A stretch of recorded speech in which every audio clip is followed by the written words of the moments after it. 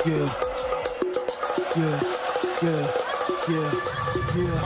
taken out by a teammate. Now it's just down to Weiss to sell on Abizi, dude from the high ground, and Abizi gets a double. Out of sight, like we dynamite.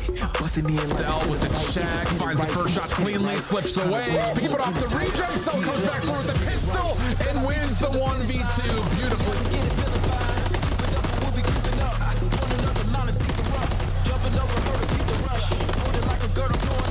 Winston finds one, he's able to find two. Another level on the clutch. I'ma get up in your face, whoa. Steady keeping up the pace, whoa. Get the beat that you can taste, whoa. Squeezing by your license pace, whoa. Feel your confidence and race, whoa. This is the beginning, ain't no way to spin it. Headed for the finish, I'ma get up in it, we about to win it. Are you ready for the show? Doesn't matter, gonna go for the kill. Oh my goodness, no! Cool with the movement. Shoots two, but can he give you the third? Not by the looks of it. Scrap too quick with the trade. I'm on 10. Sorry, Kenny just over the top of the hedges. Seen, scouted, and oh! Split. Now it's just down to Shotzi. Last one left over towards U-Haul. Good damage is out. Gets the trophy up, and wow, Shotzi quickly off the regen. Collecting that now is. Never coming back, yeah. I done doubled you and laughed way across the map, trying to feel the case, whoa. Feel your confidence and race, whoa. This is the beginning, ain't no way to spin it, headed for the finish. I'ma get up in it, we about to win it. Mixing it from Minnesota Rocker. That's gonna be a GG. Didn't even find any kills at.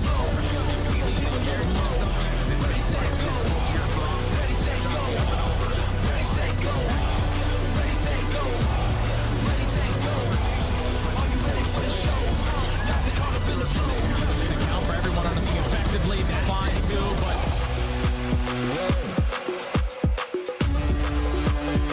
Lynn's quick up the ladder. He's done this before. everything getting thrown at him. He is being swarmed. He's gonna fall.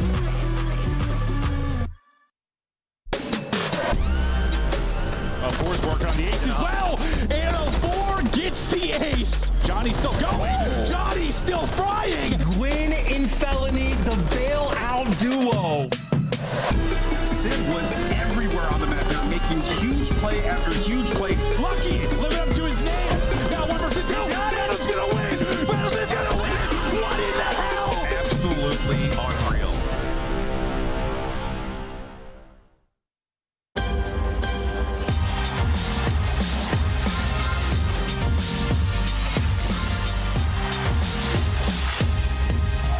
Almost gas. Fresh, clock tower, Fred. I heard you. Okay. I'm running at him. We'll be live. Clock tower, somewhat weak. To the right, weak. Nice. Let's go! Baby. Come on! Baby. Let's go, boy!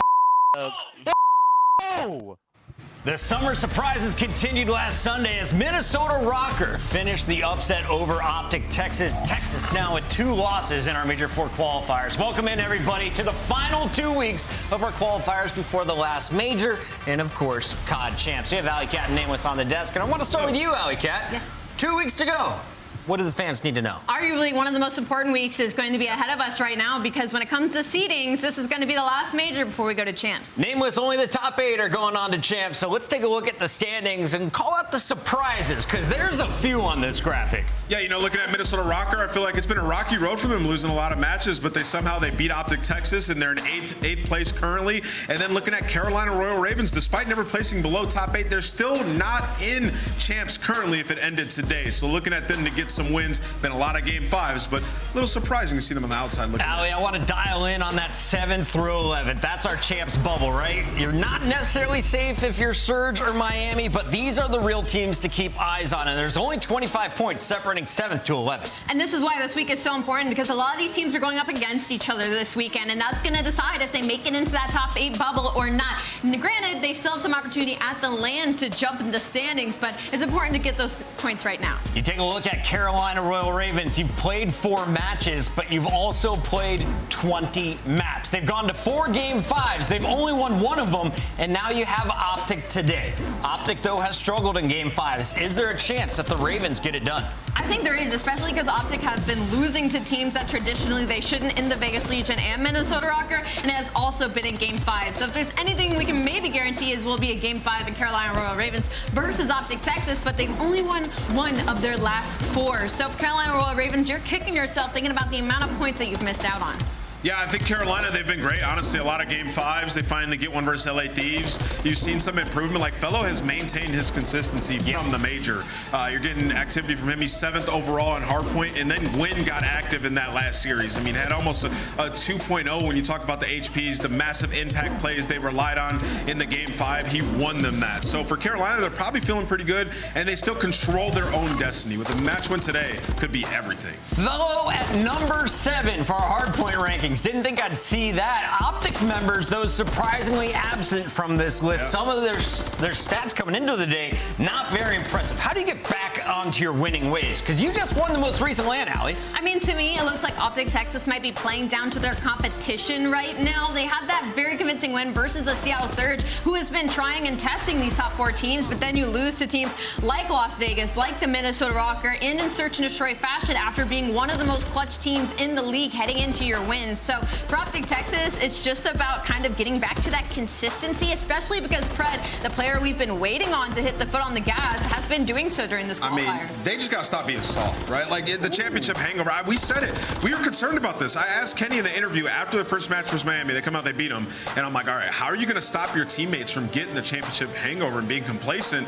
And he said they had some practices in place. It clearly hasn't been it. One guy who's been frying in Respawn, though, has been Pred. The numbers have been incredible. Hasn't translated to a lot of match wins, and he's been very bad in search and destroy. So a lot of negativity surrounding the Optic camp at the moment. They got to improve. 25 kills per Hardpoint, though. If I'm looking at overs and unders today, Allie, do you feel confident Pred's dropping at least 26 for me? Absolutely. I'll take the over on that any day. I like that call. Well, Optic is looking for a win today. So is Minnesota, who is desperate for points, but they're missing the Iceman. We caught up with Ton and the head coach, Looney. Here's what they had to say.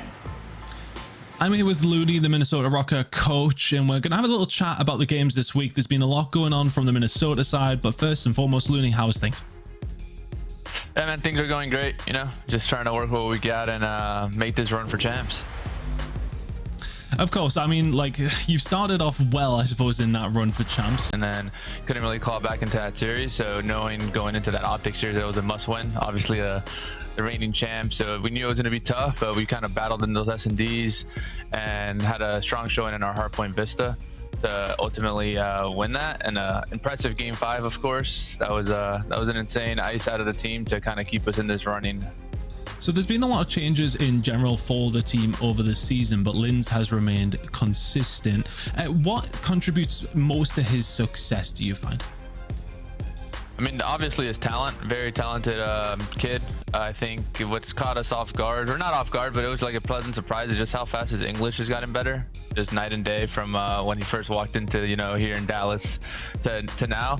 Obviously, he can still have better communication, but in terms of just understanding his English and him understanding us has been a key, I think. I thought we were going to probably struggle with that a lot going into the year, picking up obviously someone that barely speaks English. I'm pretty sure he's pretty self-taught. I think he's had some mentorship, but other than that, like I said, I think it's just his talent, man. The kid's gross. He's one of the more mechanically gifted people in the scene, in my opinion.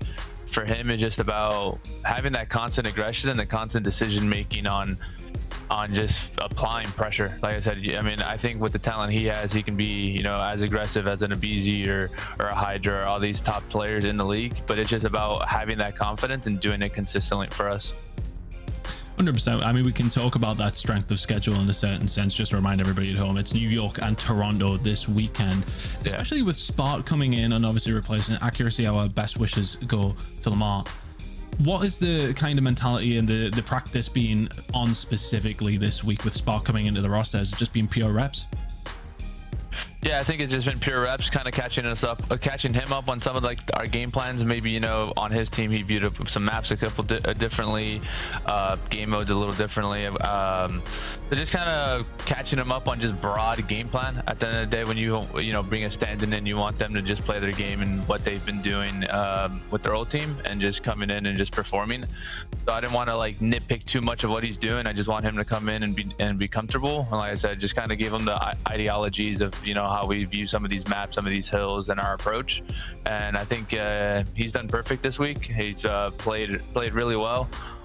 So just looking for him to come in, and I know he's hungry. I think I've always seen Spart as a very hungry guy when he does get these opportunities, because I feel like he's had in quite a bit of like stand-in opportunities, or hey, come and do something, you know, mid-season or whatever the case. And we obviously a champion, so I just know that hunger, that passion he's gonna come with on match day is gonna really elevate us, and you know, maybe the deciding factor of getting one of these dubs.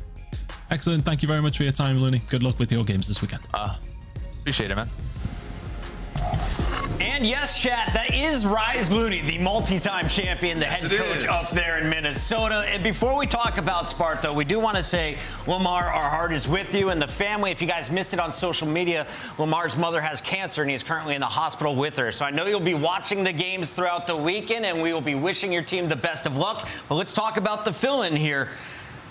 Who is Spart? What's he done for this team? What can he do for this squad? Well, one of my favorite things about Spart is, like Looney said, he's had to stand in a lot of these opportunities, and he's capitalized on each and every one of them. You think this is a player that spawned in at a LAN, not only changing the meta, but also went on to win and make one of the most insane elimination bracket runs of all time. So you can always have very high expectations when he gets plugged into a roster. Yeah, he's one of the only fill-ins who came in and just immediately won an event. You know, the other one I can really think of is like Enable, and that was with the Optic Dynasty, right? So shout out to Spart, and he did it by discovering new meta, lighting it up, right? And then mainly being a search and destroy specialist. That is his best game mode. And it kind of coincides with like the Minnesota Rocker game plan at the moment. They've been struggling in control, but they've been getting it done through search and destroy. Like 5-0 in their last 5 game 5s, winning 2 of them versus Optic Texas. And it should even aid their strength there. So they're just gonna have to fill him in on the game plan when it comes to Hardpoint. I thought Looney hit the nail on the head. He said, listen, we don't want to change him too much.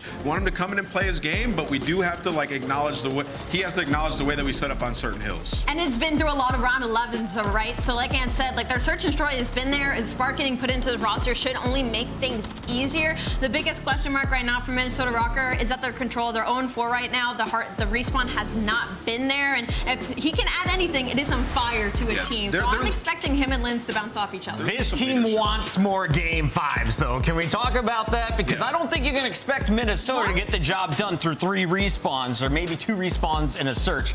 How do they get it done in a game 5? Can they keep it rolling like they did against Optic on Sunday? Yeah, of course. I think they can keep it rolling. Their defense is disgusting right now. It's one of the best in the leagues, if you can say anything good about this purple team. But again, I do have to say, I'm wondering where that leadership, the Iceman accuracy not being there in the comms, I'm wondering how they're going to handle it. Not an easy road. Tonight they go through the subliners. Then, of course, they have Vegas waiting in the wings, who has been a very tough opponent as well. We've got a lot of squads competing, but we got to be talking about some of the big ones. Atlanta FaZe, your #1 seed, the best team in the game, has been having a lot of fun in their player camp. Celium especially. But is anyone close to Atlanta right now, Nameless? Yeah, I would say with Optic's big dip in performance, like, I mean, honestly, it's any given day, but Atlanta have looked very strong. They've had some game 5s, and they've been testing maps the entire stage and still coming out with the W, and then they get that massive 3-0 over LAG, right? And this is all, once again, while testing maps, right? So they're having fun while doing it. I think that last major was a huge wake-up call for Atlanta. They have to expand their map pool. They have to improve in their search and destroy, and so far we've seen that. Ali, as we take a look at some of the numbers here, Atlanta has been disgusting, but against the bottom teams, it has been brutal. 59-16 in map count. 19 of their 20 matches, they've walked away with dubs, and that one loss, that was to LAG, a fluke 3-0. And that's the biggest difference, I think, between FaZe and the other 3 teams in the top 4, is that when they have dips, they start losing to the bottom 8 teams. FaZe doesn't do that. They might go to a game 5, but they typically will always clutch up in the end. We got a big day of matches here in our qualifier. Subliners looking for a win if they want to lock up a top seed going into Major 4. Carolina desperately needs 10 points against Optic Texas. And Boston Breach looking for their 6th win of the season. Can they stop the losing streak, or will they now hold the record L's? Let's find out.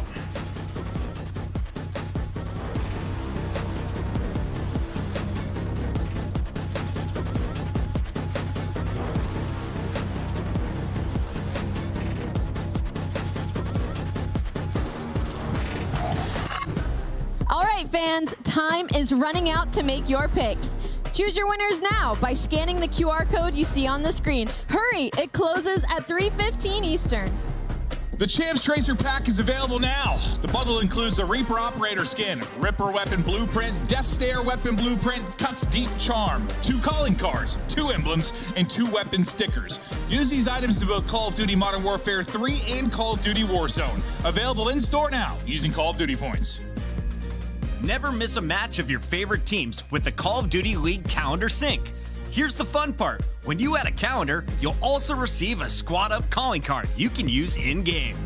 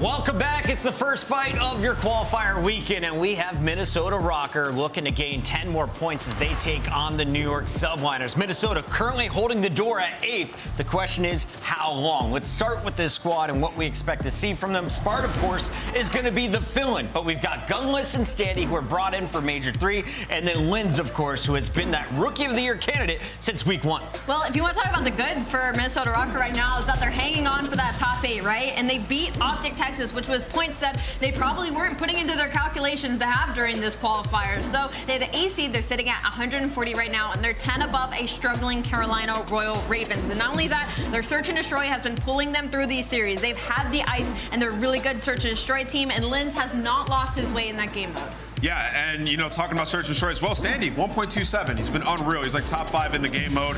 They're #1 in converting their opening duels into round wins, but where they are bad, it is control. 1 in 9 in the last 10 maps. And Clint was talking about in the green room. He's like, man, has SnD ever been on a good control team? And come to think of it, it has been a long time. So what he giveth in search and destroy, he taketh in control. So they're gonna have to figure it out. Not great at bad game types. I don't feel bad for him. Let's take a look here at the Subliners, the opposite squad in this battle. Normally a favorite, but right now they're 2-2, and this squad has been struggling recently. You look at their losses, it was to Atlanta in a game 5, but the shocker was in week 2, the 3-0 handed to them by Las Vegas. Yeah, that one I think caught everybody off guard. But when you want to talk about the good for New York Subliners, their hardpoint's getting better. It's been their biggest struggle in the past 3 seasons. It's been kind of getting better. At some point when you start at the ground, the only way you can go is up. And Hydro's role in the slaying has been much more consistent in that game mode, translating from control, where he has been an absolute monster. Yeah, I would say, the last 60 days, they're 9-15 at Hardpoint, 1-3 in their last 4. They've been struggling there, and particularly the new maps. 6-star, they haven't been able to figure out. They got 5 losses on Vista. It just hasn't been kind to them. And, Kismet hasn't been playing like he did last year. That's another element to it. I don't know if it's the way Sib has changed the dynamic of this team in the respawn. It just hasn't been clicking. They've been searching for it all year, but you could see champ status is still locked. They're in that 4th place spot, but you would say there's a pretty big margin from them in the top 3.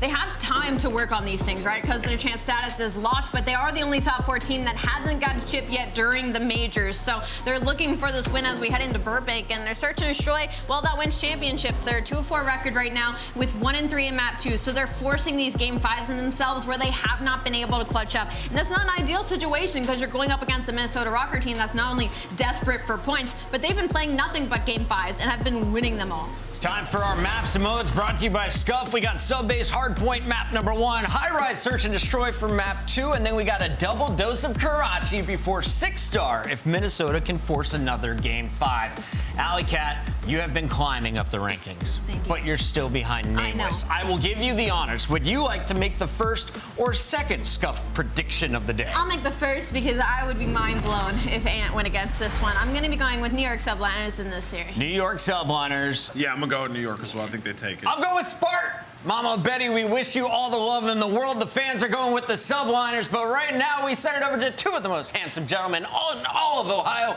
It's Maven and Merc. That's some premium gas there. I appreciate that, Chris. But listen, I feel like deja vu a little bit. We were just having this conversation about Legion. They beat Optic. We're like, they wanted to get over that hump, beat a top 4 team. Like, would they take that confidence into their next match and maybe get a win? It was against New York. They came out and got a 3-0. Now I'm thinking the same thing with Rocker. You get a big game 5 victory over Optic. Can you take that same thing forward?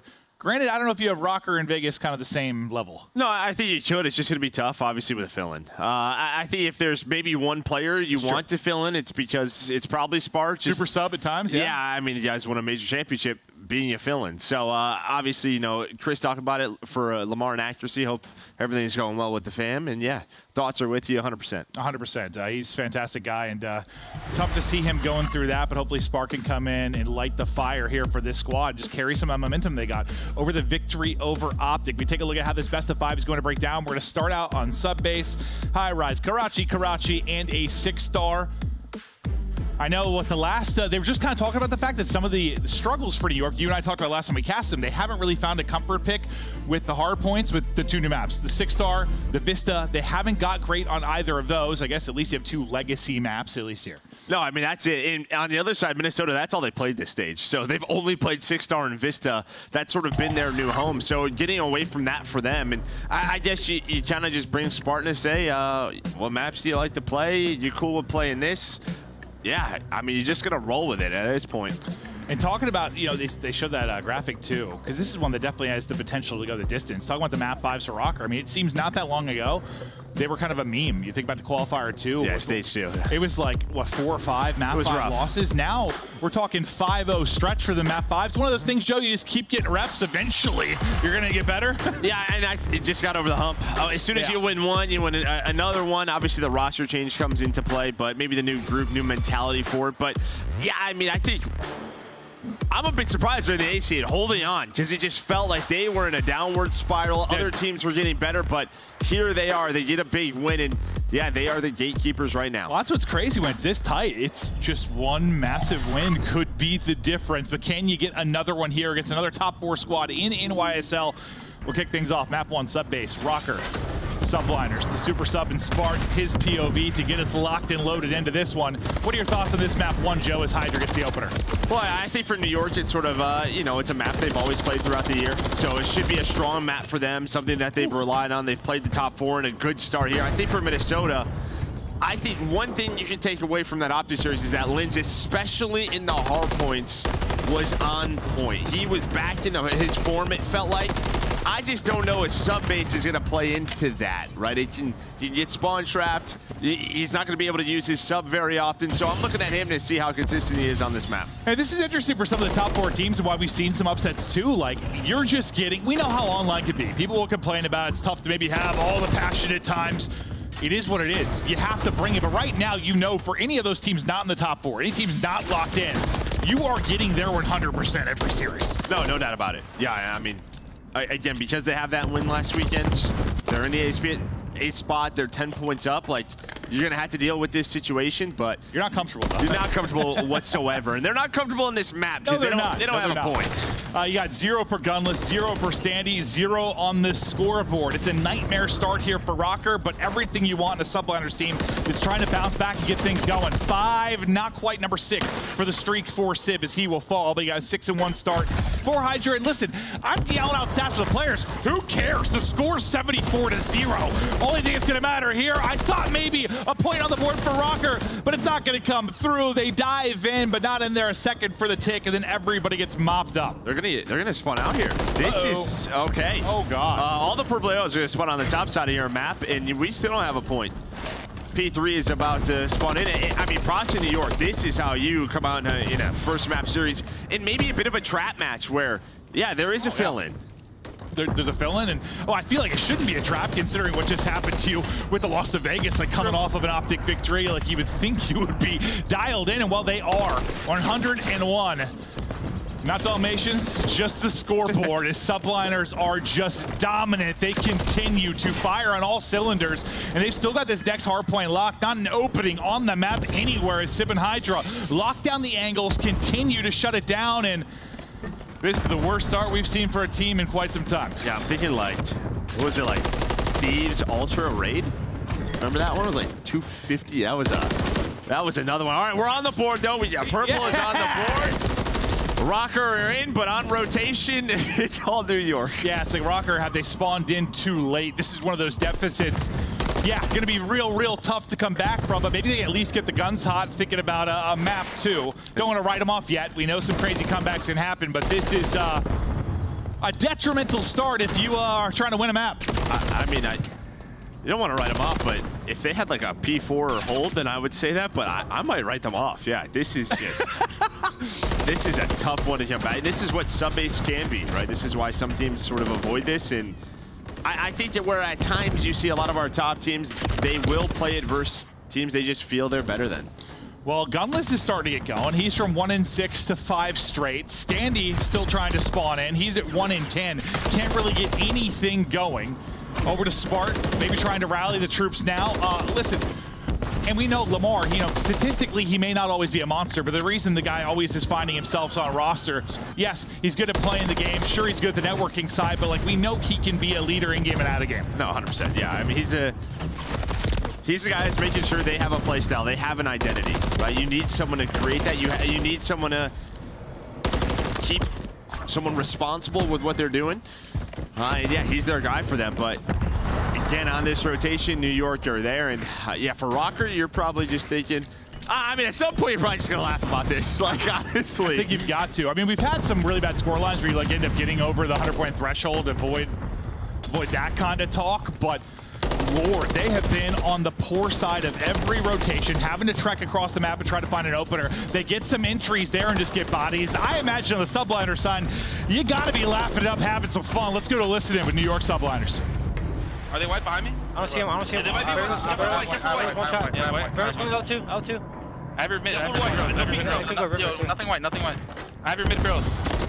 I'm shifting comms. I'm giving up. They're gonna be top 3. I'm holding top. Pierce's top comes in you, Bono. I'm just playing kills. They're dead. Yo, weapons going third again. And then double comes dead. Heli, guys. Weapons. Heli, your weapons. Yo, one's on P1. Last guy. Eli weak. Eli absolute dead. Nice. Top comes. I'm picking up white. Tell me, watch your play soft on P5 or white, bro. I have bottom comms. I have one shot white. Get time. Top white. Bottom comms in. Bottom comms on the right. Bottom comes in top tower. Shielding. Nice. One top tower spar. Nice. Bottom comms again. Bottom comms again. Left side. Bottom comms. On in lockers. Bottom comms. Sandy. Lockers dead. Nice. I'll get third. You guys get time. Look, kill one shot. Make sure you have it right. Make sure you have it right. Look your river from time. Look your river. Yeah, bottom comms. They can be river. Bottom comms. One shot dead. Nothing right. Nothing white. I saw you bottom comms. Yo, bottom comms. No. Yeah, they can be bottom comms. I'm one shot. I have nothing. Bottom comms needed, Paco. I have over you. Play our side. Bottom comms right side on the cubby. The front corner, if that makes sense. Yeah, heard you. Bottom comms dead. Watch your river. Middle dead. I'm seeing you. Bottom comms. Heard you. Nice shit, 3. I have all comms.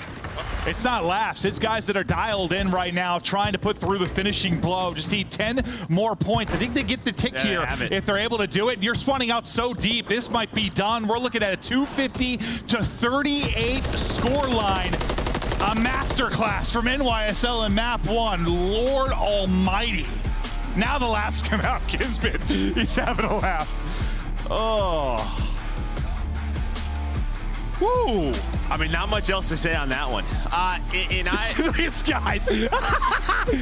I think on the New York side, a lot of the times when you're a team sort of rocking and rolling the way they were, someone then kind of says like, hey guys, like we can keep them at 30 points. Like, let's go. Like, turn it up. Yeah.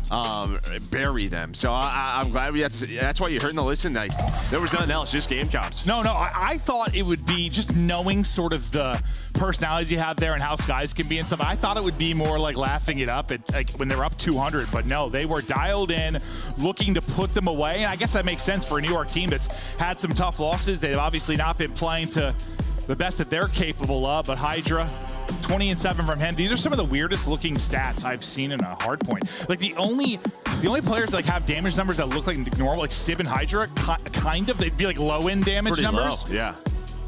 Like when I mean, that's just you got spawn trapped the entire time on Subbase. Lynn's the only player over 2,000 damage in a. Those are like SnD damage numbers. They are. No, it was the weirdest map of the year.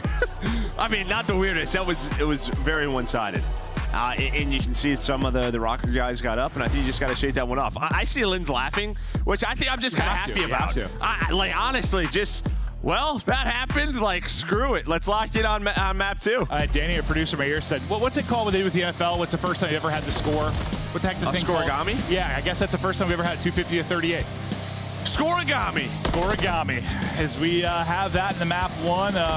One other thing to chat about is mostly we were chatting storylines and maybe frustrations for Rocker. I didn't really know what to talk about. Yeah, no, sometimes when it's like that, it's like, holy hell, you feel bad for a team as Subliners just pouring it on. I kind of wonder what Subliners we were going to get this week, and wow, they come in and take advantage map 1. Well, I mean, I think we're wondering every week which subline that we are going to get. But yeah, very strong start here for New York. But kind of heard the desk talk about it. It's like, what has been the one game mode, though, this team can rely on has been SnD, but this stage, they are 2-4. So, like, we go to a game mode where, like, yeah, it's great to get a huge win like this to, all right, let's make sure they're locked back into sort of what they're best in search. Why, what was the series? Oh, God. Was that the Carolina series? What series was it where we cast? Like, the Hardpoint was ugly, but then, like, their 2-3 were unbelievable. It was Carolina, yeah. It was the Carolina series. Like, you still see those glimpses where they can be lights out in those modes, especially if you get them like a high-rise control, or maybe it's the Heretic series I'm thinking of. But regardless, that is an interesting game flow chart. When your point doesn't start until you're basically going to do a P3. It's not great. No. That's a game flow chart right there. Nice and slow and fast and steady, I guess, there from New York. That looks so weird. Like the scoreboard, like, listen, the gameplay was something, don't get me wrong, but like when you see the stats after, it just looks so strange. There were just like no trays. like I don't know. It was just a lot to a little. Yeah. All right, that's map 2. There is a murder on Subbase. Rocker trying to revive now. And, well, I mean, it's a team that's no stranger. Listen, organization is no strangers to having to bounce back. I mean, this is a team that you're in a 4-0 hold, a best of 9, and able to do it. Listen, completely different players, but just from an org standpoint, listen, you're able to fire this back. year's standpoint. True. You've had to fight back and get to game 5s all year long. It's just whether you've been able to win them, and as of late, you've been able to win more of them. But now we look forward to a map 2. Joe, what are your thoughts as we get ready for a Highrise? I don't know Highrise, but yeah, it's New York's best search on the year. What, 6-1, and I feel like Highrise for them. I don't know. They're just comfortable on that map. Even their control, I think they're the best Highrise control team. So it's going to be tough for Minnesota Rocker. On the other side, if you're looking at this from Rocker, like Highrise is just very simple. I don't know. Like, there's not a lot to it in terms of search. So when you're bringing in a fill-in in Spart, it's just sort of like, let's just win some MCW AR gunfights. Yeah, no, it really can be that straightforward. So we'll see if they'll be able to do it here. But we talked about SnD over the last 60 days. You're first if you're New York Subbase. You said one of those they can rely on until they can't at times. On the other side of it, 9th for Rocker, who are going to try to answer back. I know when I think about Highrise and search for Rocker, I think about SnD as the guy that's been able to put up numbers on this map consistently, but you do have a different team here. And it's one of those, like we always say in the Hardpoint, when you're getting decimated, like, are they going to get the guns hard? Are they going to start firing back a little bit? Are they going to come alive? They never did. They were just, they were just dead. Snowmen. Like rolling around on the ground, just dead. Like in New York, where like Sid was kicking the body. Yeah. Yeah, okay. That was violent. Yeah. Yeah, it was, Miles. That was something. Crazy one. As we now get ready for the map 2.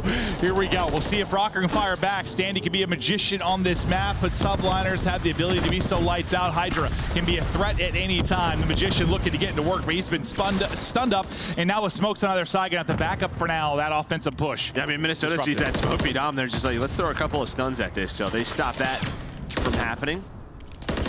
Gonna keep Linz alive. Linz gonna be inside the B bomb site, but almost gets sandwiched out, but he just kind of dips. So now he's hunting. He's staying aggressive. I think Skies might see him though. Gives a call out. Ready for one. He's much more comfortable with that rival in hand. Almost snaps onto the second. Yeah, big trade there from Kismet, or things could have got out of hand early. Gunless still posted up deep.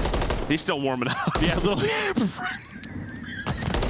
Why did it look like he was like shooting like target practice there like this? Like, fine, I'll shoot a propane tank. I was gonna shoot my gun. I had 17 bullets fired in the map 1. SnD trying to pound. Second one, he's got the gunny. SnD being a playmaker. 25 on the clock. SnD. Kismet. They may both spot each other there. I didn't see. Yeah, but time. I mean, you do not have a lot of time, so you gotta go. Realizing the pressure is on. Now has got to go. Does he get a gunfight? Not going to happen. Needed to make the play a little bit earlier to give himself a chance. Kismet with the check. The rival up close. Stops any kind of crazy clutch there from SnD. Yeah, I think he's just got to look for that a little bit sooner. As soon as he gets to 150, there's 27 seconds left, I believe, when he gets into a 1v1. So a couple of seconds to kind of regen, but you got to be looking for that. It's like you almost at that point like have to sprint at him and just, you know, try to drop shot. Yeah, I mean, it's one of those. It's just a map where, you know, someone like Kismet who gets a big 3 in the round, like you might be able to catch them sprinting, like crossing to the bomb. That's what SnD's hoping for, but it just feels like you got to be a little bit more proactive. There's not like a lot of big windows there to like even get like a 4-bullet kill through. Like it's so tough. But big round from SnD, eclipsed by a big round from Kismet. Yeah, sure, why not? They'll start out 3-0, and well, you get 6-7 tags there, I think, from Hydra at range, but it'll be Linz with the first blood on Disguise. A second one to follow that up. Linz opening up this Subliners defense. So, I mean, just spread out, right? Offense, just sort of finding picks. Able to do that behind Linz. Gunless is going to find another one. Now all down to Sib. SnD worked his way through underground to get into that spot, but yeah, spread the map. Don't get picked, and if you win some of these, you're going to get rounds on the board. Yeah, I mean, the second Linz got a second one. I mean, this map in particular, we talk about being pretty straightforward. Like, it's just, it feels like a lot of times when you get a kill, it's just tough to get to another spot where you're not, like, isolated. Yeah. Like, it should just be difficult. Someone's going to get an angle on you normally. Usually, but the second you get another one not traded, the round just gets flipped on its head. He jumped off helipad and was able to spot kids, so great play right there from Linz. Yeah. Terrific job there from Linz. Well, we now tied up at 1-1.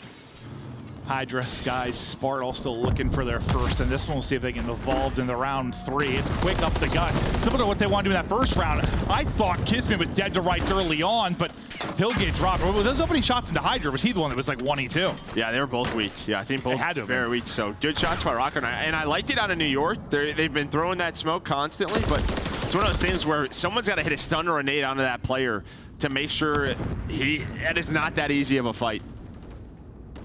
Nearly get 2. Well, I guess ultimately it leads to 2 as Rocker have got Subliners second-guessing things in this round 3.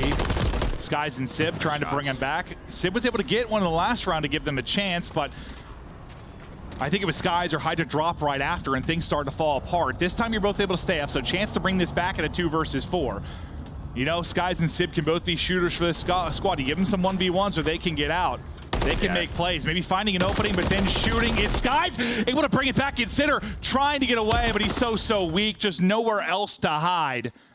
Another round of Rocker just brushing off that map 1. Yeah, it's kind of what you were talking about, like allowing them to maybe get out with their lives, but the setup was just there for Rocker, right? You had all 3 players near elevators, all different angles, all different heights. So as soon as a gunfight started, someone was flying in. Skies though with a beautiful drop shot.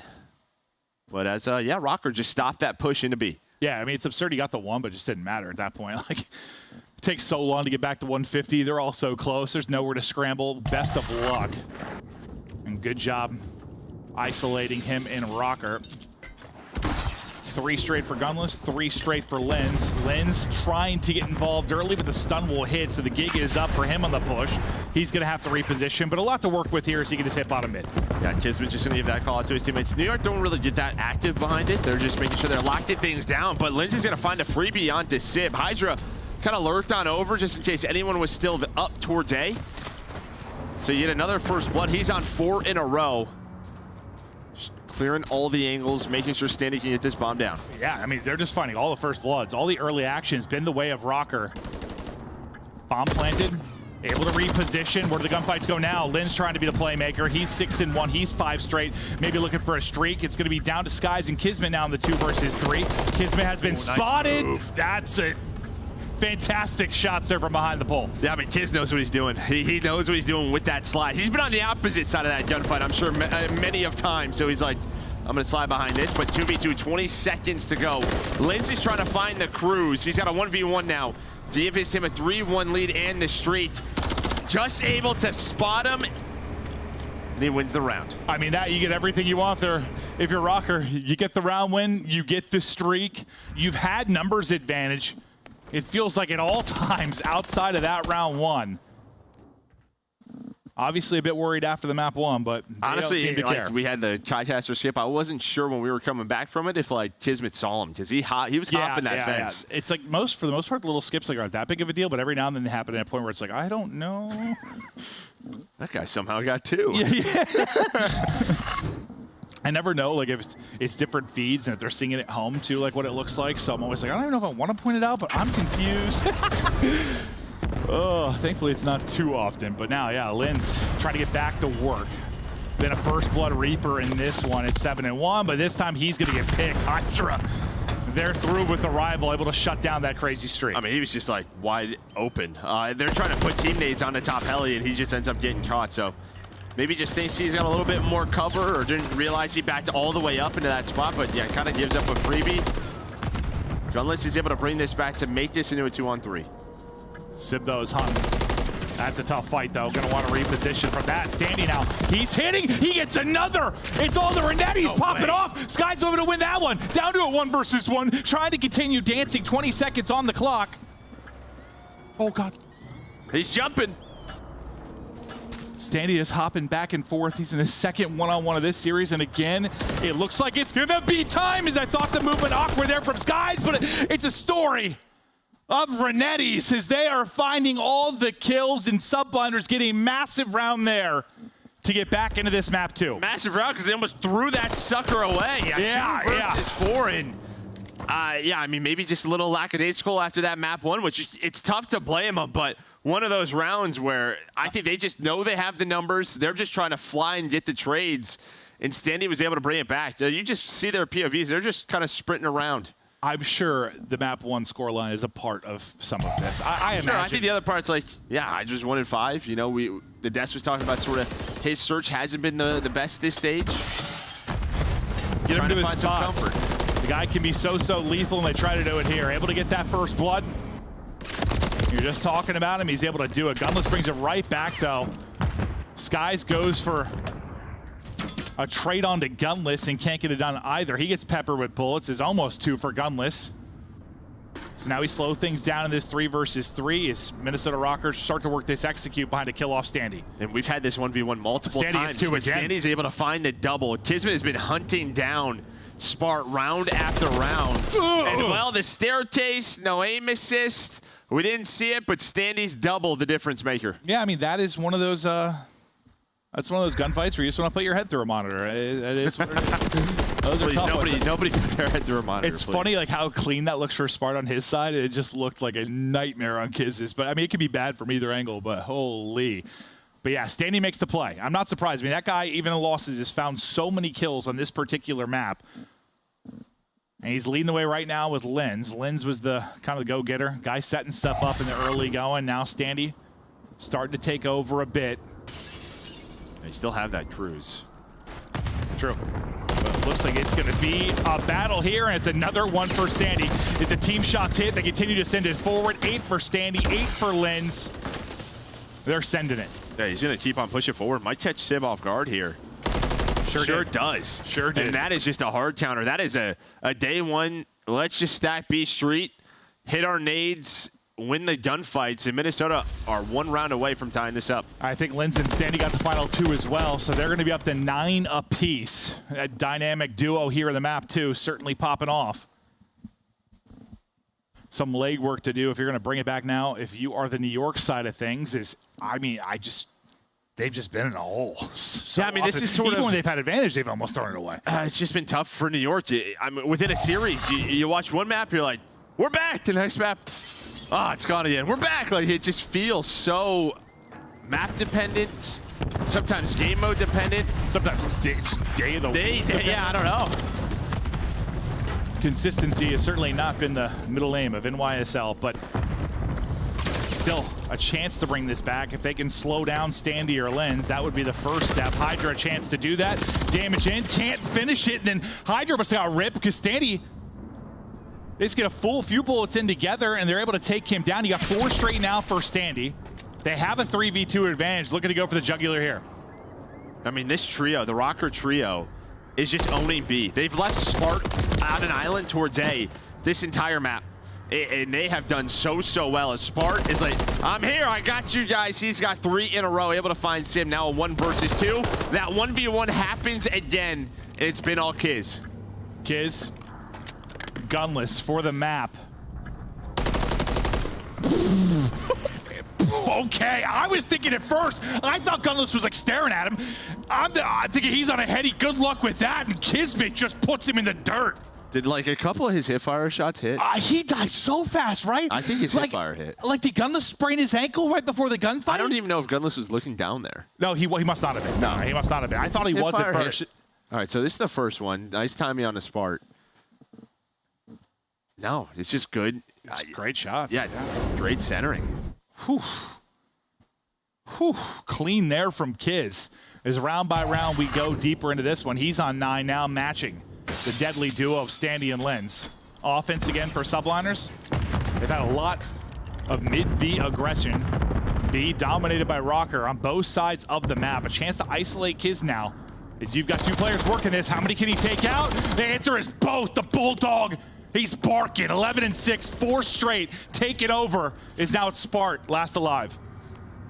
I mean, again, you kind of switch it up, but you're taking a risk.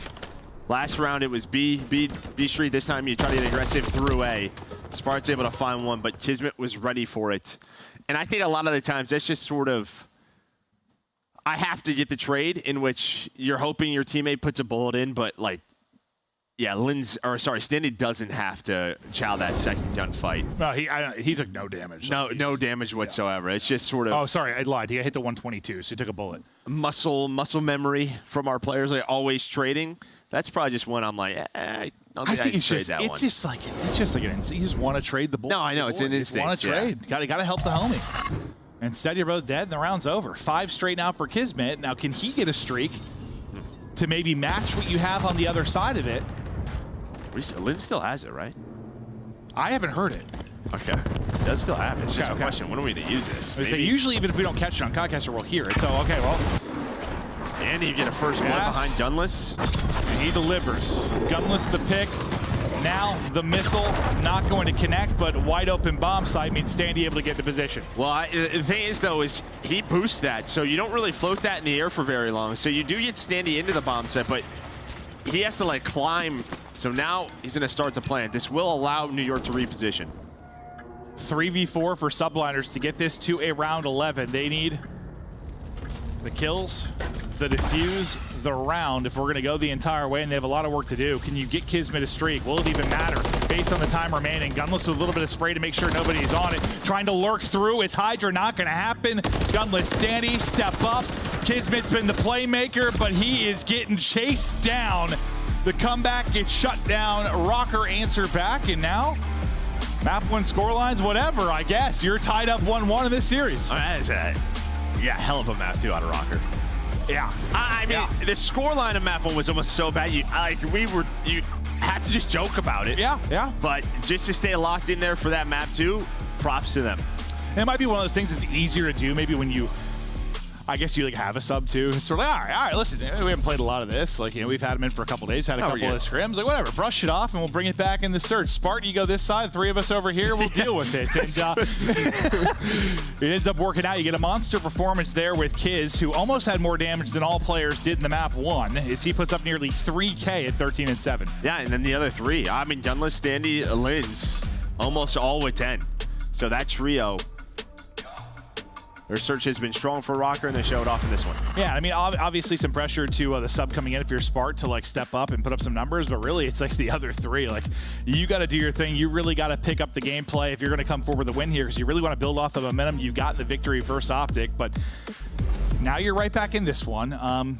You won't have a Highrise in map 3, which we know has been, it feels like an auto win for the New York side at times. You'll be going to a Karachi, a chance now for New York to get rolling, but we still need to see them get rolling in a respawn. Because listen, that was a fantastic map 2 win based on how map 1 went, but like, you still got work to do. No, 100%, but I think Karachi is a good place for Rocker. I really do. So I set it for this next one. Okay, well, we continue on. First match of the day. We got action to you coming all day long, all weekend long, as we are weeks away from our next major, getting closer and closer to wrapping up the year. Every point matters. Rocker in desperate need of 10 more. We'll see if they can get them as we continue the series after the break.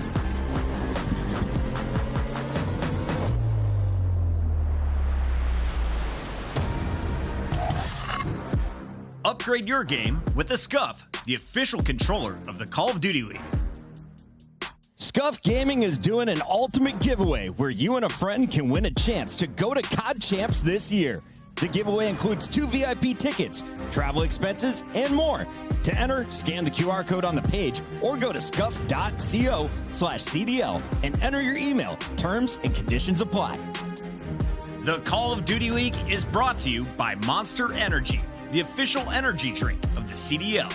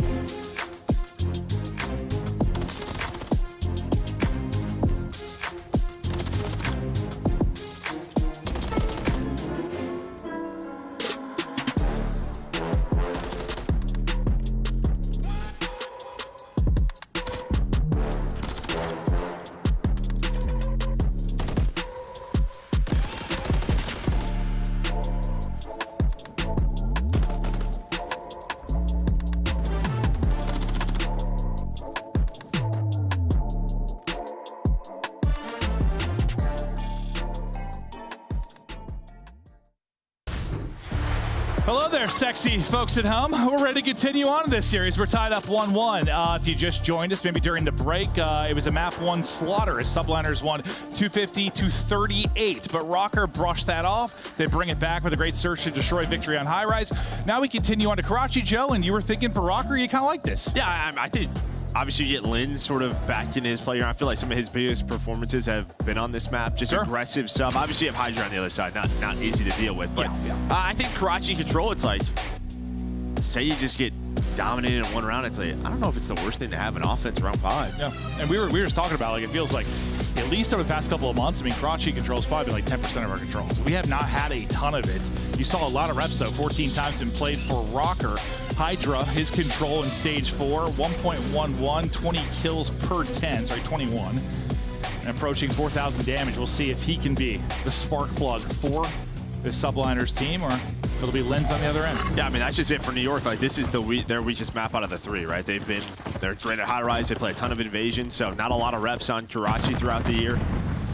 But maybe one they want in their bag for the Major and Champs coming up. Yeah, I think, God, if you can be solid in all 3 controls, it can be so massive, especially against the top side of the competition. But as the gunfights get flowing, great little burst there from Gunless and Spartan, the Rocker side, to get the A side sealed up. And I mean, how easy can it be sometimes? You come out, you get 3 or 4 kills, the point's basically done. You're at least making them fight for this. You're doing a good job of it. Yeah, but this guy's taking routes. He gets up to top 3, jumps off, able to win the next one, then knows exactly where SnD is. On the other side of the map, Linz is getting hunted down. So it seems like New York's trying to keep them guessing. Where is Hydra? Where are they going to attack? You get one on Tay, that's going to be Sid, but Hydra lurking. He's on 4 in a row. Gets him out of the trap, and it just, sometimes this guy's gameplay is disgusting. He's a sick joke. The centering, just the jump around the edge, up to 5 straight. The read not there that time. Is Gunless, though, able to deal with it, but so much focus into dealing with Hydra. Now you have the opening on the other side of it. Kisman is trying to get into Diner. And what can he do from this position now? Has a teammate to work with. Well, I think, honestly, with all the kills that Hydra got, New York were focusing on A, but they were like, let's just rotate off to B. But now you're in a tough spot because there's only 25 seconds left. So if they lose this B, they already have to start to transition over to A. That's where you're going to see those yellow arrows start to do. So good call there. But yeah, there's not a lot of time left. Rocker probably want to hit this one more time.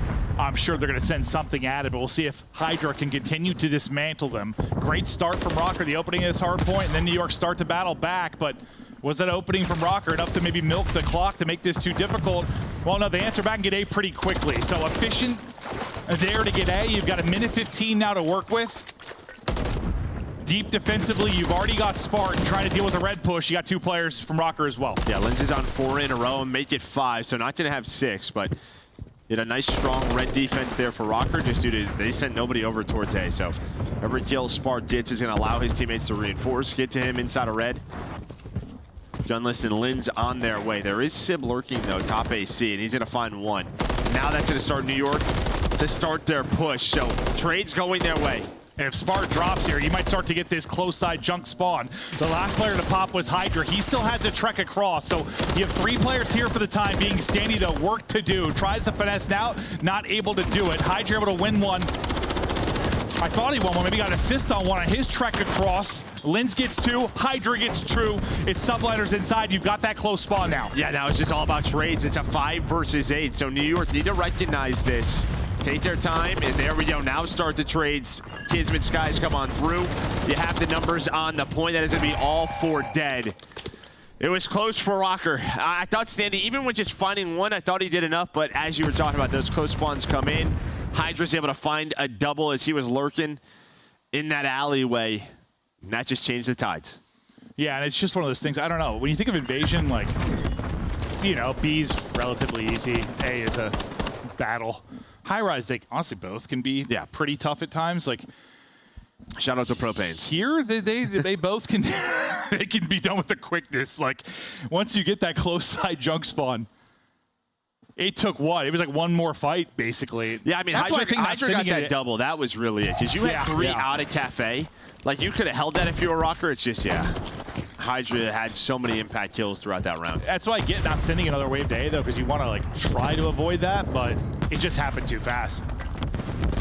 Because I think a little over a minute, you're feeling pretty good. You don't have to deal with like that much pressure. You might be able to avoid that close spawn, at least for a pretty good length of time, but couldn't do it. Spart, the super sub, he's trying to get things going. Great stuff there from Rocker mid-map, and that's going to allow you to shoot some people forward, just leave one person on A, and see what productivity you can get done over at B. Yeah, can you get some pressure here? Now you're going to force all of New York to have to rotate.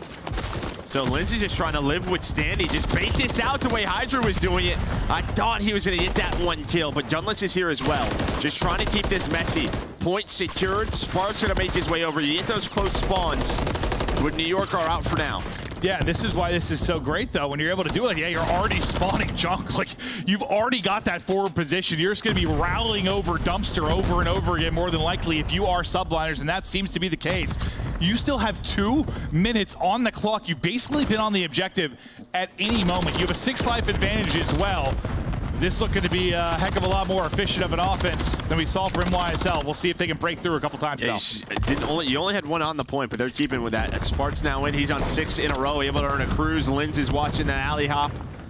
And this is what I was thinking, like, yeah, maybe if you get a round 5 offense, if you're Rocker, it might not be the worst case. So able to respond, and we're tied up at 1. Yeah, exactly. The one map where if you don't have defense, it's not the end of the world. The map 5 is like, whatever. We can get an offense done without question. You can get it done real quick, like Rocker just did. Probably part of why we don't see this map a ton, I imagine. Yeah, just those close junk spawns, man. We've seen some teams be great at it. Really good 2-minute holds over there towards B.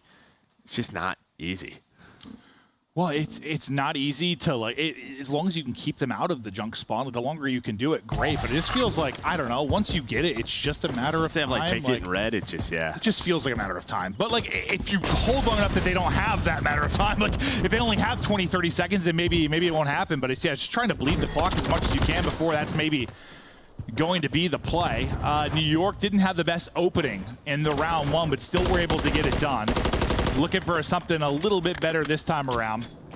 Is Spart's able to get the pick from top AC? I imagine we're just waiting to see if Spart's going to use this cruise for A. But I don't think he's going to. It just feels like he's just locking down junk again, just sort of playing some basic COD, making sure there's nothing funny going on for New York. Sib's just getting the point done over towards A, and feels like Rocker. Well, we just talked about a 2-minute and 20-second hold. They're going for that. Yeah, we'll see. I mean, it seems it's not impossible. It is just so difficult to do. And now you're setting up how you want to pounce on this if you're NYSL, but you just lost a player in Hydra. And he's going to be spawning out deep because you got Spartan position. We'll see if they're going to deal with Sparta or just kind of leave him and go. I imagine you try to deal with that, and that looks to be the play. They're trying to isolate Sparta. Kismet this whole time just waiting to go. Wow. The time he's going to be there. He's going to hop over the dumpster, look to make the play. 2-for-2 trade, though, so far. Yeah, Kiz is trying to help out Sib. The fact that Sib gets 1, Kiz is on the point now. You don't have those close spawns like we were talking about. This will allow Linz to find Sib. Now deal with Kiz. And well, the subs are on point, but yeah, I mean, that was just a pure test of patience between Kismet and SnD, and Kismet able to find that kill. Basically even in live, still have 2 minutes to go. You should be getting the closer side spawn now, and you will be if you are subliners. That'll be Hydra popping, and they're going to start trying to funnel this through and just keep the pressure on constantly. Wrapping all the way back through mid-map will be 2 members of Rocker.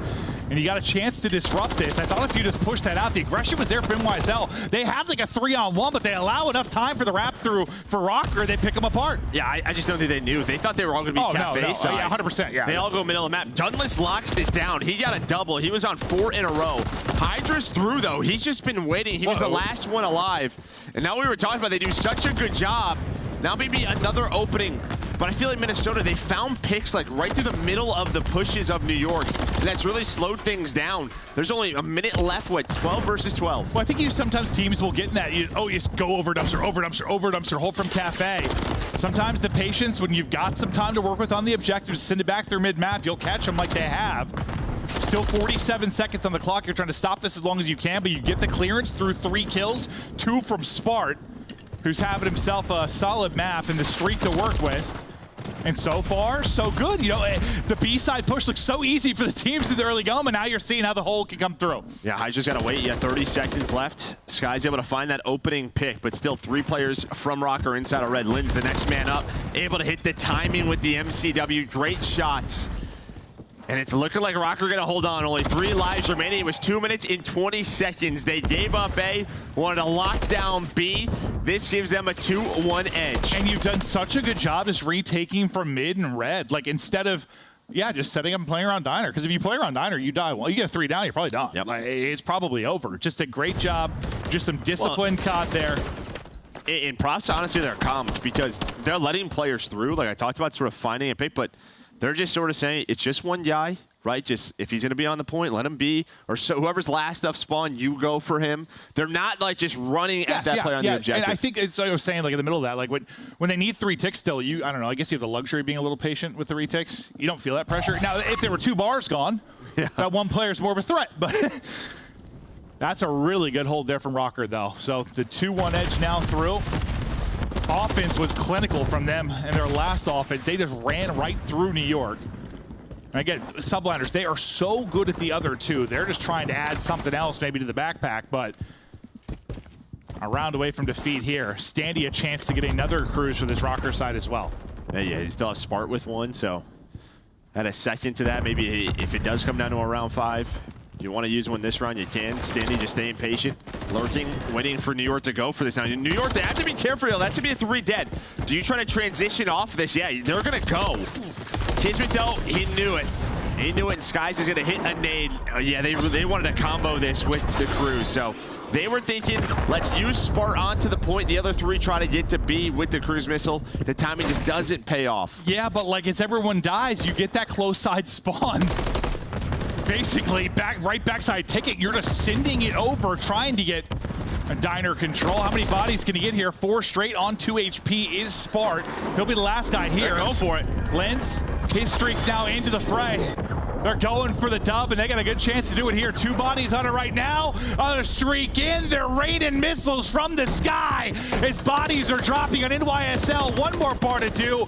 Nobody close. Map 1 now a distant memory as that's back-to-back from Rocker, and the guns are out. I cannot believe after map 1 that we are in this spot. I just cannot. Yeah, good old Call of Duty, Joe.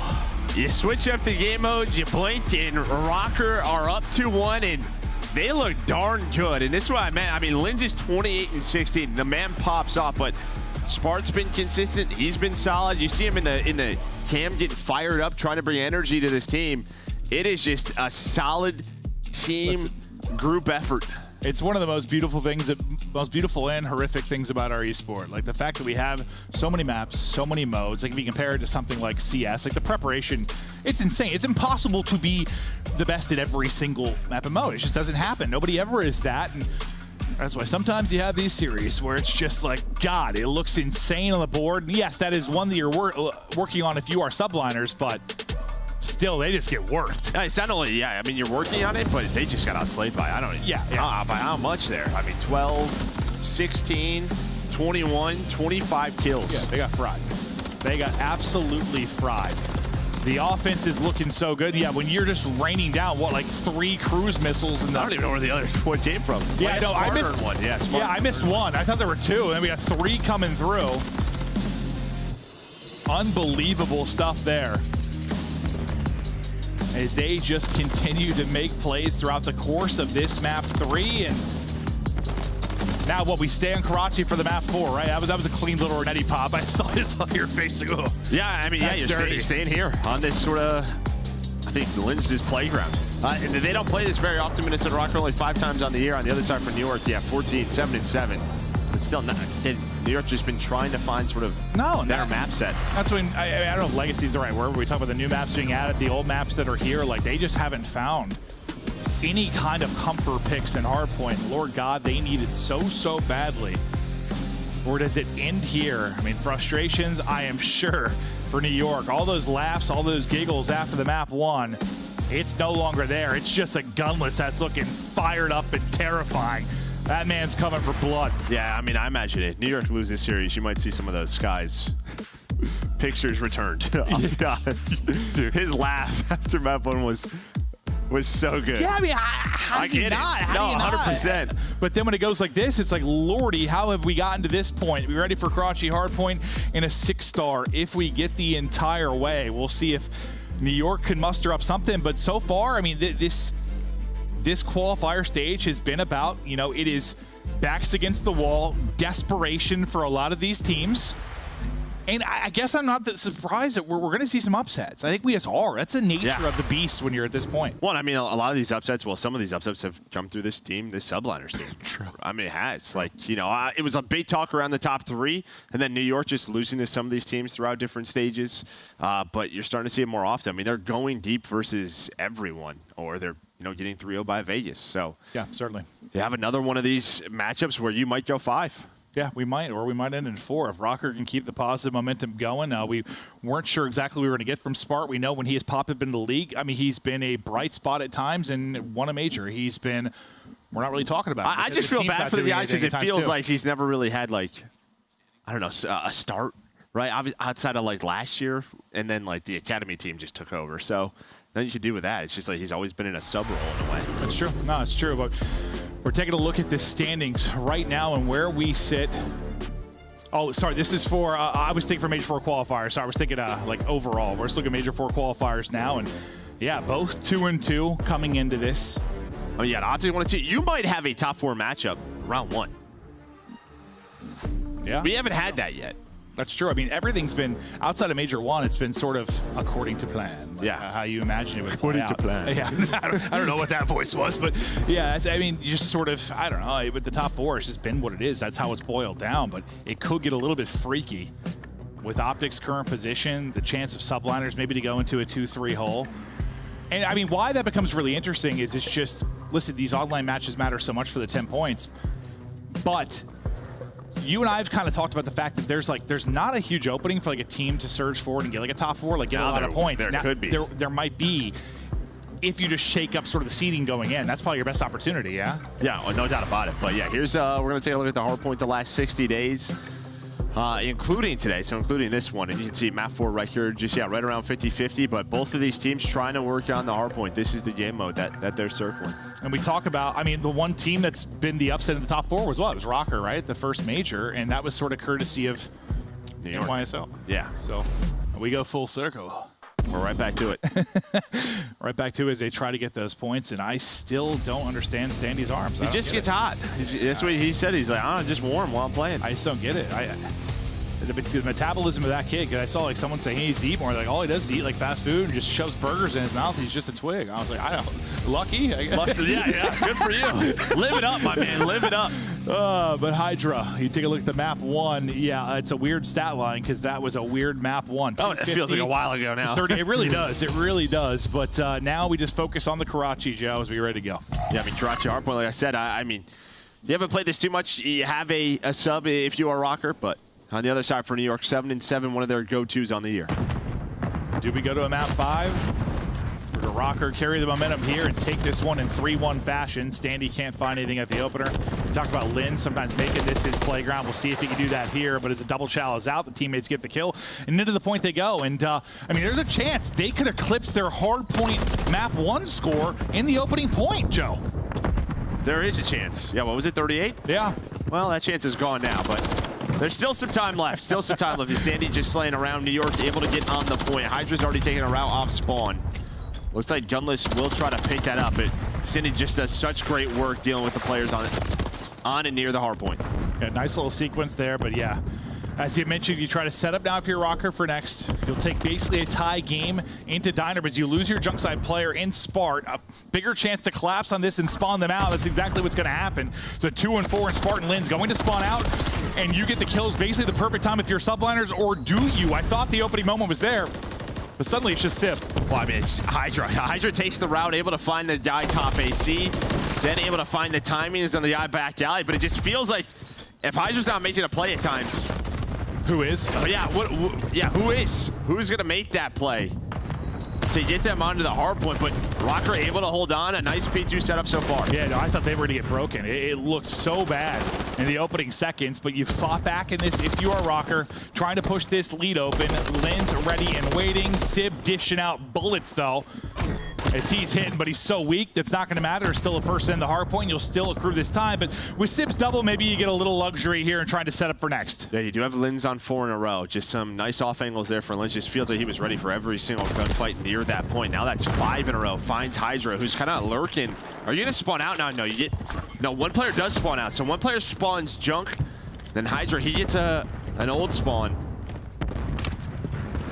And well, Rocker not going to be able to read that one, so he gets a free double. Yeah, sometimes, you know, spawning them out, if the read's not there, it ends up being quite painful as Hydra gets the kills. And now you sort of have 2 players in isolation waiting on their teammates to rally back into this. This also leads to Lin's not getting the streak, so the wheels have come off a little bit for Rocker. A chance now for Subliners to get some positive momentum going forward. Tough fight, though, for Kismet as SnD's able to take him down, and you made it messy early, at least if you're Rocker. Yeah, I mean, SnD gets through. He was weak, then able to win the second one on the Kiz. Now he's staying alive on the objective, has the cover. You will take this time all day if you are Rocker. And I think this is back-to-back hard points where the early going, like, I think Subliners have done enough, like, to get early time, and then it's just like gritty gameplay out of Rocker, or a timing somebody gets through. Yeah, one gets through. That time it was just SnD finding that opening. But it really is just a second on Kiz. I'm sure Kiz is weak still from maybe a middle fight. But over towards this P4. Minnesota just going to play for the right side of that minimap. Control top 3. Trying to control spawns for P5. And if they can get on this time, but the subs are being active. He said it was his playground. He's making it look that way right now. 9 and 5 from Linz. Nades hit over the top, though, as that push comes through. The Hydra able to shut him down. Now looking for the angle is Gunless. Finds the angle at just the wrong time. And then Skies pulls out the Renetti to pop and pray and put him down. Skies and Sib account for 3, and this is the best time you've had for NYSL as they look to rack up this final 20. You're going to need a ton of time here because you spun out junk, and, well, what a Rocker thinking, let's just rotate. They already know that they're going to be pushed up top 3, pushed up Cafe side. SnD's going to get picked. He's probably going to be out of this push. He is. He spawns out great shots, though, by Smart on the one. Then gets this second with the help from Linz. But the pressure's still here for New York early before this pops. And this is one of those things where Hydra is just like doing everything. Literally doing everything. I was going to say, he got the opener so they could pinch that perfectly. The rest of his team dies, so Hydra's like, okay, and he says it in French probably, but I'll do everything, boys, and just starts eliminating everyone. It's 4 or 5 straight before he drops, but the reason they had a foothold at all. Yeah, I mean, you get, what, 30 or so seconds on that P4. Now you're keeping Rocker off of this hill on that rotation. So, yeah, as you said, you just have the position to pretty much stalemate this if you are New York. And now they're going to try to fight it out. They have the numbers behind Skies' 2 headshots, but Gunless and Linz hold on. So at least you'll get 20 or so seconds, I guess. But yeah, for an early rotation, you'll take that if you're Subliners. The fact they'll get about 20 clean points, but they will still have the lead if you are Rocker. Stuns and everything, hitting on the Linz, nearly able to catch Hydra as he drops low, but Hydra on 12 and 9. Linz right there, 12 and 9 as well. These two are going back and forth. Yeah, SnD just now just trying to lurk on through. Again, just find the hole in this setup at P1. He did it at the start of the game. This just buys him a little room for his team to work up on the map, and now just taking his time, being patient, checking all the corners, and then right back onto the point. It's just such an important moment. And the second set of rotations here, what kind of time can you find? Can you also transition this into P2 and really make a big rally if you're Rocker? You have a chance to have a significant lead if you can ping these two together. You've still got left side control, though, if you are Subliners, but where are the comps from Subliners early in that map 1 is it was all business. Now they're in trouble. Let's hear the Rocker side of it as we go to listening. Top secret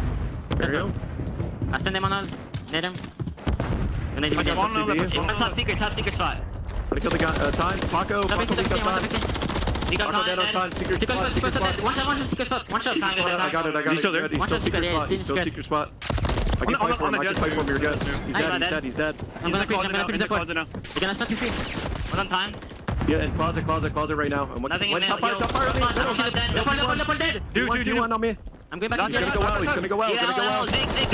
Nice. Lost got time. There's one at the wall. They might spawn P3. They might spawn P3. They spawn P3. Okay. I'm looking at it. Backward. I'm replaying the guy wall. I'm one. I'm waiting for you to finish this guy.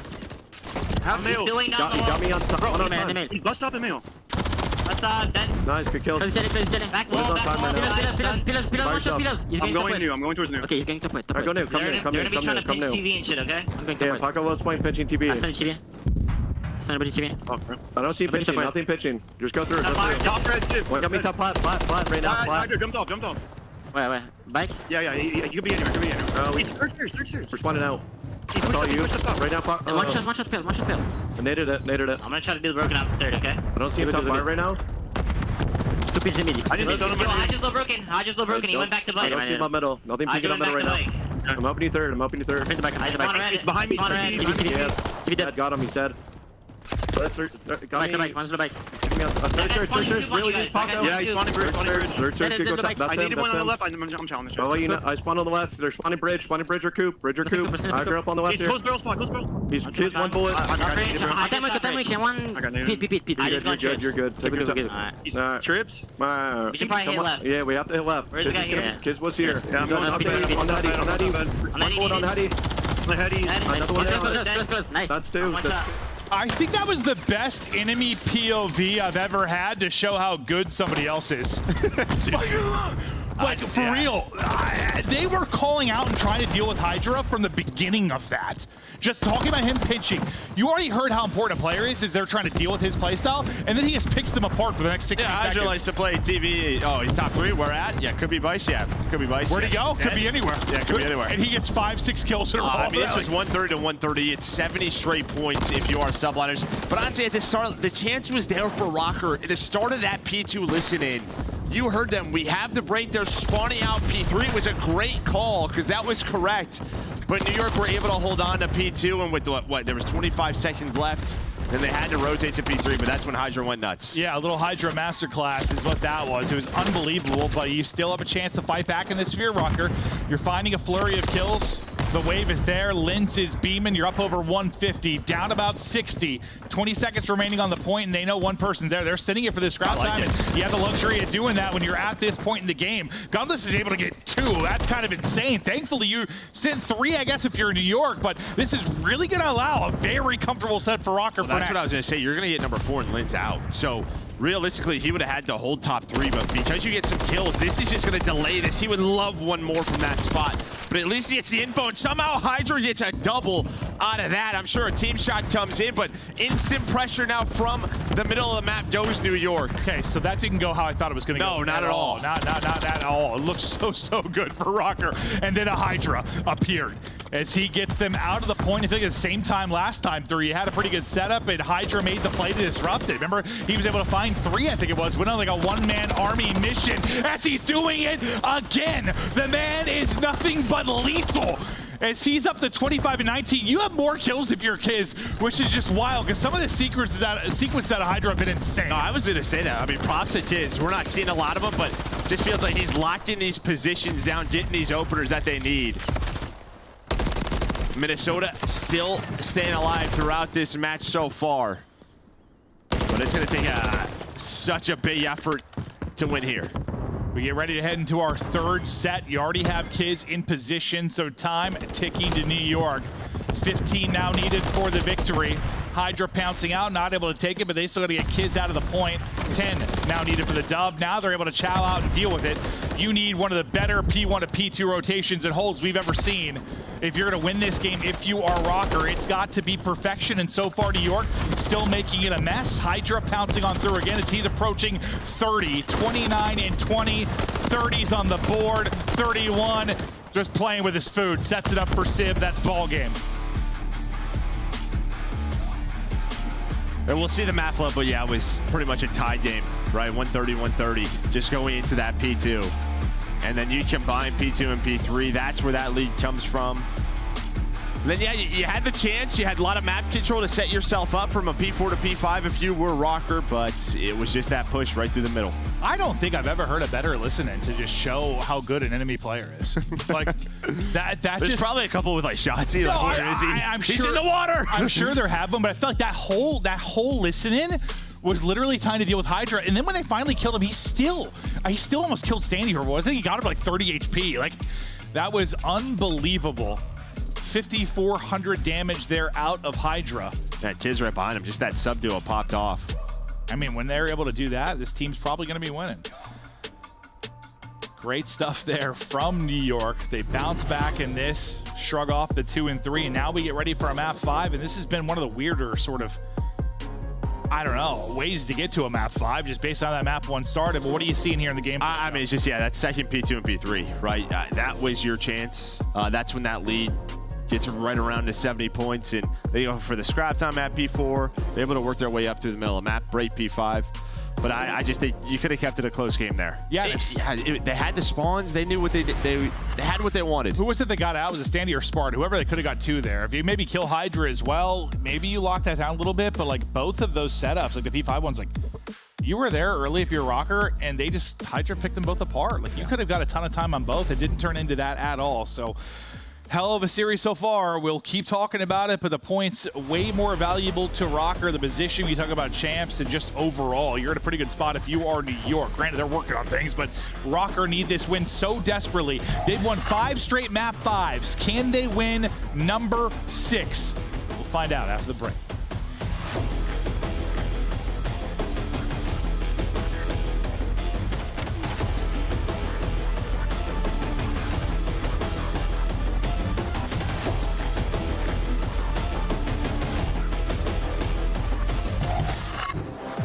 Upgrade your game with the Scuff, the official controller of the Call of Duty League.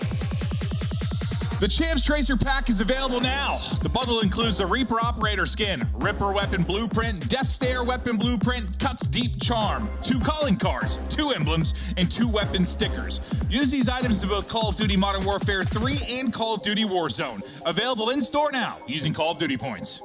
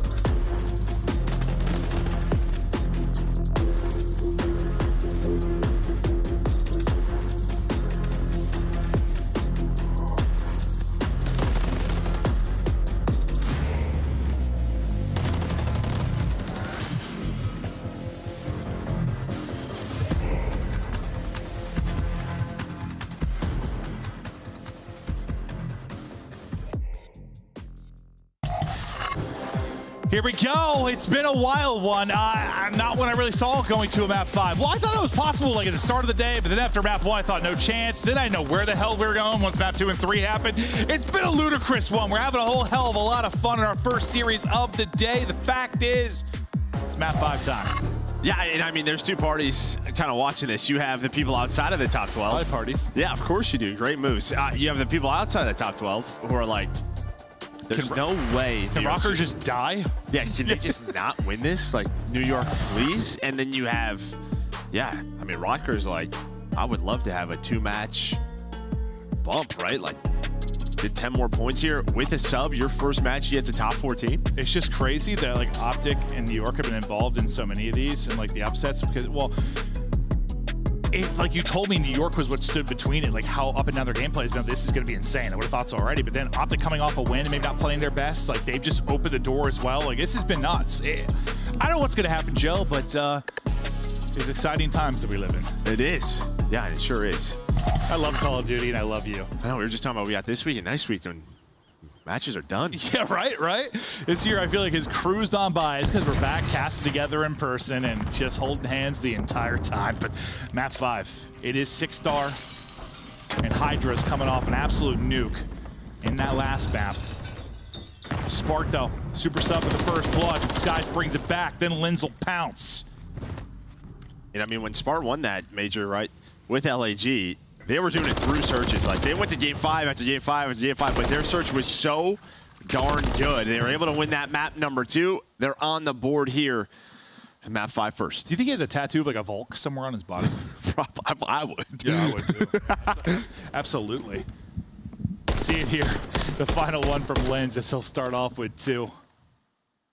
Great job from Rocker. And getting ahead here in the early going. As we'll get ready to swap sides and get deeper into this, but I mean, pressure on subliners too in a way. Like they have the least pressure of like any team in some ways, so they locked into their spot, but also like just to get better. Yeah, just to get better. The pressure just to stop being so wishy-washy and just okay at everything. It's sort of like the major storyline of the year. Win a world championship, make a change. So far, not so good. Yeah. Only silver lining for them is Priest dealing with the breach here. Otherwise, like imagine if he was on a team that was like surging. Ooh, that'd be spicy, Joe. I kind of wish because I love that kid, but me too. Into the round 2 we go. Execute looking over towards A. You've got 2 players kind of working the flank and B side. Who might open this up will be number 3 in SnD if he can find a timing or Linz out towards mid-map. But they're actually able to win that. They had a 2-on-2 towards this site. Now they've collapsed onto. There's one more guy there. Kismet a chance to disrupt this.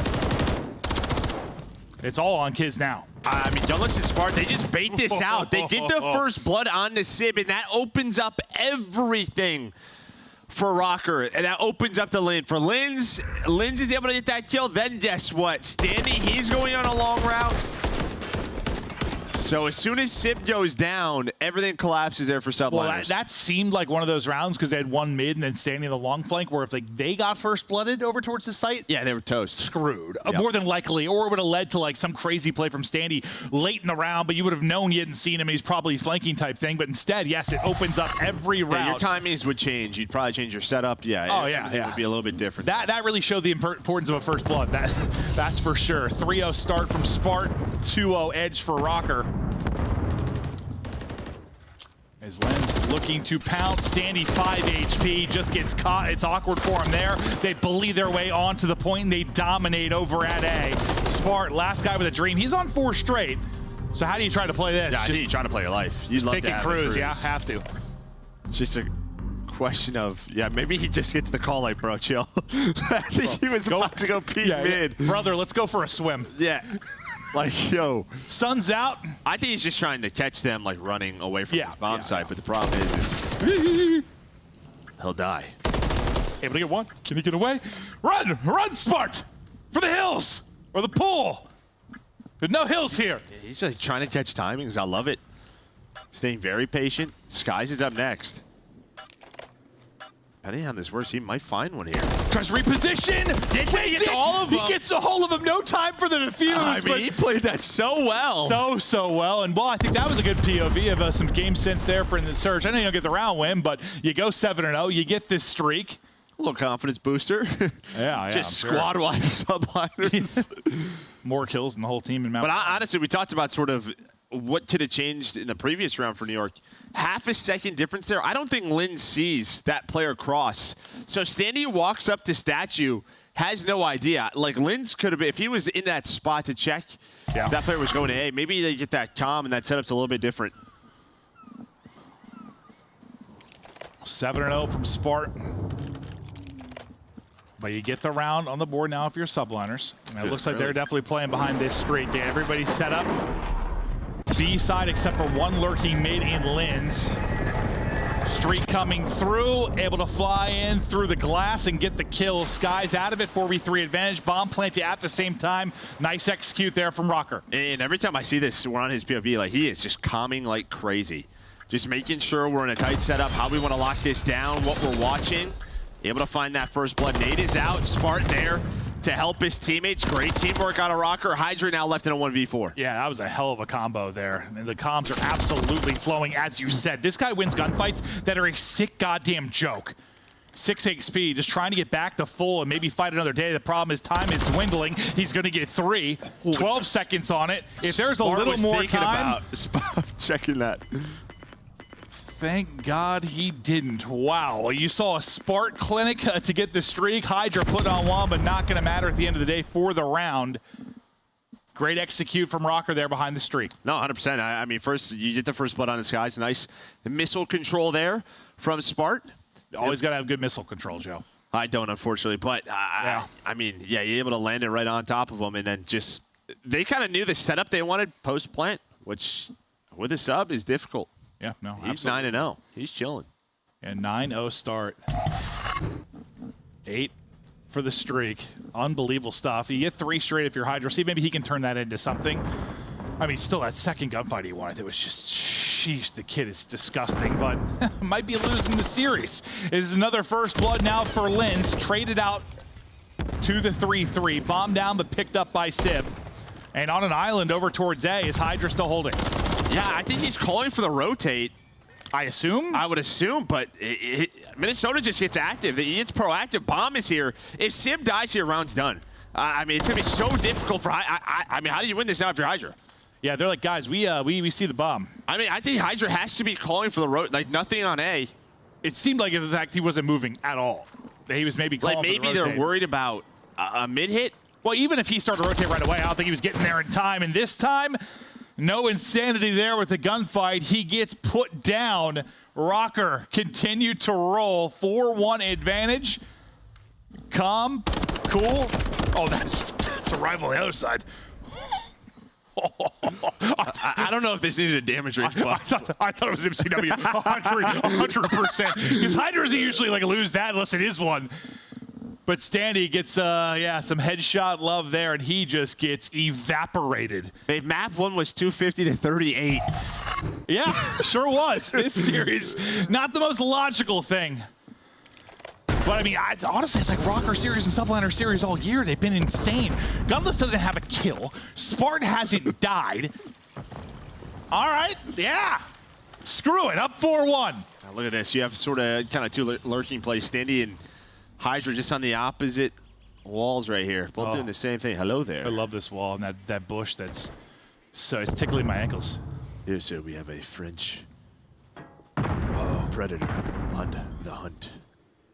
Just waiting to go. At the same time, they're working up towards A. A couple shots come in. Hydra wants to pounce, but you just get out and reposition if you are SnD. What a crazy little situation that was. Hydra's just chasing him, but SnD keeps on moving. So as he hunts, you get back to your squad if you're SnD. So you avoid maybe the trap that's kind of set up there from NYSL. But now can you get the bomb down? All that work to get back, and then you ultimately run into Hydra.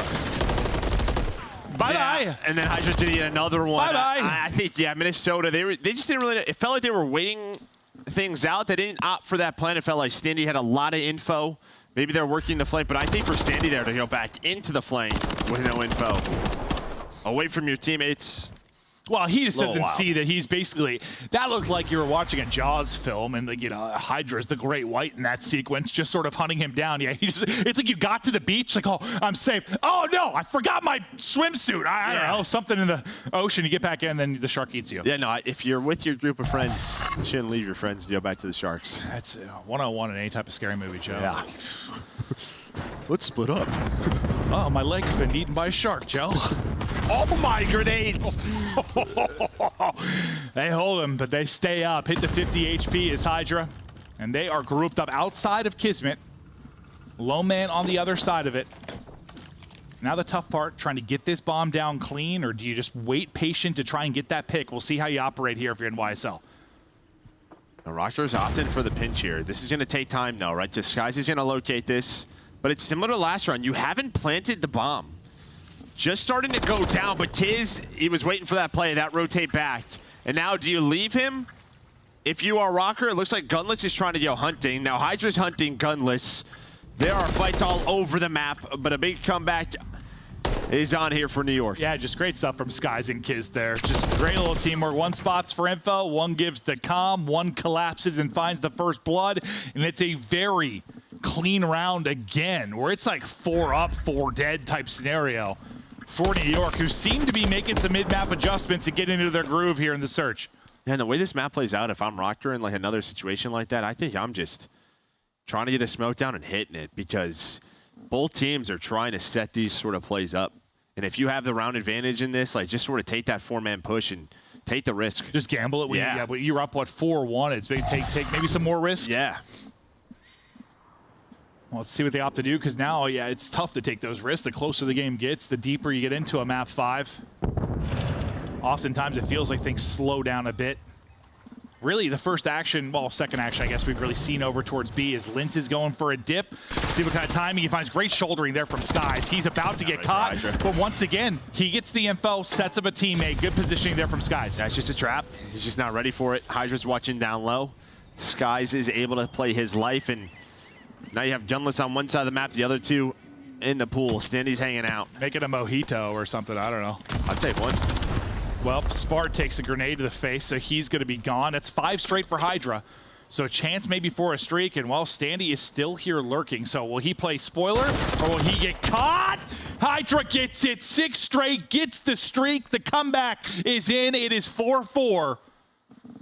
Now with the added utility to the side of NYSL. Yeah, just nice little, mid-round adjustments out of New York. Nice little plays to set them up to find their first bloods. Skies is involved in a lot of them. He's not turning them into kills, but it's like he's setting up his teammates, getting the info for Kiz in the previous round. Right here, getting the info for Hydra, and just not dying, not putting his team into a tough spot. No, it's not always something we can like highlight. Is we highlight the kills. It's sort of what people are watching for. But we've had a couple good angles where you've just seen, Skies doing just that, and that just a really quick shoulder to back down from that. It's it's a rival in your face. Like, it's so easy to get caught in that position. But instead, it's just the first domino, and you set Hydra up for a streak. And here comes the streak. They're trying to do exactly what Rocker did on the other side. Well, yeah, you got that 4-stack on A that we were kind of talking about. So Missile not going to connect onto anybody, but that does, opens up the bomb. So now when you start this push, we're going to be, 5 to 10 seconds off the clock. First man is this. Sibs was 0-5. Great headshots on the lids. Now he's on 4 in a row, and he's starting to hit his beams onto all 3. Sib is now on 6 in a row. I am a bit aroused, Joe. Kismet with a final one. 5 rounds for Subliners is Sib gunning them down. And now the laugh for Skies is back. Not sure I've seen that since map 1. It's been a long time. But he held the middle of the map down on his own. This was a 4-1 lead for Rocker. I think we deserve around 11, though. So but now you have another cruise to work with as well, because Sib was able to earn it. Oh, that's a good point, Joe. 6 straight for Sib, 6 straight for Hydra. Gunless is currently 0-7. I remember I pointed out 0-3, and Spart was 9-0. Gunless has not been able to get anything going, and, plays that Hydra and Sib have been making, I kind of understand it.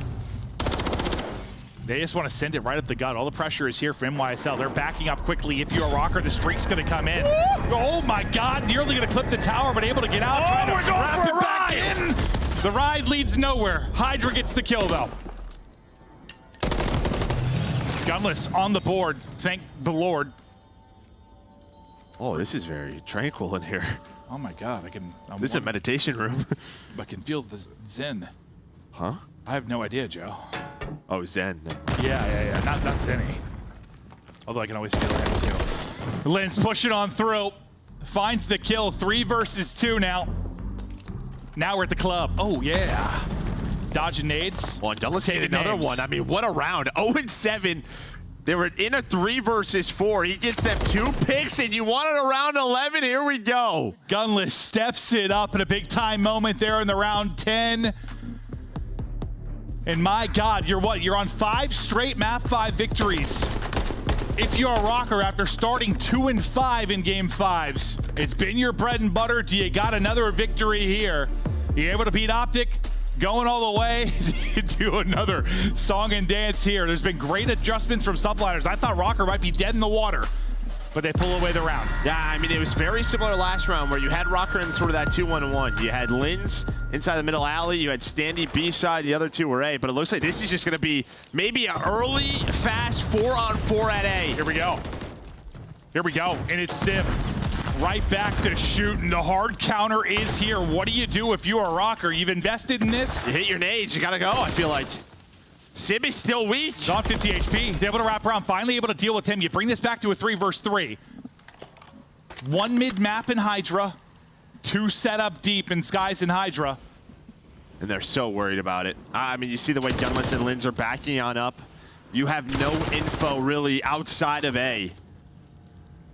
Just trying not to get picked. SnD looking around. They're going to try to wrap this. They're not liking what they're seeing. Skies is watching the long flank. But it should come down to the timing Hydra gets middle alley. Okay, so maybe it's a double fake. We're going to go back to A through mid. Oh, the fake on top of the fake on top of the fake. I think it is. It might work out. This timing might work out. Hydra is through. He's taking B side. So you're going to have a 2-on-3 for a little bit over towards A. What's the timing going to be? York just has no info right now. You poke out. Kismet able to put you away. Hydra now going to pounce. All going to be on to Linz now. 10 seconds to go. Last alive. Oh, God. Oh, God. He's able to kill him 1 versus 1. He gets the bomb. Not going to go for the plan. Trying to chase him down. He goes left. Player went right. Round is done, and Subliners get the win. What the hell was that round 11? If that first burst, it like delayed him a 1.5 seconds or so, he could have collected the bomb and got it. It still would have been close. Still close, maybe. But Yeah, maybe. he knew he didn't have the bomb in hand. Wow, what a series. And what a round 11. A game of swings and emotions throughout the series, throughout the round 11. But for the teams kind of sitting in the, 5 through 12 spot, you take a breath. Yeah, they're At very least happy. Rocker maybe don't steal 10 more points. Is Subliners able to bounce back? Hydra puts up 12 in that one. I mean, he had just some clinical moments across the course of this series, but what a series that was. That was fun. That was a whole hell of a lot of fun. Shout out to Spar, too, who comes in and puts up 11. I mean, yeah, shout out to Rocker. Bouncing back after map 1, obviously with his sub and a fill-in. Taking New York all the way to a round 11 here in map 5. Unbelievable. Yeah, that was just insanity. You see that map 1 score line. We did not think it was going to go the way that it did, but you had advantage. You were up 2-1 in the series. You were up 4-1 in the game 5. You just had to put them away, but shout out to some of the mid-round adjustments you were getting from Subliners. Search and Destroy has been their bread and butter. It's what's kept them a top 4 team, and they showed some of the sauce there when they were in that 1-4 hole. Yeah, it was close. Yeah, I mean, but yeah, they just didn't really allow SnD and Linz to sort of make those isolated solo plays, lurking plays, and a lot of their traps were great, especially out of Skies. That was a hell of a lot of fun. That'll be the first series, though. We still have 2 more to come. To break it down, though, kicking it back to the desk. What a match that was, and what a performance by Spart. Filling in with just a few days' notice. The man goes on a 9-0 start, but it's the Subliners that walk away with the round 11 and complete the comeback. Can we settle this one for the chat, though? Because I don't know how smart they are, Nameless. Was that a stair glitch from Kismet? in the final round. Nah, listen, those things happen. Everybody sits in that spot. It's a classic spot. Chat is just spewing. But we got to say, man, New York, the adjustments they made in that Game 5, one of the best Game 5s we've seen all season, to be honest. Pretty exciting stuff, Alec, as we break down the highlights. Linz had the hot hand, especially in that control, put the team on his back, but at the very end, he turns left as Skies goes right. Slight missed opportunity. Otherwise, it's Rocker on top with 10 points. Yeah, unfortunately, Linz, I mean, there's only so much he can do in that situation. He had the read on the players, but not the time to work with. And it's unfortunate because his own team kind of put him in that spot. That round 11, I mean, Rocker, they decide to make the full push over towards the A site. It's a blind counter by the New York subliners. You get the trade from that first opening blood on Civ. And then you maybe decide to take a rotation. You got 30 seconds on the clock. You double back. You question yourself. You go back over towards the A site, and you leave yourself with just absolutely no room to make anything happen. Yeah, I mean, this was well done by New York, honestly. I mean, they went down. You saw Minnesota Rocker. They got a big lead, so they can get a little tricky with their strats. Typically, that's when you get a little bit more aggressive. And a lot of the defensive rounds for Rocker, like SnD, and you saw him and Linz pushing up through pool, making huge plays. Well, New York acknowledged that. You know, later in the game in their offense, they sent Kismet to, like, just play his life really, really slow on an island. He finds that first kill, and then Minnesota Rocker kind of just panicked. They don't really know what to do with it. New York are able to get that one, and then the next round, Civ just masterclass through mid, just like, I'm gonna wait for all you guys. Finds 3 kills, which then gives him the streak. So huge plays around the board for New York. Not only that, I really like what New York did in that game number 5, simply because they were on the back foot. You're down 4-1, and they started questioning themselves. And that's what Minnesota Rocker started to do. Minnesota Rocker started to question themselves because Hydra started winning them some rounds. I remember the interview with Skies. He was like, I need to stop second guessing. Like, I just need to make a play. And I think that's where we're falling short. I easily saw it in this series and when they did it in that game 5. Subliners nearly escaped with the round 11 dub, but it started out with a bang. Let's take a look at your Scuff play of the game. The fastest hard point you are going to watch in 2024, Nameless. I mean, where did we begin? Like, honestly, New York just came out and it was looking like it was going to be a DoorDash challenge. Dominant performance. I mean, everybody fried. They had positioning the entire time. Every rotation that they needed. When they needed a break, it came in almost instantly, and they just kept putting Minnesota in traps. So Minnesota, man, after the start off losing 250 to 38, 2 bounce back, like, I almost want to give some credit to them. You got to fill in. You got smoke, like the biggest disparity in an HP all year. Facial expressions like that, and you bring it to a game 5, man. They really delivered on both ends. If you're looking for Minnesota's next matchup, it doesn't get easier. They move on to play Toronto. That's going down on Sunday to open up Father's Day. And of course, the Subliners, they will be playing Optic Texas for their second matchup here to close out our weekend on Sunday as well, Allie. That's going to be a banger of a matchup. Excellent stuff so far, and we still have 2 more matches to go. Before we get to that, though, it's your Monster Winner Spotlight with the Bulldog, who joins us live. Kismet, how hard was your heart pumping in that final round? Jesus, man. I don't know. We shouldn't even been there, but it was pumping a little bit. So it's fun, no matter what. So it's good to get the dub that time. So you said you shouldn't have even been there. How should this series have gone? Where do you guys feel like you really faltered? I mean, I think it was the biggest thing was map 2 and 3. I think map 1 we came out and punched him in the mouth, like, respectfully, and I don't know. We just fell flat after that, and that was kind of weird. We shouldn't have even went the distance. I don't think so. I completely agree with you, kids, and I kind of want to pick your brain about that because I feel like we've gone the distance a lot with New York Subliners recently, and it hasn't been consistency. Sometimes you guys look unreal in Search and Destroy. Sometimes you look unreal in Hardpoint. I want to know, what are you guys focusing on right now as we head into Major 4? Just ironing out the little things, I think, right now. Like, we just want to be more consistent, more dominance in our series, and I think that's been a big problem for us lately. Just trying to iron those little things out in the mainly Hardpoint right now, because I think outside of that map 2, I mean, our search is looking pretty good. Our control has been good. Just fixing the hard point.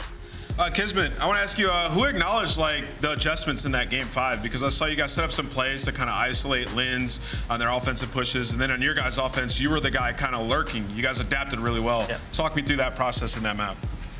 I mean, for myself, I mean, obviously everybody contributes. It's just a team game. That's how you're going to win those type of map 5s. For myself, though, I just kind of started being a lot more vocal with the play calls that I was making for myself and my teammates, and I think it helped us catapult a couple of those rounds to get the streaks. And then the last round, I mean, I don't know. We should have won the 5-4 or 6-4, whatever. I trolled. I got one, and I got greedy and died. But I don't know. We just a collective unit. Love it. I love watching the evolution of your game. I remember way back when you're playing for Paris. You are now a world champion. You won that in 2023, but now people are saying that you shouldn't be considered in the running for 2024. How do you prove those haters wrong?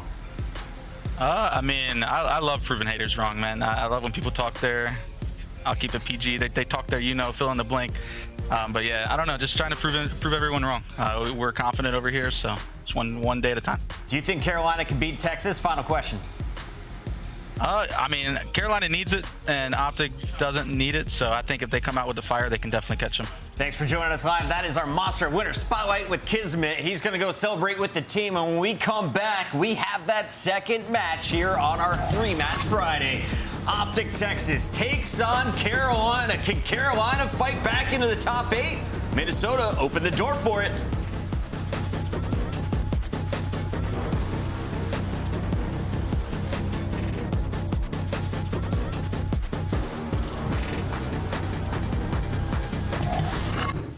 Upgrade your game with the Scuff, the official controller of the Call of Duty League.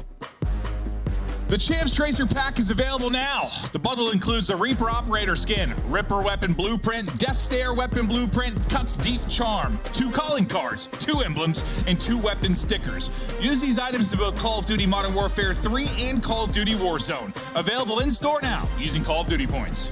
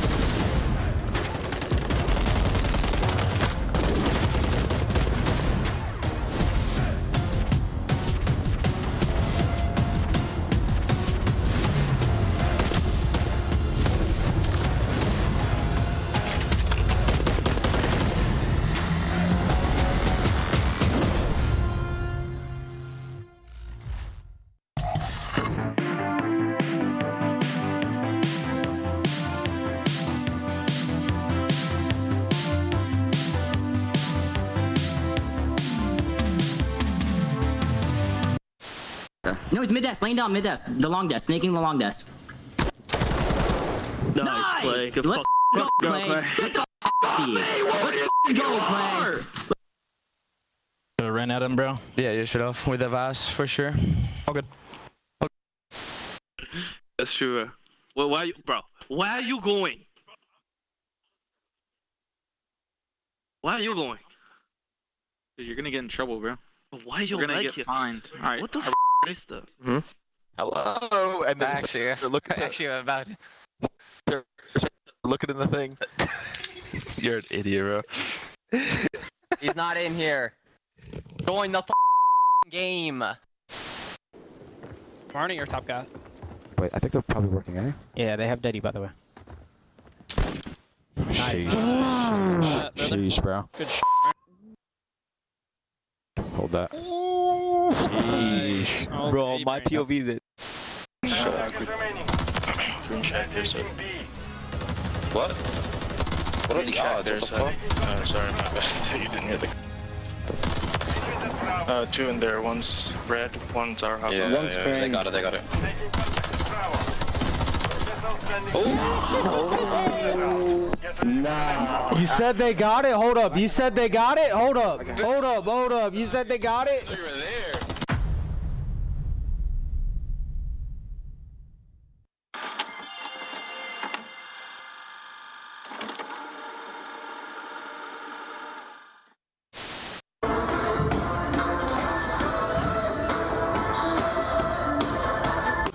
Absolutely loving the Rio addition to the asset. And you get into the Karachi SnD just so.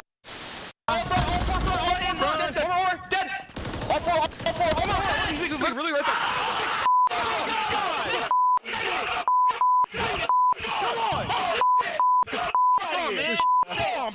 Yeah, got me.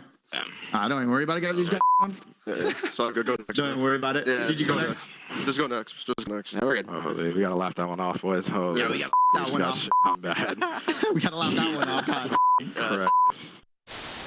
Did you feel bad about eliminating Vegas Legion from Champs? Yes and no, but yes. They're seeing him like, ugh. I don't know, actually. You are lying. I'm lying? You are lying. Them guys. Yeah.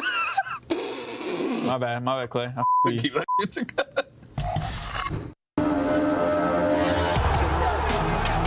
Right now lining them up for Ravens. They win the majority of them. Clay's through it too. This one is done. See you later, New York. Fly on home. Felonies rallying up the side.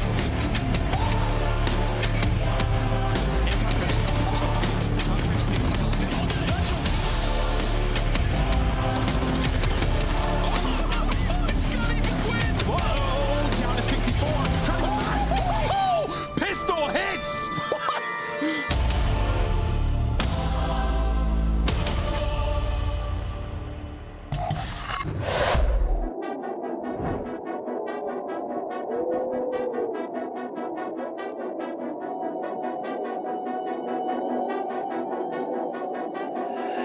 That's the cue.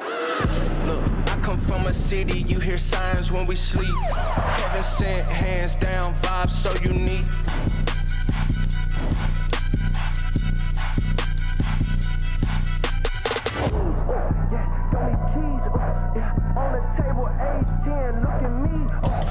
It's time for the Major 3 champions to take the stage, and this one is a big one for their opponent. Optic already locked into your top 4 for champs. The question is, are they going to be the 2 or the 3 seed, or can they pass phase with 1 major to go? Let's start here with the green team that's been struggling in Game 5s, surprisingly falling to 2 upsets already, Nameless. Yeah, you know, losing a couple of Game 5s, you know, we call it the championship hangover. They've been struggling there for sure, and it's basically been everywhere, right? Like, they lost their first and only Subbase of the season. They're 2-3 in search and destroy throughout this split. They have back-to-back round 5 control losses, and Shotzi's got a 0.8. None of those things are good. They have to get the wheels back on the train here and keep it pushing, because with a loss here, you risk being in loser's bracket at Major 4, which is something you don't want to be in. You want as many matches, as deep of a run as possible headed into the last major going into champs. Yeah, so even if you are locked for a chance, like it said, you still don't want to end up in the starting in the losers bracket, head to Major 4. And for Optic Texas, going up against Carolina Royal Ravens, they should be comfortable in this matchup. This is one they have 3-0 over on the season. And when it comes to maps and modes, because they're locked in for champs, they can test some map pools here against Carolina Royal Ravens. Players are already in the game, so we're going to jump straight to our Scuff pick'ems. Alley Cat, I was almost right, but you were right, so I'll let you go first again. I'm going to go with Optic Texas in this series. Unfortunately, Carolina Royal Ravens just don't succeed in the respawns versus the green wall. Nameless. Upset for Clay? Yeah, I'm going to go with Carolina Royal Ravens in this one. Optic have not impressed me lately. Carolina are playing for much more. I think they'll get it done in 5. Tons on the mic tonight. I'm going Carolina. I'm feeling some craziness. The fans are going with Optic. We got split decisions. Welcome back, Miles the Ross Boss. Happy Father's Day weekend to you and your son, Ton. Absolutely. My hairy son and I are looking forward to a brilliant series, folks. It's good to be back. Look, I don't know where to start. This is going to be a fantastic series. I've just lost my little piece of green screen material, so I apologize, chat. I'm a rookie. Anyway, but yeah, Tom, we've got ourselves a fun series. Optic, a decline in form. I think Game 5, a couple of stingers for them. Carolina, though, can they do it?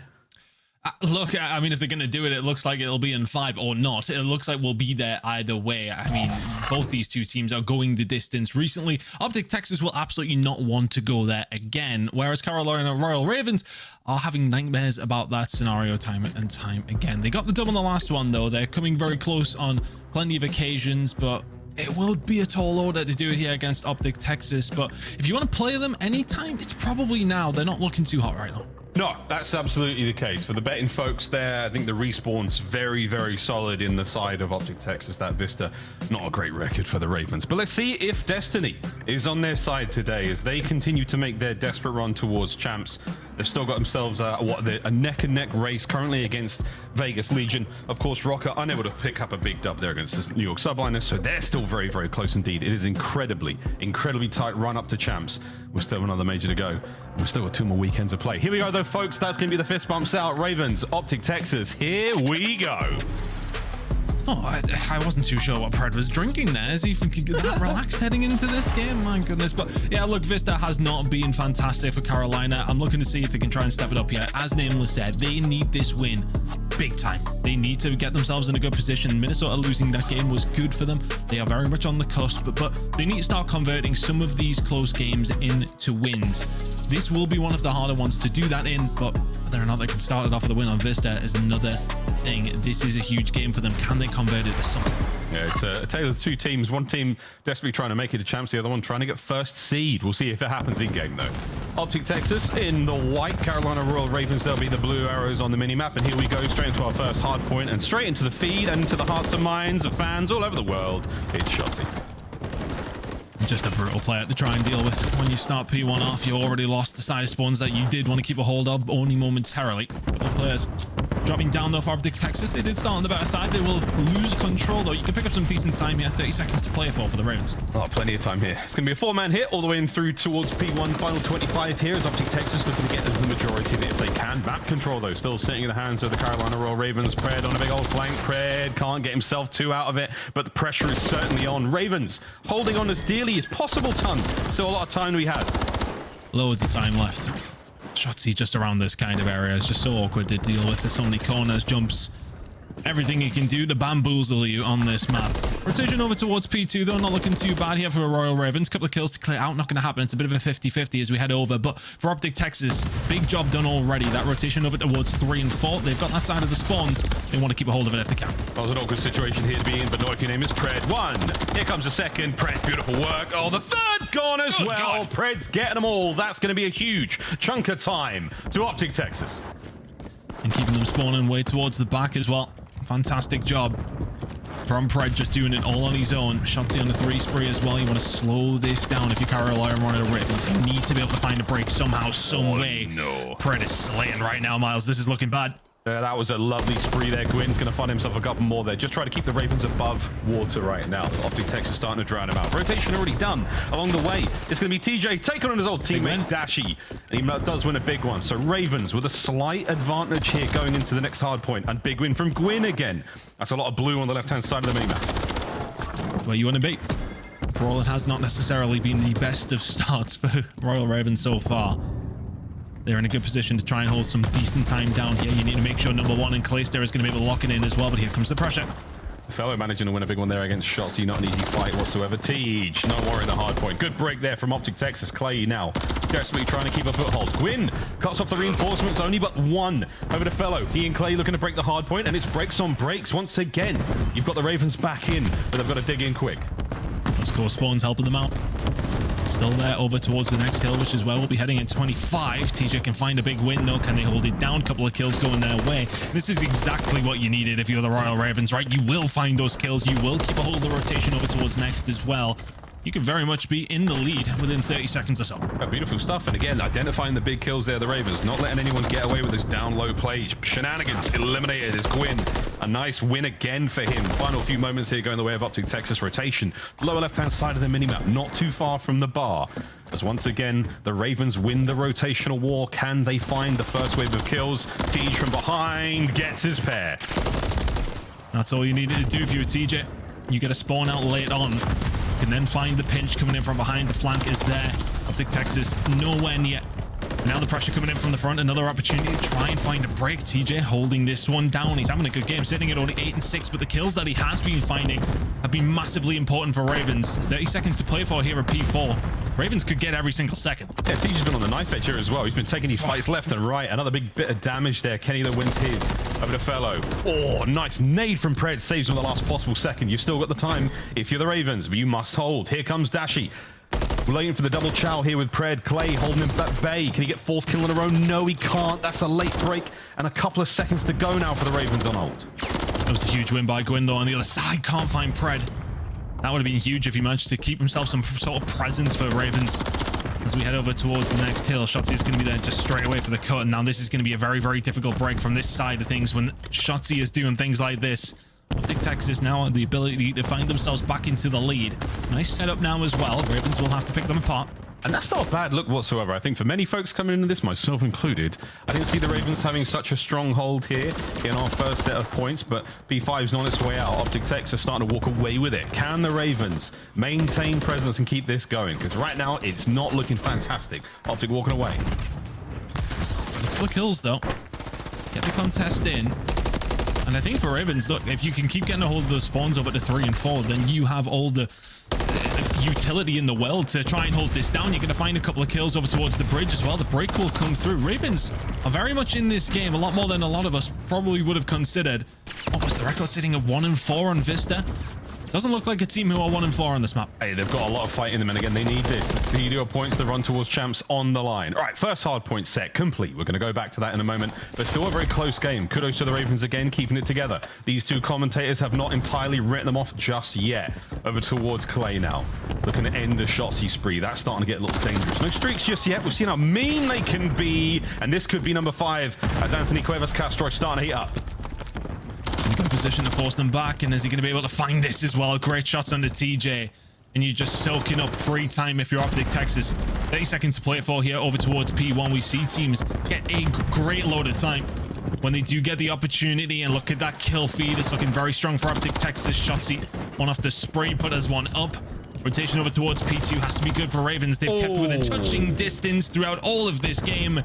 But all of a sudden, Optic Texas are stretching their legs, and this might get a little bit ugly. 7 in a row from Shotzzy. That's massive work. That's a huge run here, and that's a 50-point plus lead now for Optic Texas. You're still looking towards the new hard point. Teach, he's trying to find Shotzzy. He gets it. Ends the spree for now, but the damage is done. You've got the hard point now to the boys in green. You've got yourself streaks to play with as well. And the Ravens, it's Gwyn though in the feed. 3 spree from Clay, 2 from Gwyn. Hard point Ravens. Now all of a sudden, 45 seconds to play with. Yeah, Shotzzy going to invest this nice and early. Optic Texas want to fight for this time. They want to fight to force their way through into these spawns. Don't get a great deal from it, though. You will get a little bit more map presence. You will be able to get out your spawn a little easier. But you haven't necessarily found a great deal with that cruise missile. Oh, nice work, though, from the Ravens. They managed to get themselves in a position after the cruise lands. Win a couple of big fights. Pred, though, levels the playing field. Another huge set of kills there from the Thunder. Looking to get over towards that 200-point mark. Here we go, Optic Texas. Look at where Shotzzy is. Found himself a slight gap, as he so often does.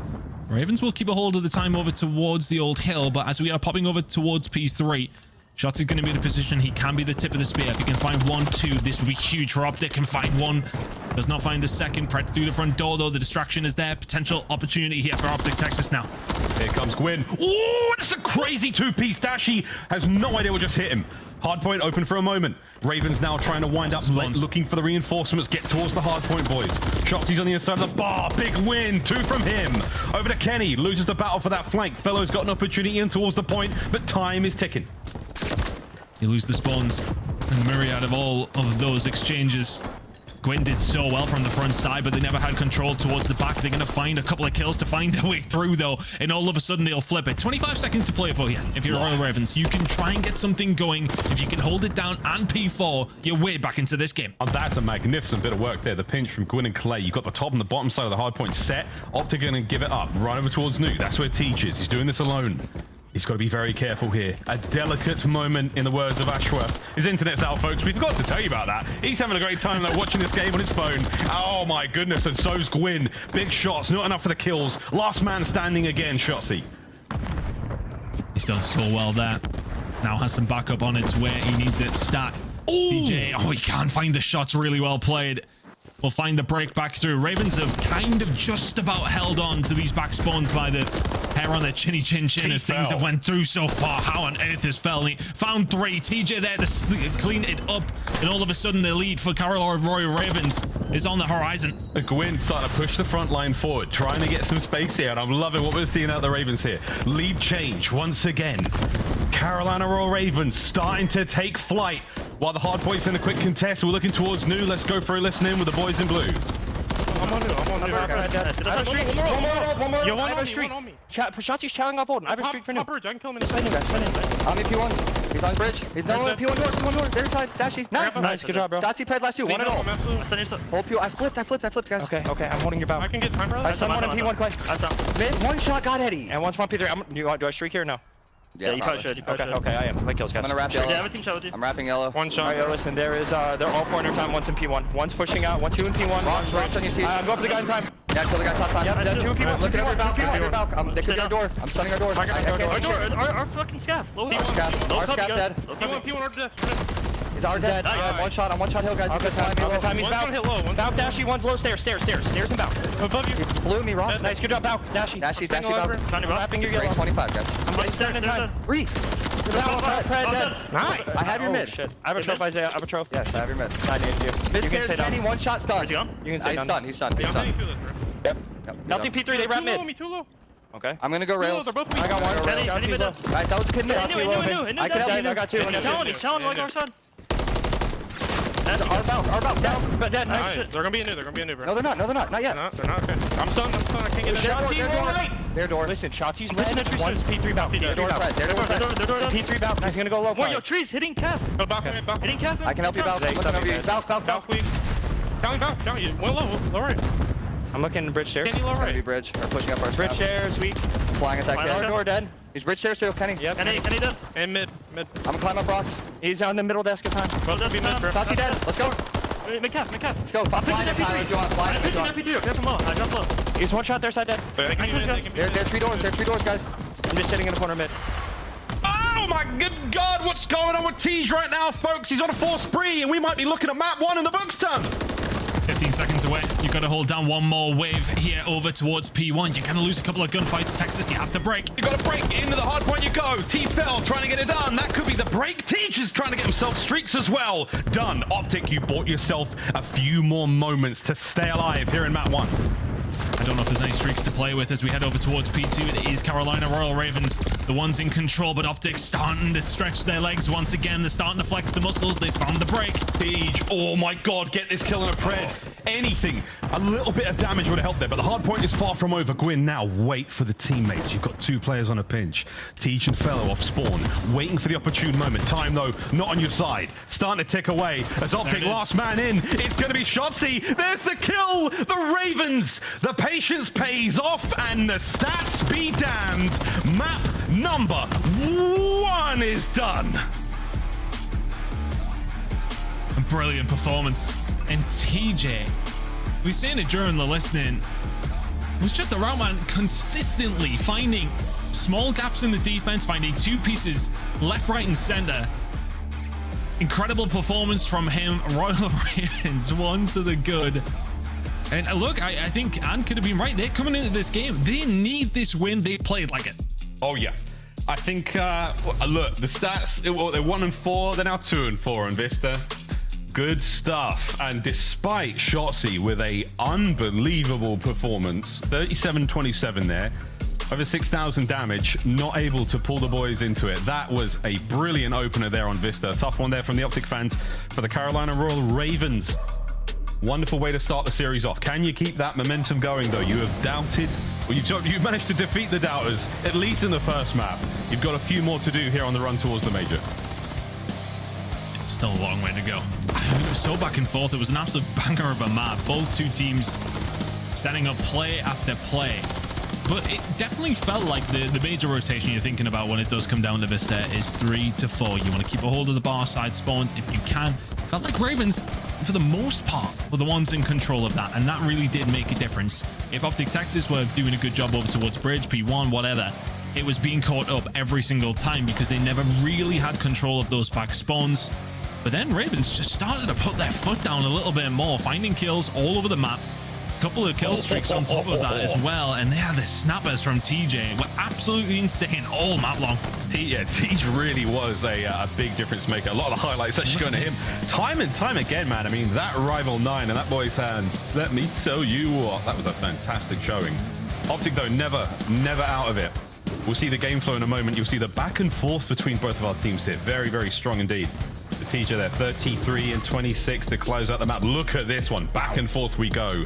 Lovely, lovely sort of intertwined hard point there to start our series off. Lovely way to kick things off.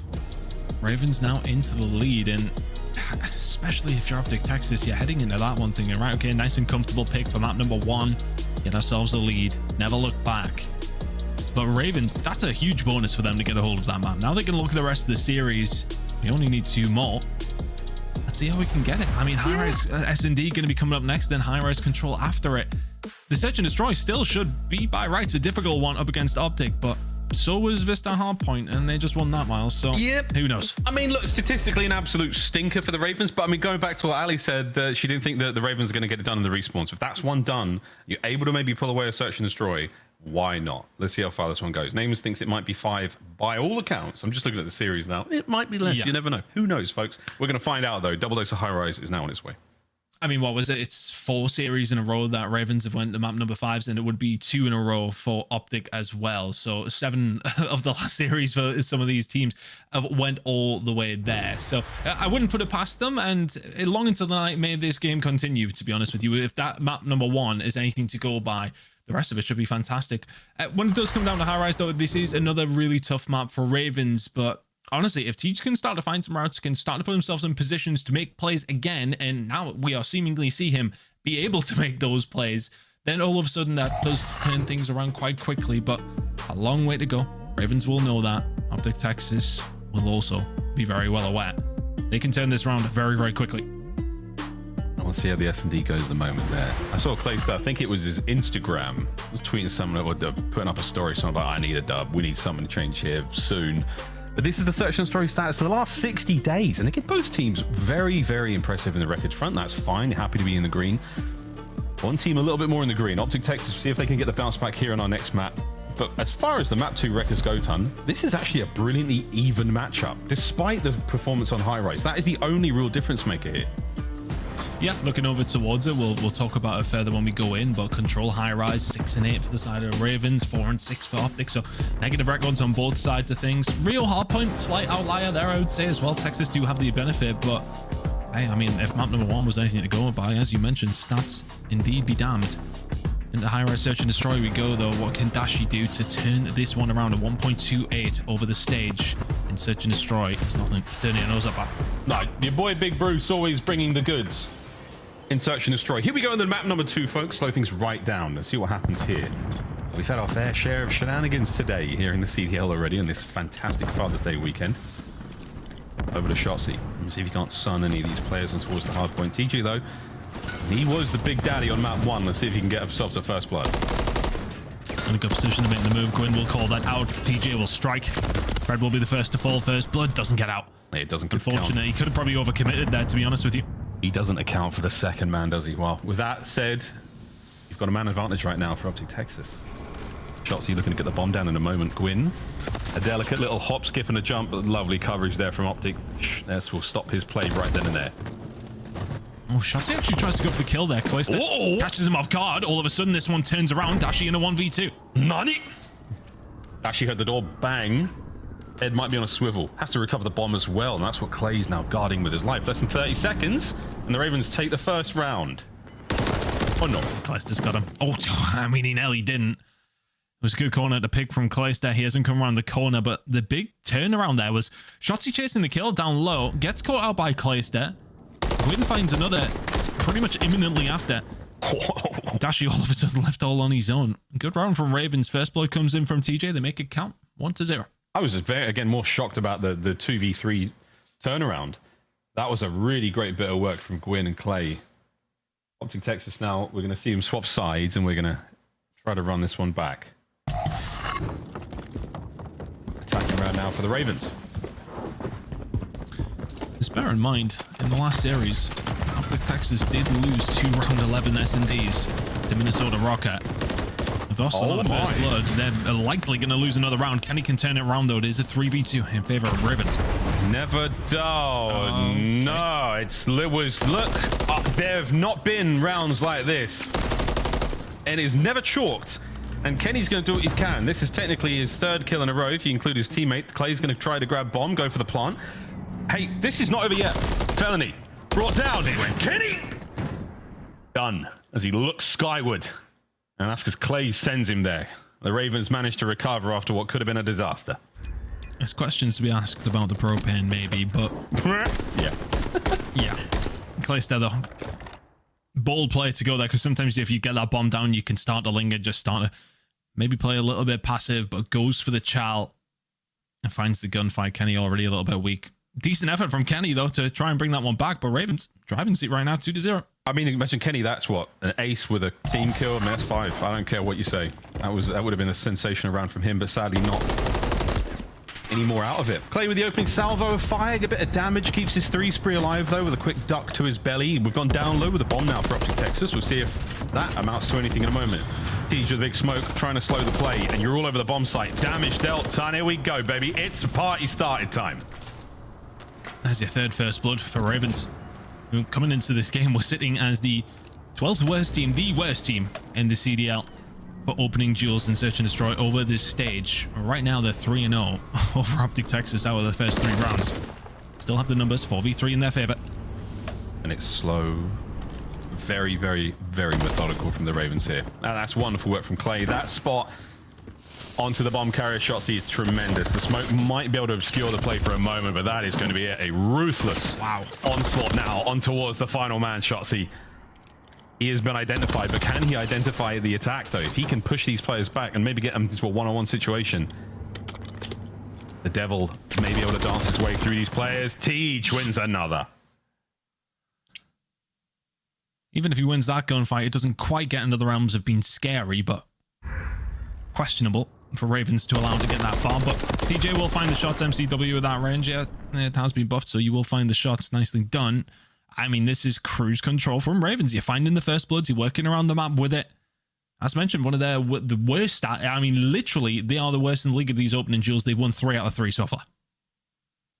And it's accounted to success in the round wins nearly every single time.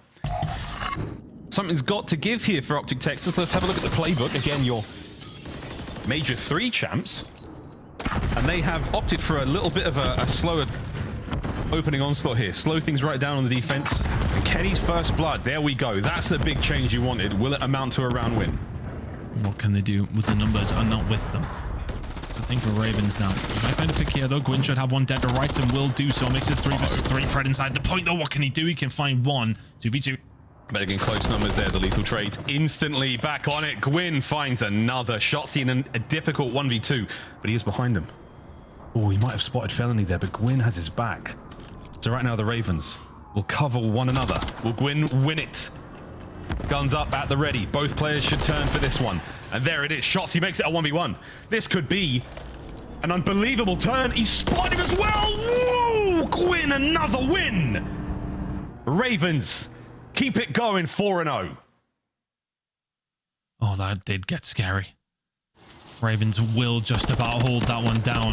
Going against Shotzzy in the 1v1. I love the way that Ravens actually set themselves up there, though. They just sit passive. They know Shotzzy. He's going to be moving, no question. He started moving. They find him. He does find one kill, but getting up top Propane, just so fluid to get himself in that position. And it got, like, I mean, it was just super awkward gunfight for both players. Gwyn is the one who comes out on top. And Ravens are stomping their way through Highrise right now. Again, like the stats coming into both these first 2 maps did not spell good viewing for the Ravens fans. They're 4-0 up, 1-0 up in this series. There's another first blood. That's another first blood. The last first blood didn't seem to matter for Optic. They couldn't get on the board. Gwyn is gagging for that 6th kill and looking for the cruise here. We know how good they can be on Highrise. Plays first blood, answered back. Kenny keeping the boys in it in this 3v3. And TJ will just walk through the open door that has presented itself. Texas did have somebody over towards this side. TJ should undoubtedly find a kill here. Oh no, he's going to get spanned though. Kenny's going to spot him. He's going to get taken down. Advantage once again for Texas. Gwyn gets number 6. That's it. Pred dead. Fellow gets his on a Kenny as well. And once again, I'm getting bored of saying it. It's Shotzzy in a 1v2. They had eyes on him. They know exactly where he is, but he can move so quickly. Goes for the plant. He'll do well to get out from this one, you would like to think, but he does get out. Wait, he's been spotted, he's been red, and he has been dealt with. The Ravens, their 5th round in a row. Optic Texas have yet to spawn in on Highrise. I mean, again, it's another first blood and just control around the site. Optic seem very, very static. Callista, as surprised as anybody by the looks of things. Ravens absolutely dominant, yeah. Gwyn's having a hell of a game. They're 5-0 up. He's got a cruise missile in the back pocket. is everything you could possibly want on Highrise Search and Destroy. Laid out in front of Ravens now. Optic Texas have it literally all to do. This could be a 6-0. Ravens seemingly unbreakable here in the Search and Destroy. Now we'll test Gwyn's resolve here with the streak.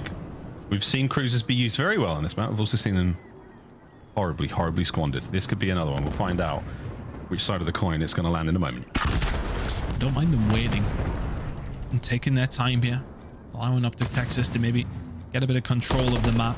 Then you would call the cruise in. Well, you might not need it. You got a TJ Halley. There's another first blood. There it is. The immediate trade back 3v3. Whoa, hello, Shotzi eliminates the cruise missile out of nowhere. A surprise for everyone. Could we be on the board? Clay starts to get the play moving now for the Ravens in this 2v2. It's he and T-Fell. It's the AR duo doing what they can against Shotzi and Pred. The map flips. Callisto and Fellow are definitely going to have to be checking their corners. They're going to be looking around there in the spawn. They will not be expecting both players to be in this kind of position. Shotzi's just got perfect overwatch over towards A. Spots Callisto. We'll get some reinforcement. Ooh. What a shot from Fellow though. 1v2. Oh, the clock is ticking in Pred now. The pressure is certainly on. The bomb will be planted towards A as well. Clay tagged. And Pred now in a very difficult position. There's no cruise. You might not even need it. Can he bring down the Ravens and keep his team alive? In this one, the first of two 1v1s he has to win, and 35 seconds to do it. So tough. Great setup here from Ravens. 30 seconds to go. Pred. Impossible situation. Oh, he's hurt. He's banged up. He's playing it as patiently as he can, but it won't matter. The Ravens take an unprecedented lead here in the series with a 6-0, and Clay is as surprised and possibly as disgusted as many at home. I mean, Texas did not spawn in. Shotzi left on his own multiple times.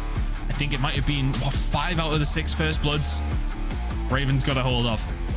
And they made them count and then some. Didn't even use the cruise missile that they had. 2-0 up. They are absolutely cruising here. Close map number 1. That was nowhere near as close as it was.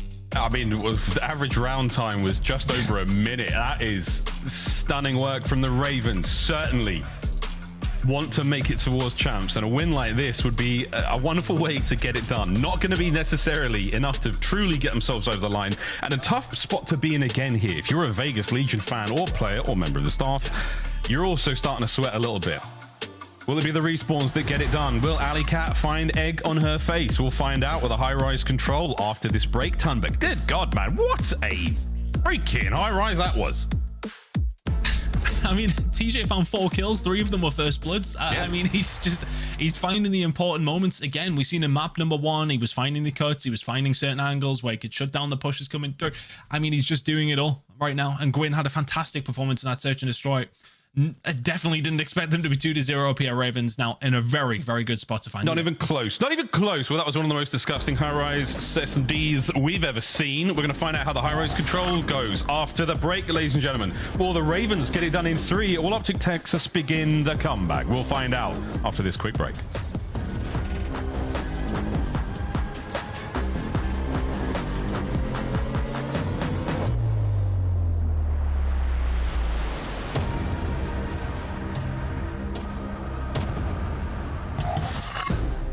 Upgrade your game with the SCUF, the official controller of the Call of Duty League.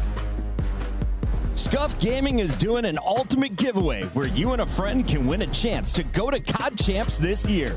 The giveaway includes 2 VIP tickets, travel expenses, and more. To enter, scan the QR code on the page or go to scuf.co/CDL and enter your email. Terms and conditions apply. The Call of Duty League is brought to you by Monster Energy, the official energy drink of the CDL. Ladies and gentlemen, FaZe Black are your Toronto Open champions! Cammy was spotted initially. Capsule's gonna drop, so Cammy with a huge opportunity to clutch up a 1v2. Make it a 1v1. Has to grab the bomb though, or has to find the kill. Classic, right to the courtyard. Cammy spots him, and Cammy pulls off the 1 versus 2. Classic is doing it all right now. He might actually reach 40 kills in this hardpoint. Really everybody come alive. Classic's gonna hit the flank. Classic, the perfect timing. They line up there. 42 and 26 on the flanks, hitting the routes, making the right play at the right time. And we all know it's not how you start, it's how you finish. And well, these boys, they finish strong. Now on Paul X here for a 1v2. So Paul X clutches it, goes to around 11. Oh, Paul X! Oh my goodness! What a 1v2 to keep his team alive. What a Herculean comeback coming through for FaZe Black. They're not out of it just yet. They have brought this one all the way back, and now the rotation looking solid. FaZe Black in position to stop it here. A seed gets arenaed one. The sunset could be good for another. FaZe Black trying to steal away the hard point, and they might just be good for it. Stun, snakes, everything being thrown in. Dip diving, ducking and sliding, trying to find a way through. But FaZe Black will not let you win the hard point. They come all the way back. This will be the final push. Brack through the middle, able to clean up one. Needs to put together more as he cuts through mid. Finds Major Maniac. That will be the second kill. Now they're on the point with 2 seconds to spare. They're finding the kills. No respawns. They were tested, but they were never bested. They were pressed, but they were never finessed. Ladies and gentlemen, FaZe Black are your Toronto Open champions.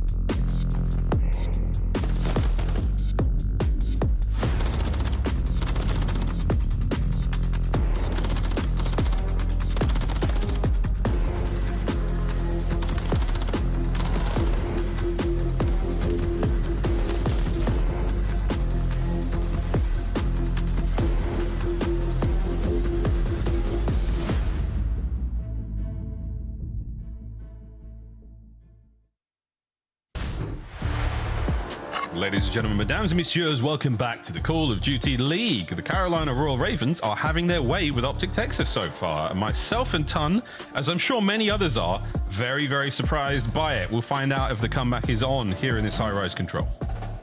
Somewhat perplexed, I think I would go as far as saying. Just with the way that it's went down.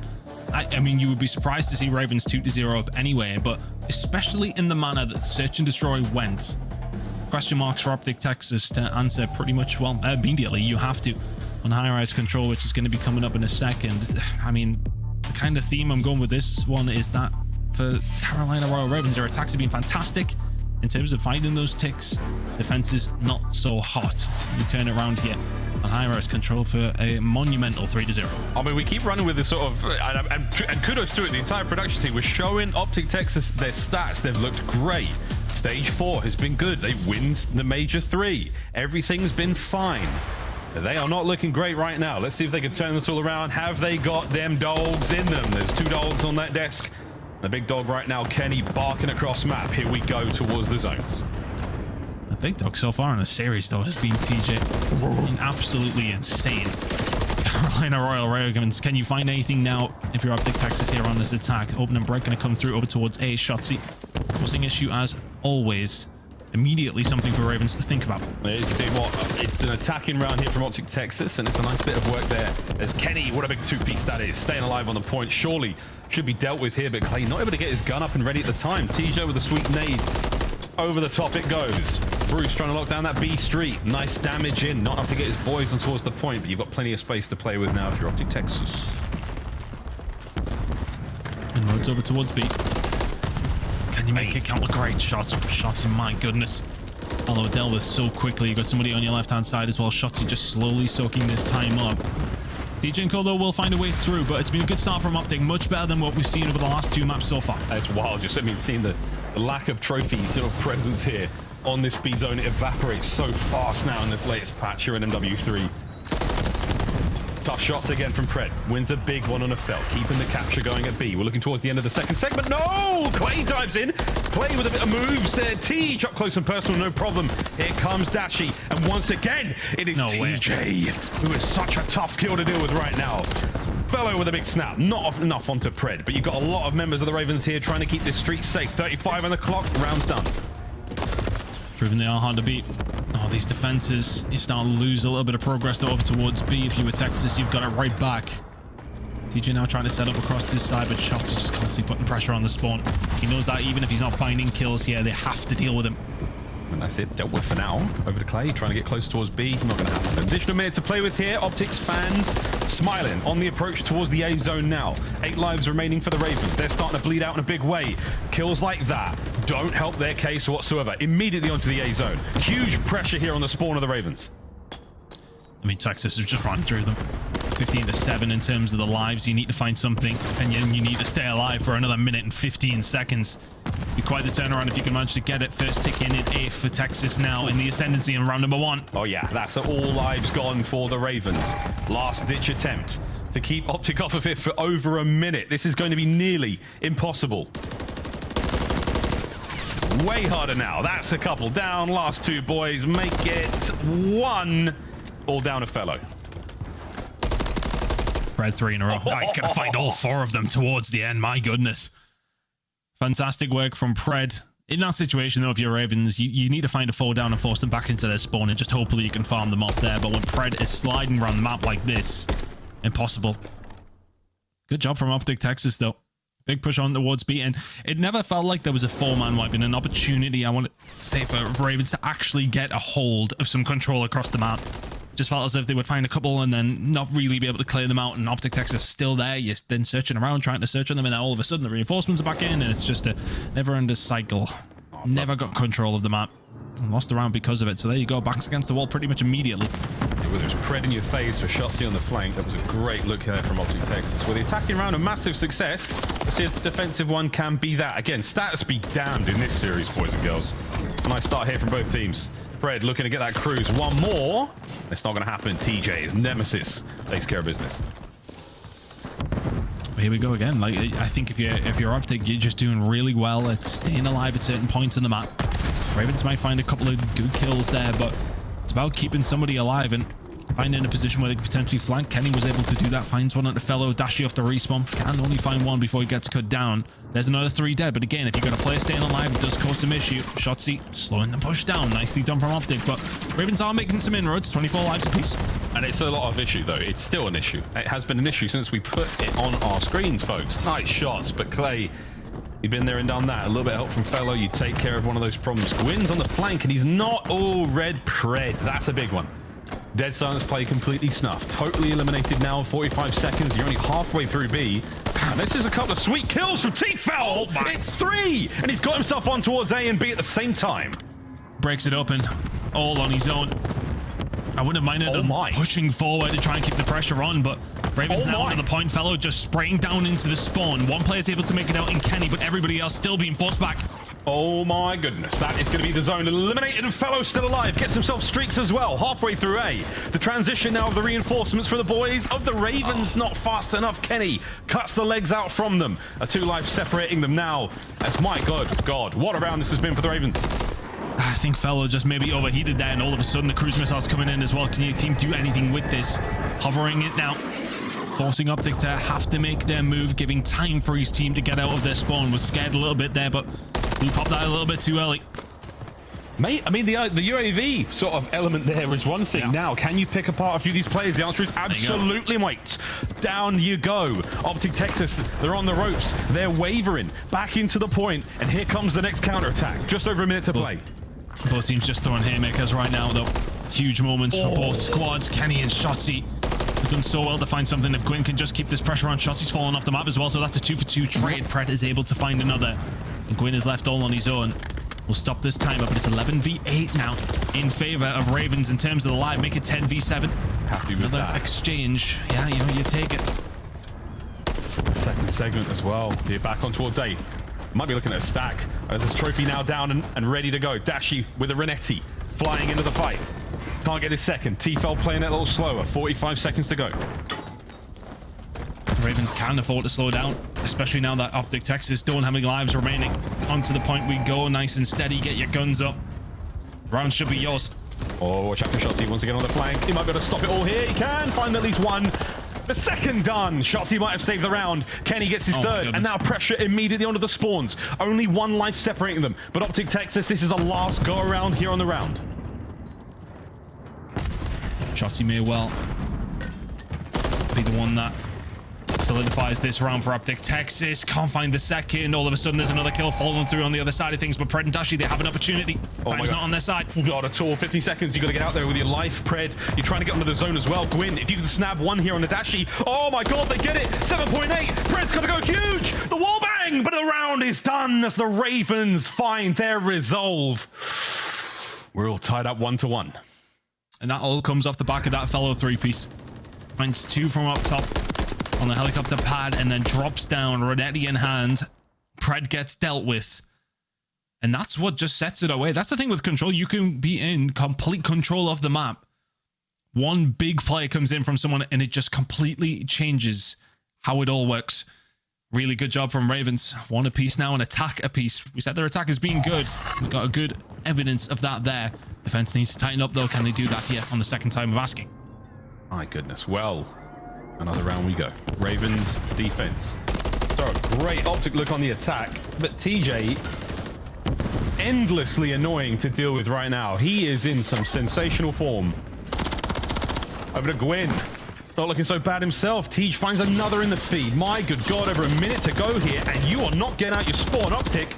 Gwyn does not back down. Just go for the challenges every single time he gets the opportunity.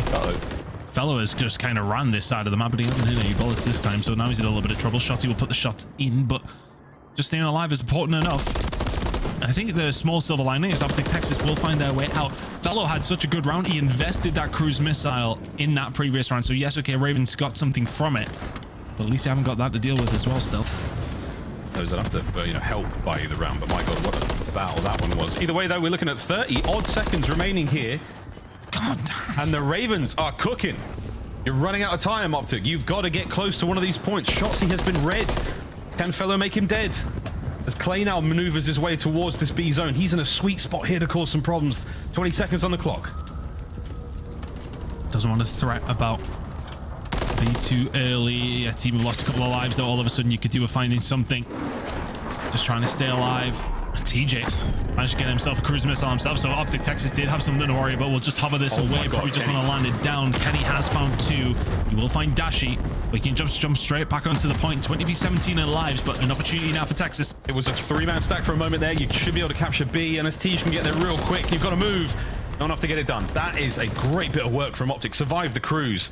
Kenny managed to clean up 3 in the process. Beautiful stuff from them. TJ now on cleanup crew. The cleanup crew alone manages to make the B side of the map relatively safe. A now fortified by the Ravens as Optic still on the approach. I think the important thing was there for Ravens, even though they did use the cruise and they did still lose B, they were able to find, as said, you mentioned, that UAV. You were able to find a couple of kills. You were able to break that pressure that Optic Texas still had, but they've regained it now. Plenty of presence over towards this B side of the map. Next couple of gunfights, very important. That's right. It's 2, maybe 3 kills max in a row as you first. Back and forth though, so staying relatively even. And that kill there from Gwyn in the feed, it gives the advantage to the Warriors of the Ravens for a moment. That's enough time to push forward. Kenny doing what he can to maintain some presence, but you again are running out of time. Optic. Big wins from Kenny and Shotzi though. On to the point you should fly. There we go. The A capture begins. Kenny's done so well just to keep this all rolling. And we'll find Dashi. Oh, and the snapper there, not quite placed there. Big shots coming through. Pred's the only one who can answer here. 12v7 needs to stop the time. He's been dealt with though. He didn't have enough hit points to get anything done there in the final 10 seconds now. The last run of Optic here in the round. Fellow trying to keep him at bay. Suppression there. TJ on the flank. Anyone able to get into it? For a moment, it's not enough. The round is done. And it is match point Carolina. There's just no way. Oh my God. On. It was a fantastic start from them again.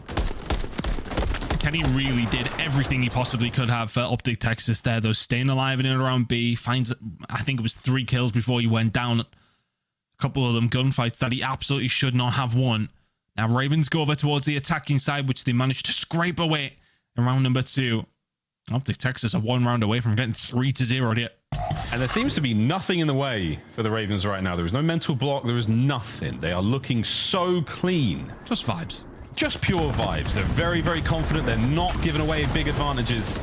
It is a beautiful look from them, and a team that has suffered quite a lot this season.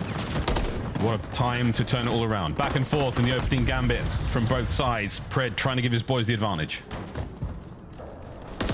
Gwyn has been an absolute reaper. Inside of Ravens. Oh, he can find something over towards the B side now, and all of a sudden you do start to open up those floodgates. Texas are coming in off the respawn shots. Big win. What a single more bullet there would have spelled doom. Less than a minute to play here. Optic trying to force that final round. And he's going to make his way forward. The timing on that player on his right-hand side is a bit awkward. Gets one. That's good enough for now. He saw that second player and he just passed the info on. Or did he? You might be looking at the minimap at the same time. So 40 seconds though. You're still maintaining presence if you're Optic. But Tej finds a hole. Makes his way through. Just had the read on it. Knew Kenny was there, but the problem is here for Ravens. You may well have had the better time of things. You may well find yourself 2-1 up, but the ticks are not in your favor. As far as better sides go, you'd still probably rather be on the defense, but yeah, B not working out for them. One more opportunity over towards A. You've only got 20 seconds. It's very doable. Tej alongside Gwyn on the attack. Pred brought down. Space to work with here. That's an open field. Running towards the point. Another big win from Tej. Oh, that's sensational. Into the zone. Kenny trying to get the job done. Big damage into 2 players. 1 kill. Pred on the cleanup. Can he get it? No, fellow. He finds his. The second segment on its way out. There's a trophy system kill on the other side of things. Dashy can get in, but he gets dealt with. This kill feed has just been blue on the left-hand side. The lives all of a sudden are very, very even. Time still not on the side of Ravens. Oh my good God. They managed to get a lot of damage dealt there on towards the A side. 2 segments down. Clay in the immediate transition to B. 1 on the way out. Massive kills from Kenny. Tej keeps the capture going. Pred with a sweet nade. We're back to square one. 10 seconds. But that is it. Defense has been secured by Carolina. Can they do it here though still? Push under B is going to come through. Pred is just waiting. Jumps on from up behind. Is he going to be able to fight anymore? Finds 2. His teammates come through. There's 1 player left in the corner. Round number 5. Here we go. No way Ravens can get there now, but they do get the defense. Oh my good God. What a round. We're going the distance here on Highrise. Some sublime individual plays and some great chemistry there. The Optic boys, they're starting to come alive here, but is it too little too late? The final round, defense goes to the Ravens. What a brilliant series this has been so far for them. But Optic, the comeback starts right now. It's an attack and defense apiece as we head into this round number 5. So where do you really... Oh, we got Carolina offense. We do have offense. We got an update. Never mind. Sorry, Tad, you were saying. So, I mean, the point still stands, though, right? I mean, which one would you rather have? Either way, you've won one apiece. I mean, that is not ideal. Where was he going? Where was he going? Splashy's back at it, boys and girls. We'll see him in a moment as Pred makes up for it with a plenty. Massive 3-piece from him while we were laughing about Bruce flying off the map. Ravens actually on the attack as well. I mean, based on what we've seen over this opening salvo, you really would have preferred defense. Pred is having an absolute monster of a round. They will find some respite, though. They are able to get themselves out and halfway up the map as well. Dashi eventually gets himself involved. Bruce is back. Feet firmly planted on the ground alongside his boys. He's cooking now. 50 seconds left. Optic Texas are tightening their grip around Highrise. This perfect line down the middle of the map. All bases covered. Let's see how this goes. Take something now for Ravens. It's quite similar to the previous attacking round. You were struggling to get out of your defense. Struggling to get out of your spawn. Can you manage to get anything going here over towards B? Predenkov just locked this down. He's 33 and 26. That's the first kill the Ravens have managed to find. There's the second. Oh, you're nearly out, but Big Bruce finding a few more. It's all going to be down to TJ to stop the clock. 15 on it, and it's red. And things are looking dire for them. First chance they've really had. Shotzi and Kenny close it. Over towards A. It's not done yet. But my good God, Optic Texas, they took this defensive round, and they have run all the way with it. Contest. It's not over yet. Gwyn buys the time. Needs some help. Needs it quickly. Knows where the push is going to be coming from. He's found 3. Fellow gets in there in the nick of time. Can he now find time for his teammates to get forward? That's it over the top from Dashi. Tej in there though as well, and it's done. You walk a tightrope for long enough, and eventually you're going to take a tumble there. Optic Texas able to survive in this sensational series. And the Ravens, the biggest concern you have, especially if you're one of their fans, doubt has managed to creep into their minds. Is this the beginning of the end? Is this the makings of the comeback? Or is this simply another little bump in the road, Tom? I don't know, man. I don't know.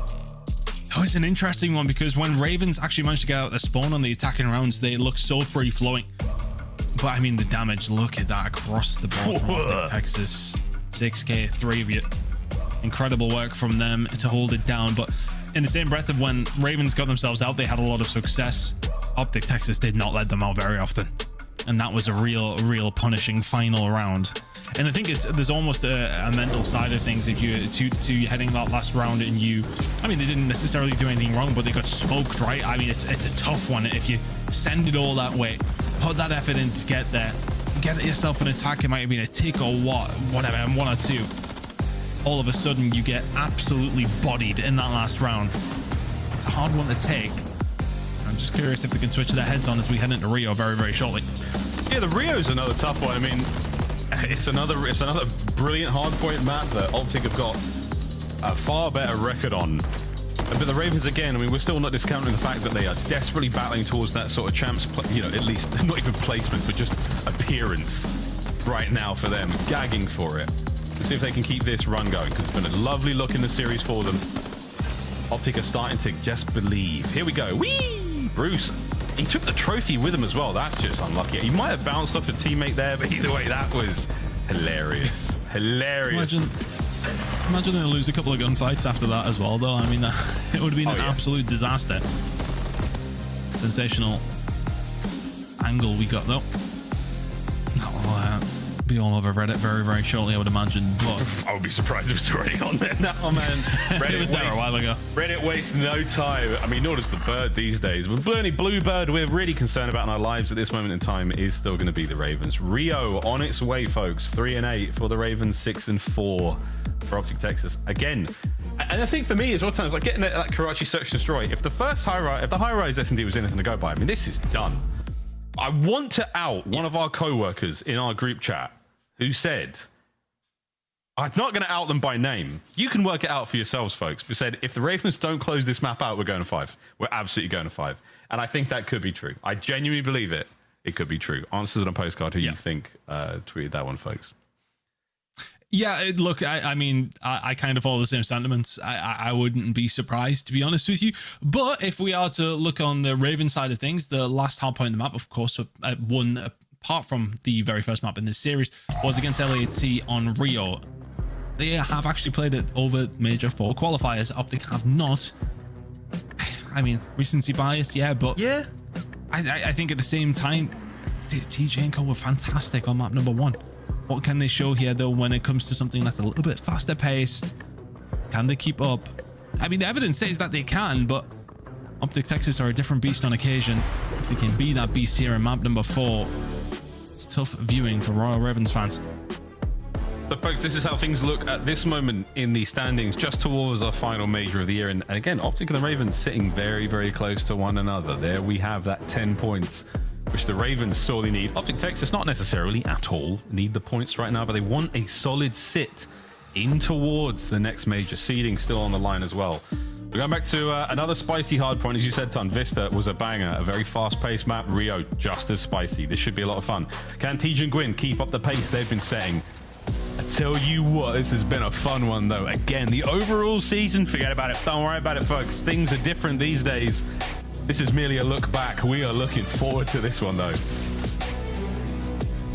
I have no idea which way this one goes. I think a good start here for Ravens is crucial. You cannot get blown out of the water pretty much immediately. We've seen Team Plenty be 1-2 in such a bad spot. Can you keep it even? Can you keep things going? 3-4 is obviously where things are crucial.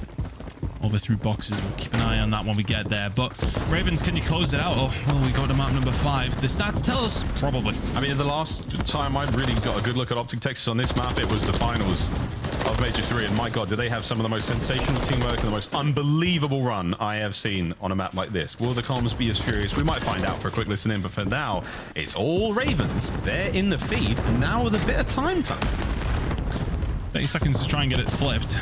Some P2 control. It's the kind of start you want after that devastating final round in the control. Fellow was fantastic. Oh, hello. TJ now starting to make the move. Yeah, he was trying to look for the spawns. Not going to find it this time. Pred reads him. All of a sudden, a little bit of control here for Optic Texas over towards P1. That's great work there from Optic. Dashy with a clean 2 there in the feed. First hard point, not massively productive for either side, but gorgeous looks in the kills department. With a P2, and that's going to be all Optic Texas for now. They're going to have the early advantage, but that advantage is starting to get blown away. Kenny flying into nothing. Oh my. But a ton of Ravens who have pecked the carcass clean. That's their hard point. Important that Shotzi found that kill. So how much of a resource do you put into that for Ravens now? You've got to continue to deal with his presence. You're not able to find it. Clear, get some terrible timing. Now all of a sudden, no points on the board for Ravens. You got pressure to think about from 2 different angles. Eventually get rid of Shotzi, and there you go. There's the clear out. Time now on the board, 35 seconds to play for. And they've got a nice hold. Fred, just managing to catch the back end of Felony there. Nearly kills Clay as well. Clay, heavy damage, doesn't seem to matter. Shotzi walks right into it. Still in the hard point are the Ravens. 30 plus seconds now. They are holding it. Look at that smoke show. The trophies are done. And so is everyone's throwables. I mean, if you give Optic Texas some credit, though, I mean, they've done really well to find the break there. But they kept Ravens to a limited amount of points. That rotation on spawns were very much on the side of Ravens throughout the entirety of P2. And I want to say they get about 30 seconds of it. So well done from Optic. You now have a rotation over towards P3. 4 is going to be alongside of it if you can keep a hold of the spawns. He fell. The win on a Shotzi, but he'll take him with him. The martyrdom nade closes out. Oh, Kenny!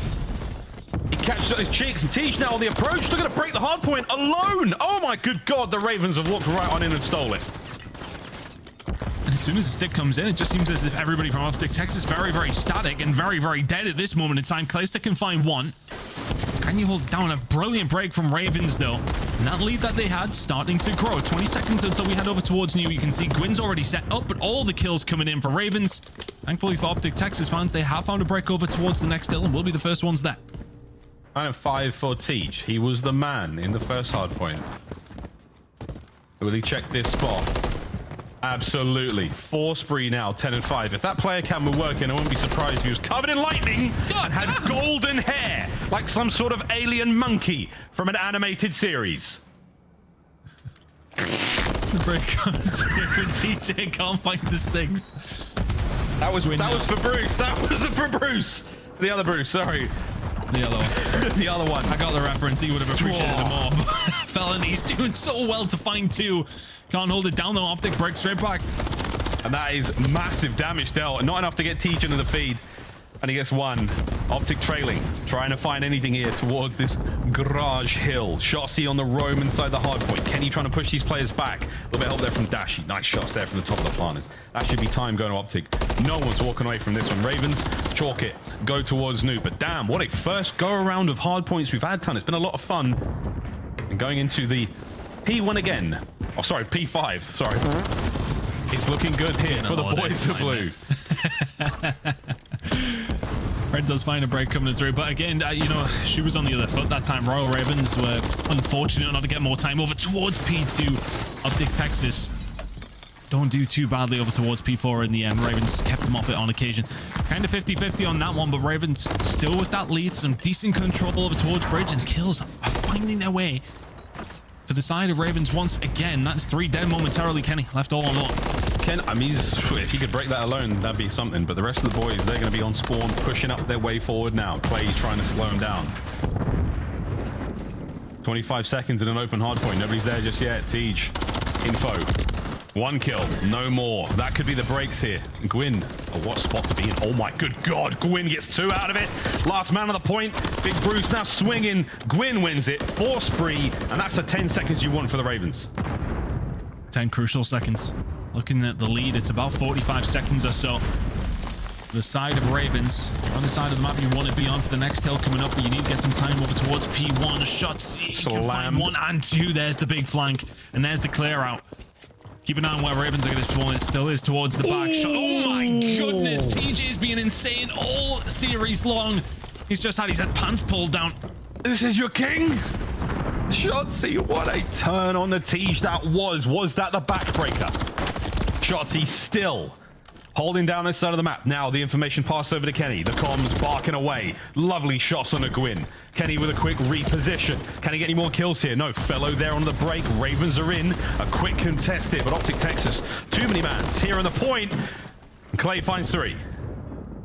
That's for 17 seconds, and the spawns in your favor. Oh, Dios mío. This round of 4 spree. Keep an eye on that one. Kenny will find a break over towards this P2 side, but not a bad position for Ravens, although the lead has dissipated just ever so slightly. You managed to take care of the Clayster spree, trying to get yourself over towards that new hard point. Optic trailing. Let's see how they sound with a quick listen in.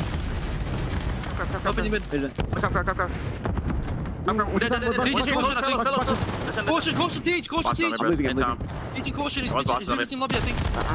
We still one more time, TJ. They gotta On the half a hop. On the half a hop. Other person, Tom. I can't see Tej on top. Wait, watch out, P4 win, absolute win. Rest of one of y'all. Tej in the little corner, bro. Underneath Waffle. Underneath Waffle. We're gonna push. Come back, up front, 1 HP. Dual ramp. Absolute hot dog. Absolute front hot dog. Okay, I can tell. I'll say hot dog. Ramp. Get ramp. Everybody fellow, who wants? You know what's called Tom? Fellow. Play. Play on top of 1 Waffle. Close, right. There's 2 half. Nice shot. Another guy. Waffle, nice. 4. Good. Love me. Popping yours up. You guys can go. What's the low? What box? I didn't see any boxes. Box. I'm bridge. Another right.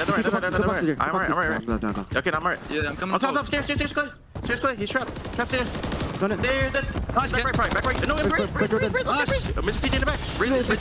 Inside chopper now. He's down. In the door. He's up top. Graffiti. Maybe it's in the back. In the back. Thank you guys. Graffiti on top. Stairs.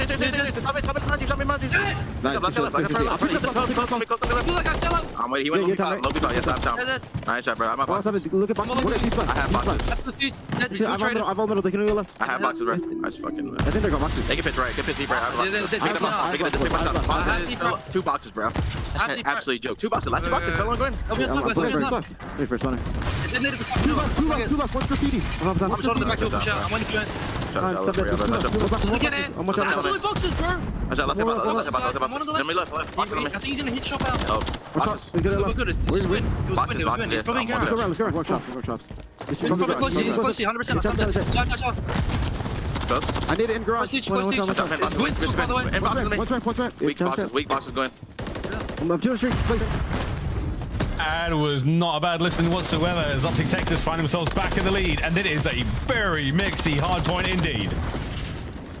Shotzzy can manage to find the 6th there as well. That could be huge for Optic Texas. They have swung this game around so quickly.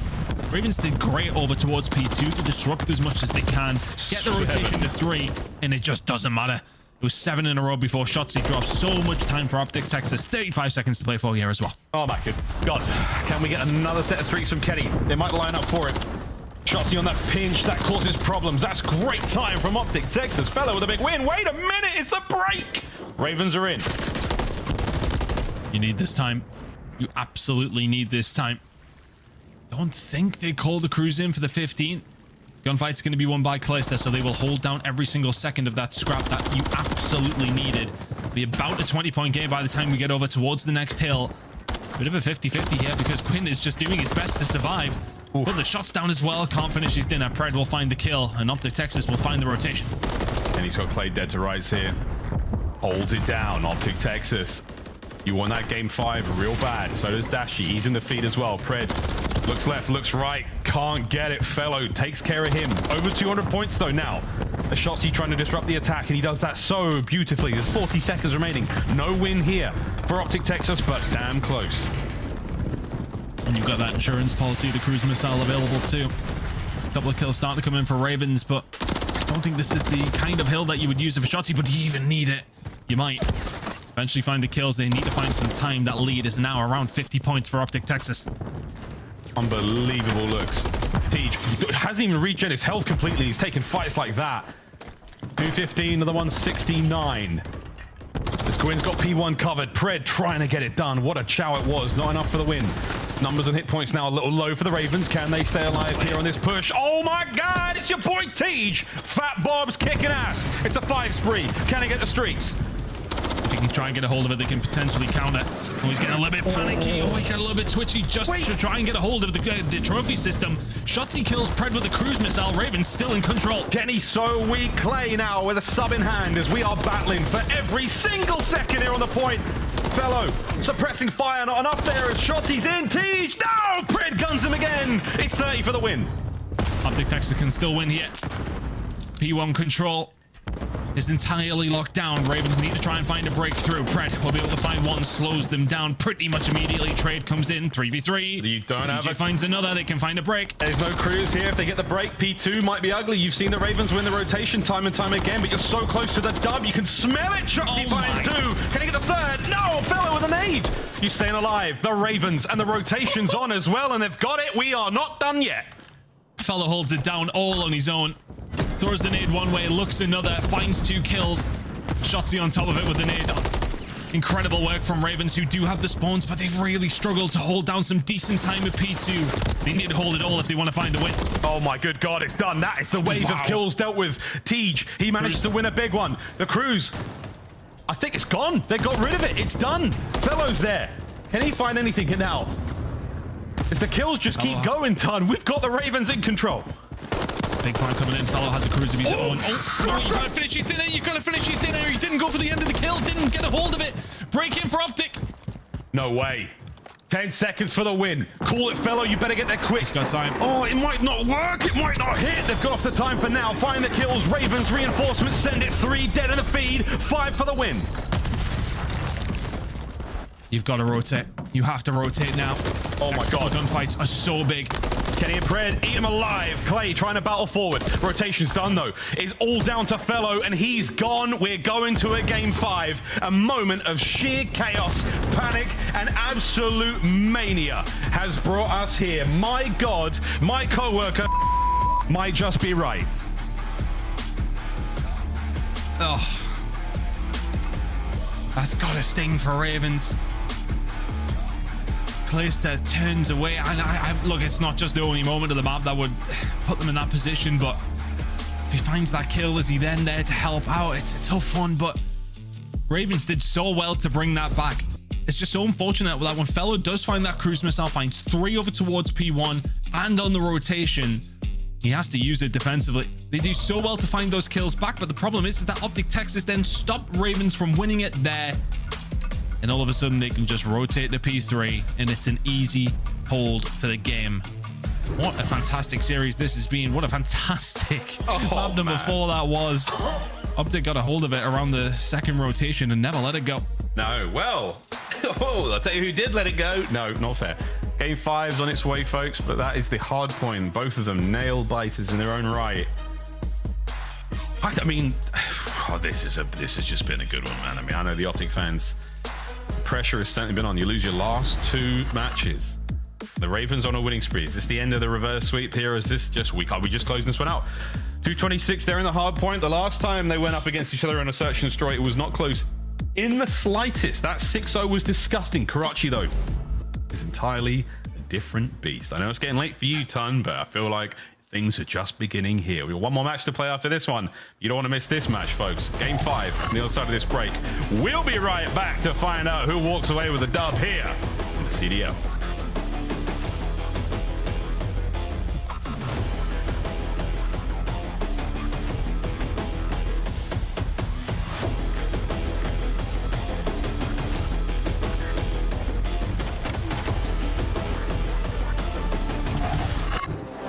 Upgrade your game with the Scuff, the official controller of the Call of Duty League. The Champs Tracer pack is available now. The bundle includes a Reaper Operator skin, Ripper Weapon Blueprint, Death Stare Weapon Blueprint, Cuts Deep Charm, 2 calling cards, 2 emblems, and 2 weapon stickers. Use these items in both Call of Duty Modern Warfare 3 and Call of Duty Warzone. Available in store now using Call of Duty points.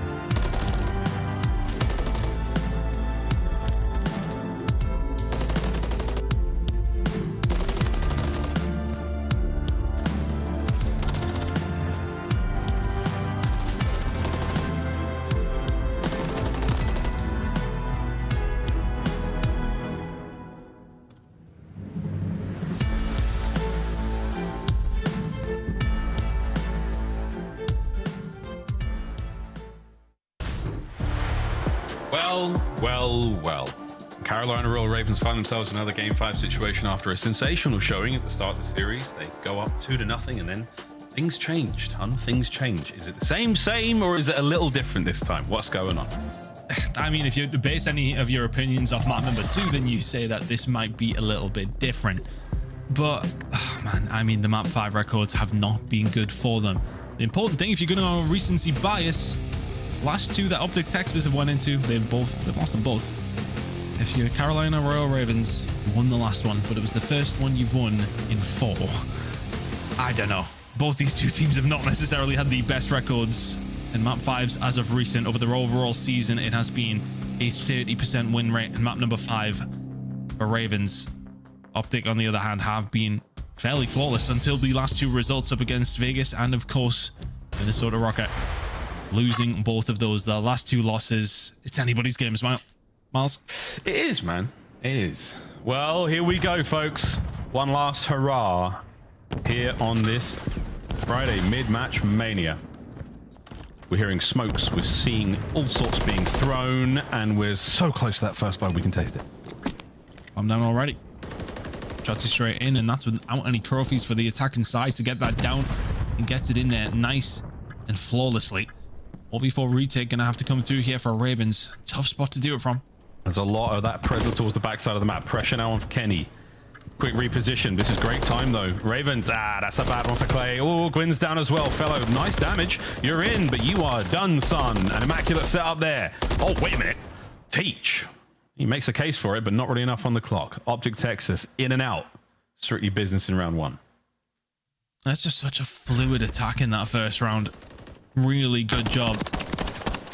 On the side of Optic Texas, smoke down, bomb down, get out, no problem. And I just don't think Ravens were ready for that. That was maybe a little bit haphazard from them, not expecting such an aggressive push to come through initially. Optic punished them for it. 1-0 to them, and rightfully so. Well deserved. Yeah, that's a decisive opener. Get a quick point on the board, no worries. Couple of sweet kills there from Teach towards the end. Don't amount too much. Fred, the only member of Optic there not to get a kill on that very, very solid opener now. But towards the A-bomb site we go with the Ravens.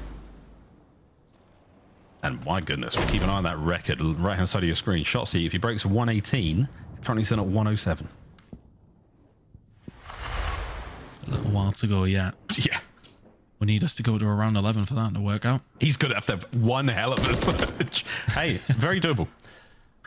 Bomb down. Here we go. 4v4. Will the Ravens, now on the other side of the map, do it just as good? And so far, no problem. Awkward, but you're keeping it going. Staying alive is the main thing. Kenny can find one towards the back side. TJ now hunting. Kenny all over it. Trying to put the skates on if he can. He's going to jump straight onto it. TJ had his read all the way through, and Shotzi gets dealt with as well. TJ, my word. He's had a lovely, lovely series.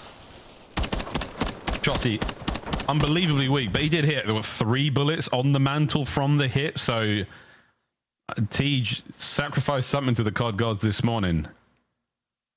He's had one of those days. 1-1. Both very similar rounds, really. I mean, it's a free plant for both 2 teams, and they hold it down. 2 kills there for TJ. Arguably a little bit cleaner for Ravens, but now back to it for Optic Texas. Trophy system now available on both sides of things. That's going to stop Ravens now from falling to the nades, and it's aggression again. Whoa, this Shotzi. Clay! Whoa, against the pair! 1v1. And it's Clay v Dashy.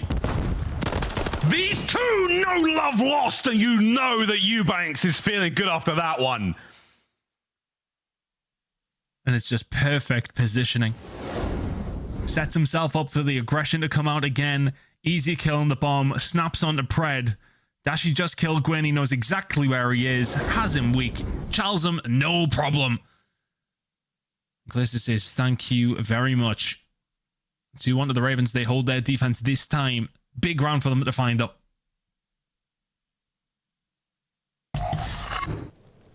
So a lot of love there from the trophy systems in the previous round. So this time, Ravens. Okay, we've tried A. We're going to B. Optic are all over the place. They've got good coverage towards both sides of the map. No trophies in position to stop any smokes. Let's see how this goes. A false break for Clayster. It has to be something you think about. Has to consider a cruise missile here would very much help you to solidify the map number 5. Felony has, you know what, he's been fantastic as well. Sitting at 1-3 right now, but he will definitely find moments. Shotsy on the flank. He's been spotted. First blood. The Royal Ravens again. And it's the patience from Gwyn on the shot as well. Like, he's not going to take the bullets instantly. He's going to hold it. Guarantee the kill, as does Tej, as does Fellow. It's falling to pieces, and Pred will not remain on the donut. It's 4 HP. Somebody go cop on him because he is down and out. Clay finds it. 5 in a row. Incredible work from Gwyn on the flank. Immediately gets aggressive. I tell you what, the fact that he got turned on kind of worked out. Clayster can walk in, find his 5th, 1 away from the cruise missile, and Ravens again just looking a step ahead in the search and destroy so far. Got all the angles covered, and I think they're honestly reading Shotsy to a certain degree.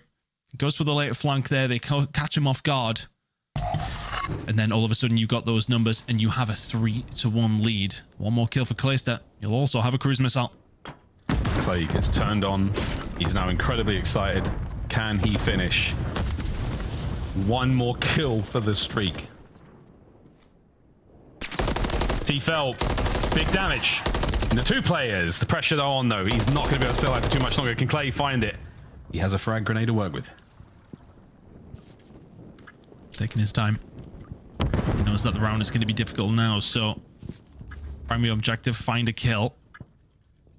If you can do that, maybe you can work on the round, because then you will have that cruise missile available, but it's a difficult position to be in, so you've got to probably play for it. Yeah, he's going to play for passive for it as well. Gwyn can't take care of Pred. MCW there against the Rival 9. No good. 20 seconds to go. Clay. Ah, that's a stinger. But Optic Texas, they get the round. It's an important round as well. A clean one. You don't let Clayster get a hold of that cruise missile, and that will just feel like a bit of a dagger. Clayster, he might have had Pred, I'm not 100% sure, but Dashi was there on Overwatch, and the shots are clean as ever.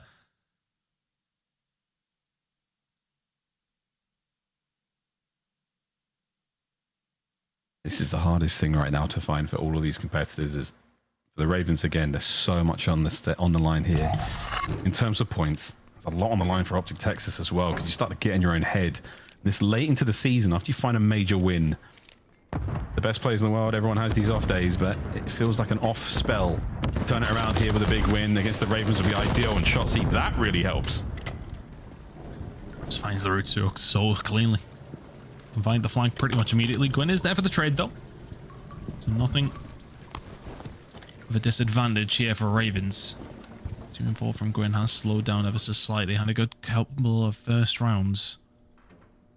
Now a bit of a stalemate, Miles. Now the team wanting to make a move. We'll take it. 50 seconds on Optic.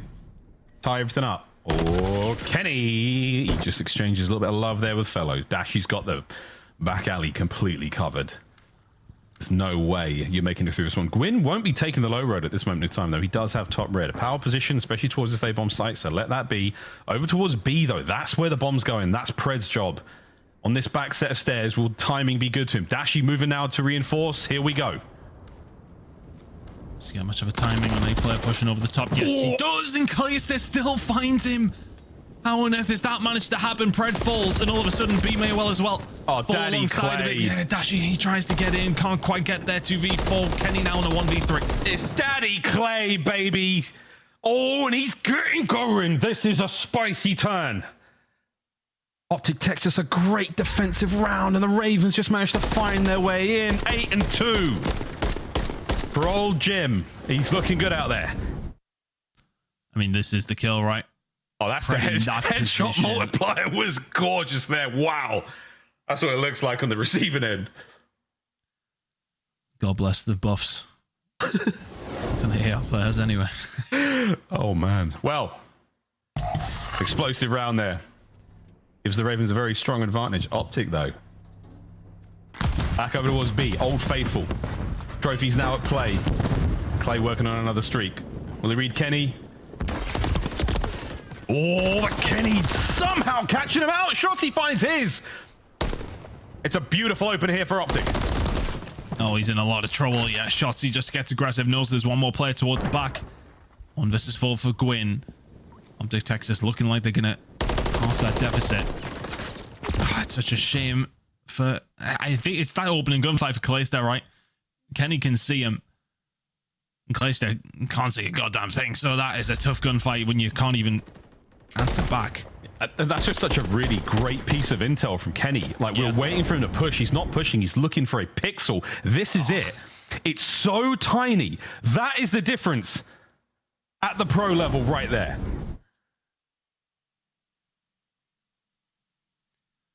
The small, minute differences. Optic Texas, a lot more of a comfy spot. Still sitting. Not necessarily in the best position, but 4-3 down. It could have been a lot worse, but Calista is having a hell of a game. 9-3 from him. A first blood. Shotzi gone. And now what can you work on over towards A? Optic have not got the numbers down to pull reinforcements. They're stretched thin. Ravens on the entry. Kenny finds one. The immediate in and out. He might be able to get a second here.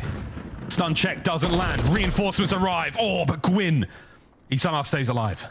Dashi was on the way over. Finds another. And Gwyn now left in a 1 versus 2. Red and Dashi. The net's starting to close. They know exactly where Gwyn is as well. He did find the kill onto Kenny. Bundling together, 1v2. Kenny managed to find it. Bad timing comes through. Another round for Optic Texas. 4 apiece. Oh, man. So you in that situation for Gwyn as well. I mean, the timing is one thing, but even then, he's running MCW at that kind of range. I mean, look how fast Dashi's Renetti works on him there. It's such a tough spot to be in. And Bruce knows it. That Renetti has been so kind to him all season long. The equalizer found in this very deadly game 5. Not far off that coveted round 11. I'll take it now. Just send us there. just get us in there, man. 4 spree from Dashi. You're at 4-4 in the scores as we are enjoying this one. Lovely coverage there from the Optic boys. No one's getting close to that bomb site without a little bit of love. Oh, but Fellow got a lot of love to give. The Shotzi hugged to death. And once again, it's the pixels of Clay that betray him. He has to leave his pal position in Nerd. Gotta tuck those elbows in. Keeps getting caught out, but irrelevant of that, Gwyn will find another. Oof. And this is looking more and more likely that match point may well be heading over towards Carolina Royal Ravens right now. Slow things down if you're Pred. You've been on this steps position for so long. MCW, great weapon to have in this spot. Holding it down. Dashy still in the 4 spree as well. So you're looking for space, looking for these stray Ravens. A freebie for Big Bruce, now on a 5. Certainly they've expected that position, but nobody there really to watch the cover from top AC. He makes the play, goes for a can't find TJ. It's Siege again. Less than 20 seconds. Pred finds himself one. Can he get away with his life for a moment? But the Ravens swarm and suffocate the play. It is match point Carolina Royal Ravens. I know Wheeler's cheesing right now. He said they're done in 5. They're 1 round away. Oh, he's going to be insufferable on that desk, and I cannot wait. But we will wait, folks. It's not over yet. 5-4. Optic have got the resolve. We've seen them do it time and time again. Attacking round now for Ravens. B has been the one with the phone. A great deal, and there is an air missile. Felony sends it in. It's a 4v2 in favor of Ravens. It wasn't a cruise. It was the holy hand grenade. The trophies were too late, and Fellow, my God, that is the series, and it is done. The Ravens finally find success in the game 5. Optic fall prey to a brutal string of bad events in Search and Destroy.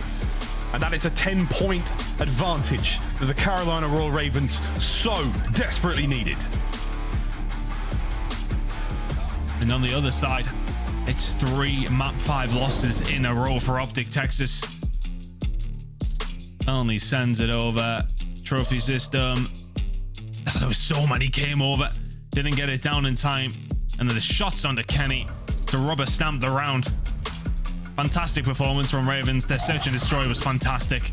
And layer map number 1, their turnaround on Vista gets the job done. Felony's what a already performance. Felony's already celebrated, mate. He's long gone. Maybe wait for a lie down after that one. Did you see that nade? Amazing. Amazing nade. It was indeed. We all saw it. And sadly, the Optic fans, they saw it front row. There's the stats. An unbelievable series from TJ. Trotzy will not be closing out or changing his kill record in the series despite his unbelievable efforts. Kenny's leadership not quite enough there to pull the boys through. The 6-4, definitely an improvement on the 6-0 we saw in the Highrise. But man alive, was that one hell of a search. Kudos again to Clay. The 1v3 certainly helped things out. Possibly the most predictable reverse sweep you may have ever seen in the CDL has once again shocked and surprised. Ton, what a series. Absolute banger. A fantastic result there for the Ravens as well. Optic need to turn something on very, very quickly because losers bracket is looking more and more likely for the final major of the year. Here is a moment I cannot wait to see. We're going up back to the desk. Easy reads, How bro. are we feeling, baby? Why? Why is it always, what are you looking at? You want to talk about it? I don't want to talk about it. It's a tough one, Allie. I'm not gonna lie. All right, Nameless, let's celebrate our correct prediction of the Royal Ravens by recapping how Clayster just dropped a 2.0 in a crucial Game 5. Yeah, I mean, that was a fantastic performance by Carolina. I mean, they went 2 search and destroys. The first one's a blowout, straight 6-0. And we get to this Karachi where in their offensive rounds were just fantastic. I mean, Optic were playing so predictable, doing like map splits. You had a player playing over near bridge, one over near bus, and for Carolina, it was just so easy. As soon as Gwyn would get pushed up on offense into red, they get the information that they needed and should react based on it. Like right here, they know there's gonna be one bridge. There's only like 2 spots he can be. Clay jumps over, wins some big gunfights, and you know that's the end of the discussion. And the last round, you see Felony throws a nade over to find 2. They're giving Optic different looks on their offense, and that was the difference throughout this one. There's no answer for them. Al, you started to have faith at this point in the game. It was 4-2, but Optic started to bring it back. Did you think they were gonna seal the deal? I thought that maybe we were going to see another round 11. Once we tied up things 4-4 and Optic Texas was able to take a defense that they had yet to do during this map, I thought maybe we were going to load into another round 11. The problem is, though, is Optic Texas, they are 10th overall in the league right now getting those opening duels. You saw it on the first game. Kenny had 4 of them. They were able to capitalize on it, number 1 in the league, but they couldn't get those opening duels from then on out, and that allowed for Carolina Royal Ravens win. That's 5 straight SnD losses. I was going to say, that is also Carolina Royal Ravens taking up the most possible match time. That is 25 of a possible 25 maps played. Can they seal the deal with just respawns moving forward, Nameless? And second question to this one, can Carolina Royal Ravens win an event? Oh, man, it'd be very tough, right? They are better on land. And I think throughout this stage, they've been improving so much. We're seeing, like, the fruits of their labor. Fellows playing good. TJ's having his best stage this entire year. Everybody, that's been the story all year. Is like, can you get these players going at the exact same time? It was always one or the other. And this could be the product of that. 2 big match wins. They won Game 5 every single series, seemingly improving. It could be on the table. Let's take a look at our scuff play of the game. It is a 6-0. Allie got super nervous while TJ and crew were taking care of business here on Highrise. I don't know about nervous, but I definitely was taken aback simply because Optic Texas had 5 first bloods during this Highrise SnD and was not able to capitalize on a single round. The reason why that is such a feat, Optic Texas are the #1 conversion team right now in Search and Destroy, and Carolina Royal Ravens shut it down. You know what? This is very worrisome if you're an Optic Texas fan. I mean, across Karachi and Rio in Search and Destroy, you are now 0-7. You're losing high rises 6-0. That is your second best Search and Destroy in your map pool right now. So they need to dig deep and figure something out in that game mode. It's costing them series. It really is. Well, it sounds like TJ has been sabotaging his webcam because he doesn't want to talk to me in person. But we will be talking live with the one and only Felony, the mustached wonder. Felony, congratulations. You guys have had heartbreak, but now tonight, I have to guess, it's pure joy. What is it like in that room there in Carolina? I mean, the one thing I said before this match was, hey boys, let's not go game 5, and then the one thing we did was go game 5. So I'm just happy that we're at least clutching them out. We won 2 searches that series. One of them was in a very convincing fashion. I think we have the most 6-0s out of any CDL team right now. So some good work out of the boys. I'm glad that you know, even though these series are getting pushed the distance, that the last 2 we've had like enough morale, enough adversity, and just enough confidence to come out and win the game 5s. Dave, I'd like to openly apologize for you not being a victim to one of Chris's horrible nicknames that he keeps giving to people. But I do want to ask you, you guys went to 3 game 5s back to back to back that you were unable to close out, and now you are back to back game 5s that you were able to win, and now get you some points on the board. What was the conversation like to try and break kind of that pattern? It's do or die. Like, this is champs. We all know that we deserve to make it here. We're one of the best teams. Like, we shouldn't be missing out, and we all know that. I think that 2v4 we had game 5 against Thieves was kind of like, I don't really know what to call it, but it was kind of just set us up for the rest of the stage. It's like, all right, here we go. We just broke our game 5 curse.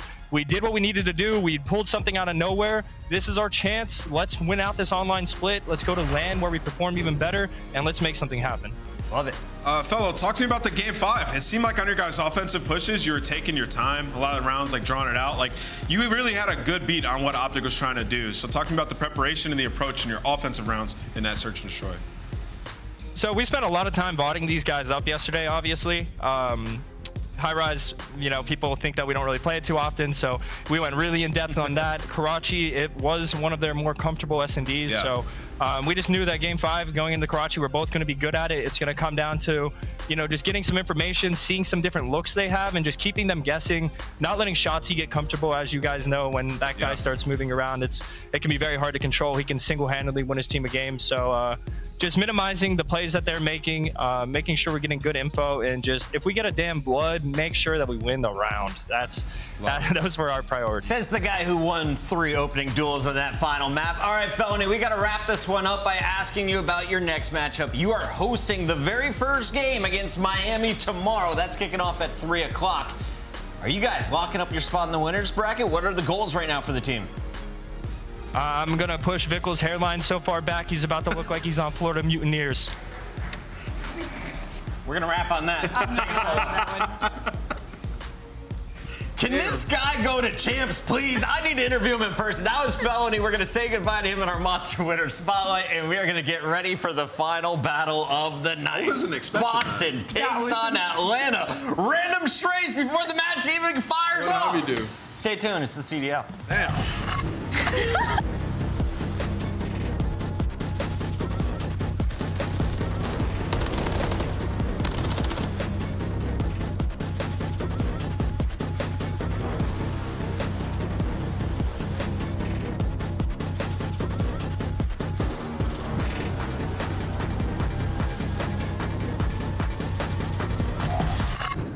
Upgrade your game with the Scuff, the official controller of the Call of Duty League. Start the season strong with the Call of Duty League pack. Grab yourself the CDL operator, weapon blueprint, and so much more. Check out the Call of Duty store in-game now.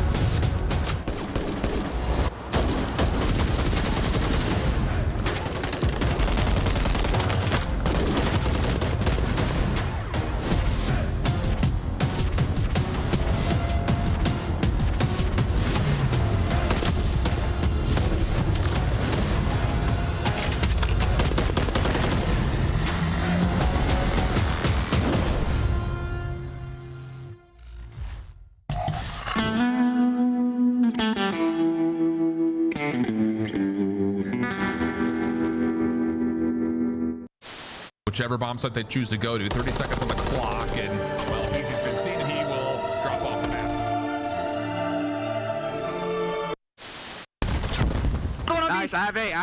Guarantee that kill. Oh my god! Let's go. They got one tick on B. You suck, dude. Let's get it, bro. We gotta win this though. Oh my gosh, Subplay? Yeah, weak, close. Nice. One there, Calf. Yeah, Calf killed me. Top out. Calf weak. Falcon. Falcon jump down. He's still in yellow car. Weak. I can kill him. Up point, bro. One's out now. Mid cut. Too slow, buddy. You haven't got time to go dumpster. You haven't got time for that. I got world starred. Oh my god. Yeah, he was shooting guff. I've just seen that in the death cam. The guys jumped off plan. I'm like, surely he's getting his kill. Yo, it was bad. It was bad. Pure guff coming out. I had the wrong attachments on. Yep, he's absolute. Guff is holy shit, speak. Yo, tell me how. Tell me how.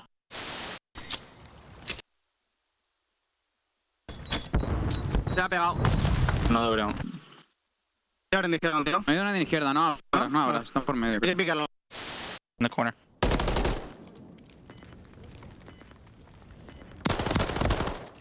Nice, bro. I would have killed him. I just ammo. This is ugly, bro. What are they doing on the map?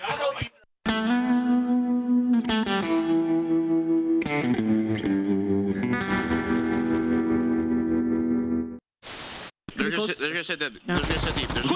I'm one shot. I'm starting cross. I'm looking gold. Pinching, Snoopy got him. Nice. Yo, in the water. I don't know where he is. In the water. Oh, go, boys. Go, boys. Nice. Good DK 16. I got us, boys. Holy.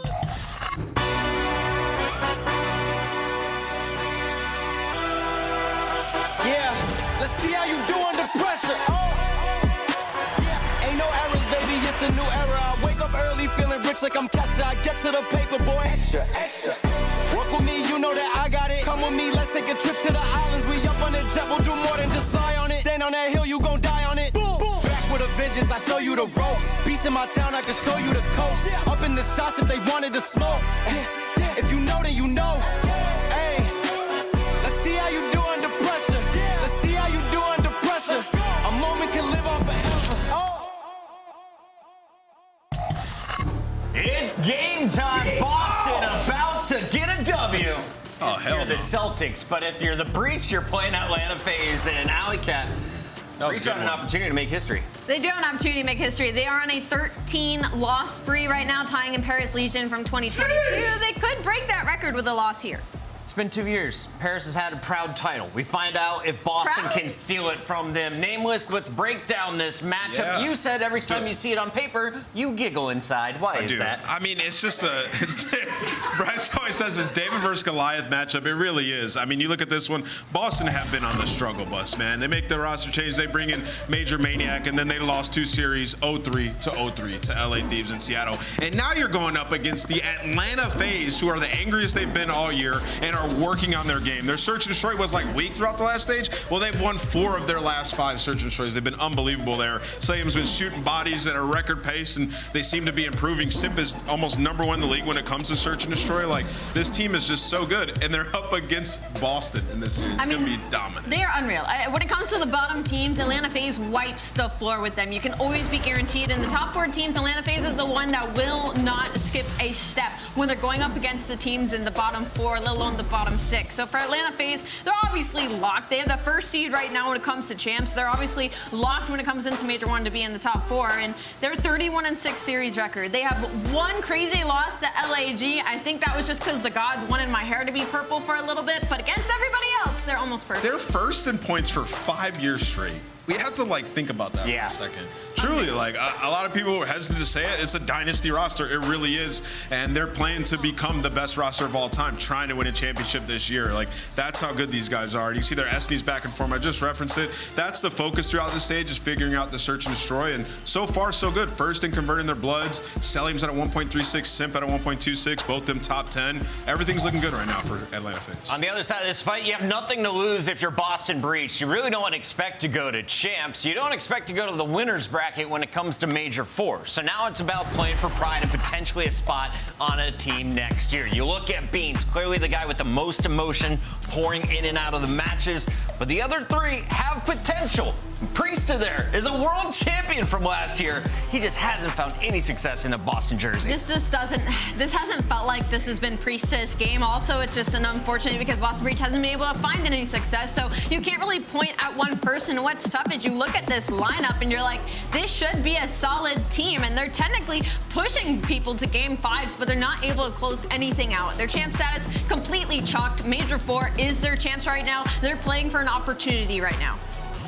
Yeah, it's been tough. I mean, even you look at their HP, you expect a team like this to contend there. They have like talented individuals. You look at Snoopy, like he passes the eye test. Beans averages almost 5,000 damage in HP, but then you look at the results and their average points for are 178, right? Their plus minus is like -70. So the teamwork isn't there. They can't hold, they can't rotate, but they do have individuals. The one good thing about this team is their control. 6 and 4. They have some maps they like, Karachi being one of them, right? So they do feel comfortable when you get to that middle game mode. That is a look at our maps and modes. I know which team you're picking, so tell me how many maps and how many corpses get tickled in game number 1, Nameless. Rio and 6. 6 by Selim. All right, what about you, Only Cat? 6? Yeah, 6. How many corpses get tickled? Why are we still going with that? Because the chat's talking about it, not me. I'm just interacting with our fans, okay? Yeah, I know it's my job as the host. No, he's completely lying. How many are you behind me in predictions? None, because you just got yours wrong, and I'm about to get mine right. It's Atlanta. She's Atlanta. taking Boston. No, we're going Atlanta here from the fans, and we're sending it over. Thank you, graphics. Boston for Alley Cat, Maven and Merc on your commentary mics. Oh, we're all letting loose like Boston Breach is probably trying to do. Listen, what do you do at this point? It's like, yes, are there some miracle scenarios where you get into champs, but I feel like it's either somehow all 4 of you come together in this desperate moment and like things click finally, or it's like everyone's just going to be statting and running around like you're playing 8s. I have no idea. I'm not really sure. They've had so many. I looked at the stats page. The player list went on forever. They had a lot.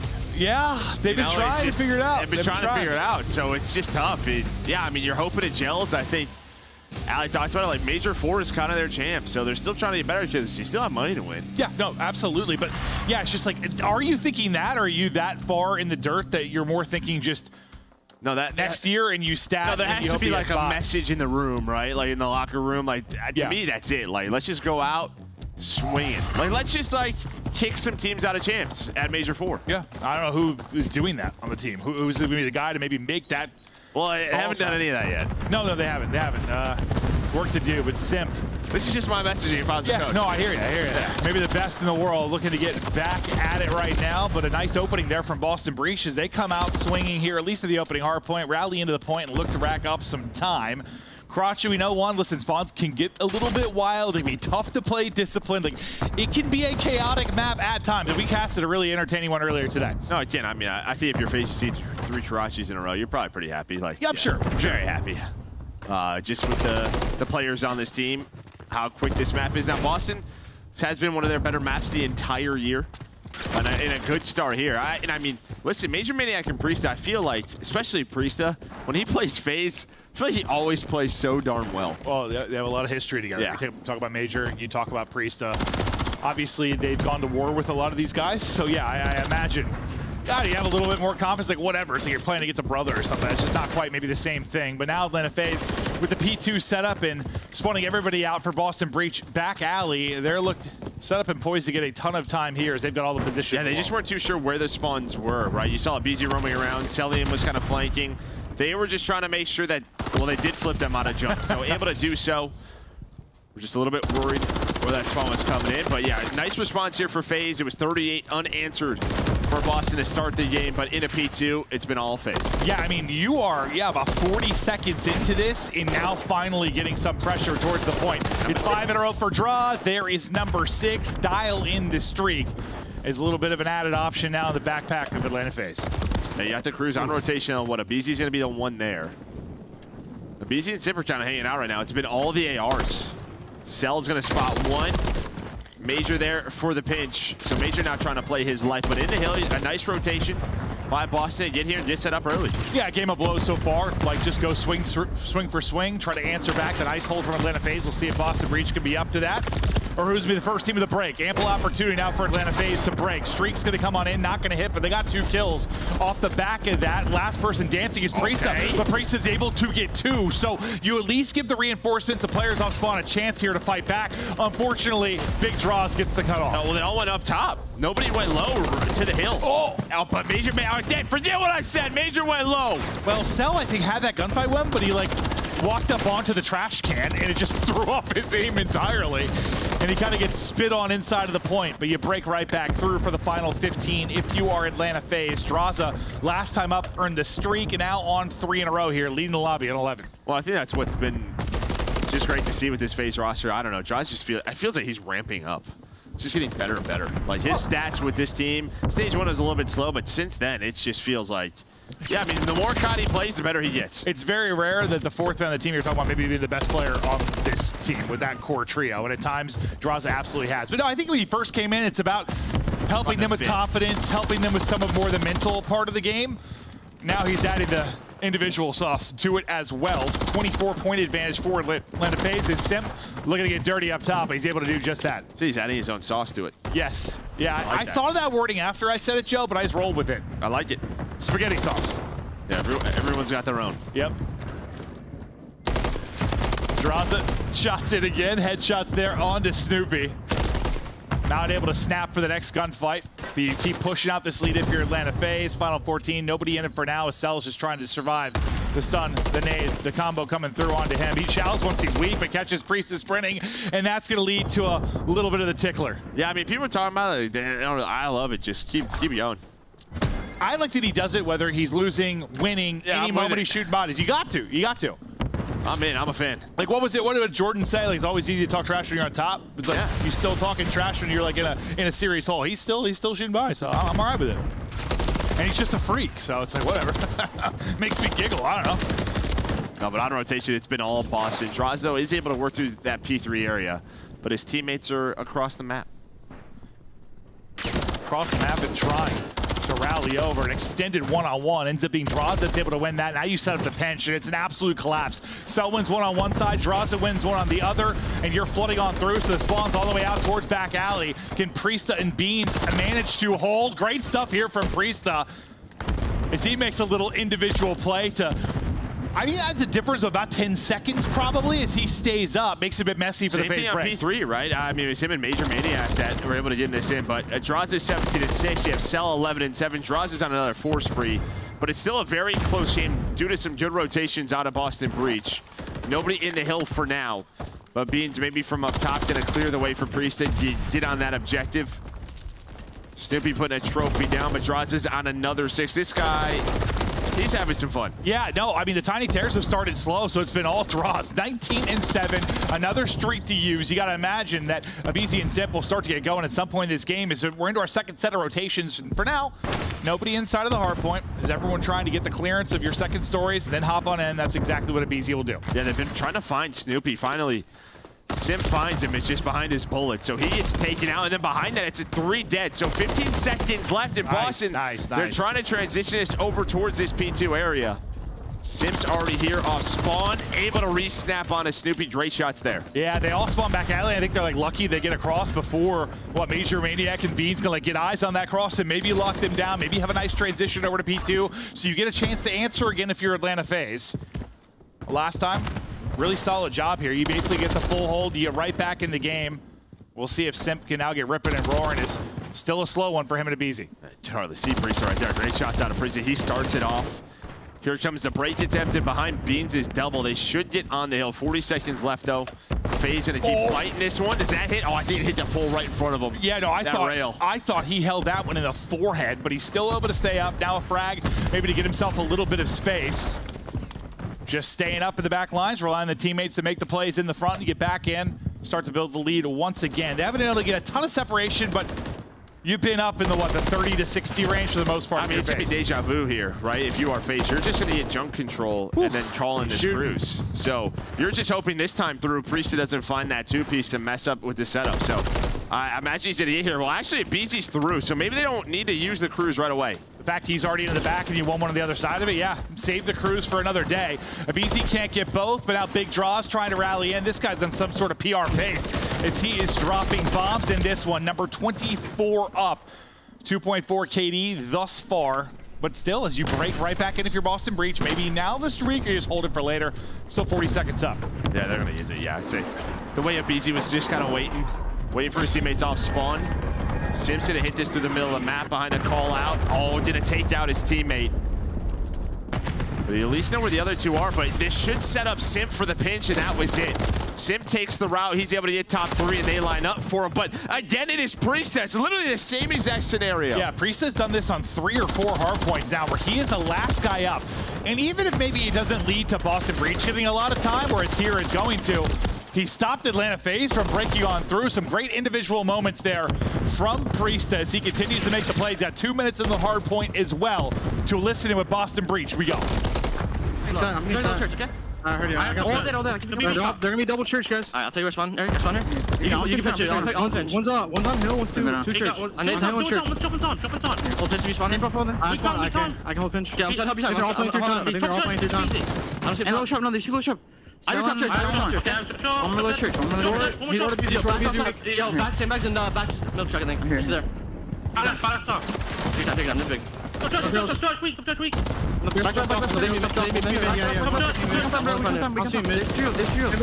Nice, I'm holding on new. They could be mid. I'm back. They're in church. Alright, he's not church. He went mid. Last guy's back left too. That's one shot. Oh, he's on here. Keep. I'll go last road. Yeah, hold the back. I'm gonna catch back, yeah? Wait, I'll get the dump. What do you want me to do? Back here. Hey, just hold my front. One stun low coop. Here. I have your... I have all low. I think we're gonna triple the back, yeah? Yeah, here. I have your... You're my mid, right? Yeah, I have your mid. Deep one shot. He's not showing. I'm gonna give up front. Deep coop weak. Give it tough, my boys. Deep coop, okay. I can turn him too soon. Josh is one shot. He's going mid. So I was gonna spawn front. I'm still coop. Two on the left. I'm easy stuff. One's mid on drive. I'm backing up. I'm playing the barrel spot. One's in the back. Deep back then. Alright, good kill. I spawn front, bro. BZ in the back. P3. Get up in the stick. Look around front. There's two back. And there's one in the back. I'm dead. I did back. I'm back now. I got straight. Charlie, what? Like, blue. No, I heard it. Check those. I'll start another time. I need back that time, careful. I'm chowing it. You get off time. You're in here. Just so make the push. Hold a good setup. I'm trying to get he's in top right now. I'm looking after that. He's done with team for this one. Yeah. Team for this one. Take team, they might go right. Low red, one shot. Absolutely. Yeah, you're good. He's one shot. Don't panic, you're good. Yeah. Two there. Low right. Chow me low. One shot. They could have already beat us bridge here. I'm taking right out. One guy. I'm gonna go around the belt. Someone needs to get angles with me. Yeah, I'm looking over. I'm looking. Comms flown, but Draws is on 30. Next set of rotations up, the battle for mid begins. I mean, Abizi's in a great spot to cut them off spawn. That's what they were setting up to get off P1, and Celium just hits an nade right onto his forehead. So you literally had Abizi lurking there, ready to find a couple of freebies. Instead, it's going to be the tough way, but they do find the 3 dead. And now it's where it gets a little bit dangerous. You've got hardpoint control, back alley spawn for Boston Breach. Yeah, you got to go. You really have got to apply the pressure here. You can't really think about the next point. You got to get them out because they can win it inside the point. They are locking it down. Tiny Terrors start to come alive. Massively negative early on. Sip has really turned it around as he's on 6 straight up to 23 and 19. Battling back to even is Abizi. And just 10 points needed here. You got to go with the point. They can still win it here. Yes, 2 are over towards Noob. You got to collapse onto it. Here they go. And into the blender they go. 8 straight for Simp. Map 1 in the books. Atlanta FaZe win. And they played them tough. I mean, there was a couple of great rotations, good holds early for Boston, some big brace. Every time a cruise was used, they made it messy. You saw FaZe just really waiting for each other, especially on some of those P5 pushes, but like Boston, there was always a player or two staying alive. Priestess not allowing it to be clean. Priestess 3 plays are probably the difference between that being like a 75-point game and that being a 125-point game.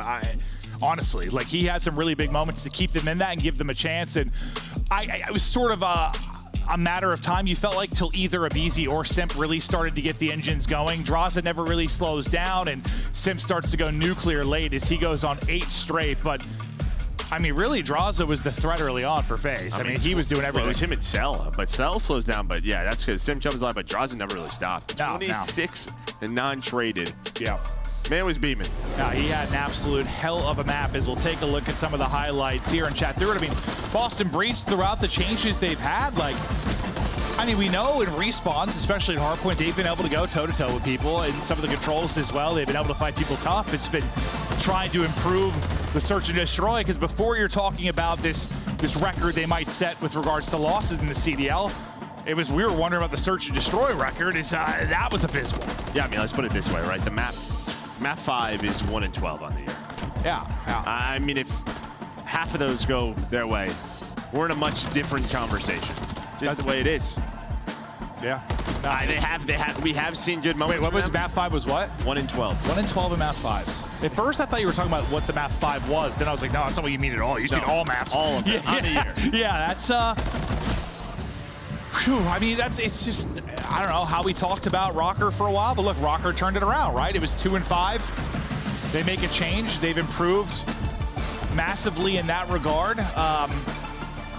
I mean, I know not always coming with victory, but they've gotten a lot better. Breach just feels like it's just never happened. Ice has just never been there. But yeah, here's that game flow. I mean, yeah, just played them pretty close. You see those leads, but really it's that second P2. FaZe were able to hold on and then just kind of keep that lead over towards that P4 to end the game. So just a solid game out of FaZe. Yeah, no, I mean, like you said, they just led like 30-60 basically throughout it. And there's just, I don't know, you had a couple opportunities maybe where you could have chained together setups if you were Breach, just never could quite do it. Yes, they kept it messy, but at some point, like, you need a clean hold or two. It's just not enough, especially when you're trailing throughout the entire game. So good stuff there from FaZe to get the victory. We've had a couple of barn burners so far today, just going the distance in map 5, just looking at teams trying to make upsets or coming up a little bit short in an upset. It's been a wild one, but this one, yeah, I imagine FaZe is probably watching those like, all right, we'll come in and handle business. But still, listen, this is the Call of Duty League. These are professional teams. Anybody can come in and upset anyone at any moment. So even if like this one seems so lopsided, who knows? Breach can still come in here, take a map or two. You get to a map 5, who the hell knows? Yeah, well, with them, you have some odds that you kind of know. You kind of know. Yeah. Yeah. You kind of know. But yeah, that's why you brought in Major Maniac, so you never know. That's true. Major, he'll be the difference. Now you have 2 former FaZe players coming into combat FaZe. That's what it's all about. So you have to be able to do it. We're going to take a look at some of the stats now for Search and Destroy overall on the season. And I think this is important because, listen, that was a hell of a win by Optic. Ultra have got a win as well. That particular week, like Sunday, I just don't know if you'll have a Sunday like that again where FaZe go 0-4 in Search. That's why I still think they're the biggest threat. They're the best control team, and I don't think they're going to go 0-4 again. That was a weird one, but they've definitely been trying to get back to lab a little bit, stay ahead in that mode. Because there's been the respawn improvements this year. Well, I'd say the hardpoint improvements. Got to keep the search there, though.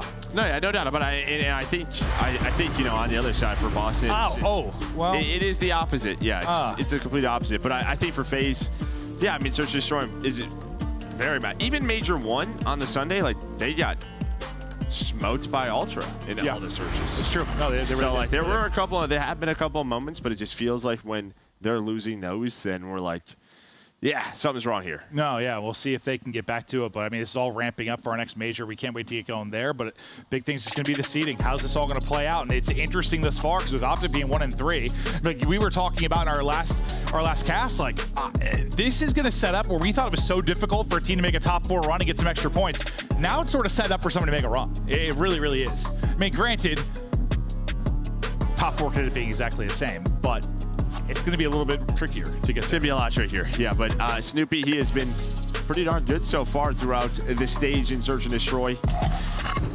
See if you can keep that up here. As we said, we're staying on Karachi for the first 3. Karachi, Karachi, Karachi. Will Boston Breach escape Karachi? Only time will tell.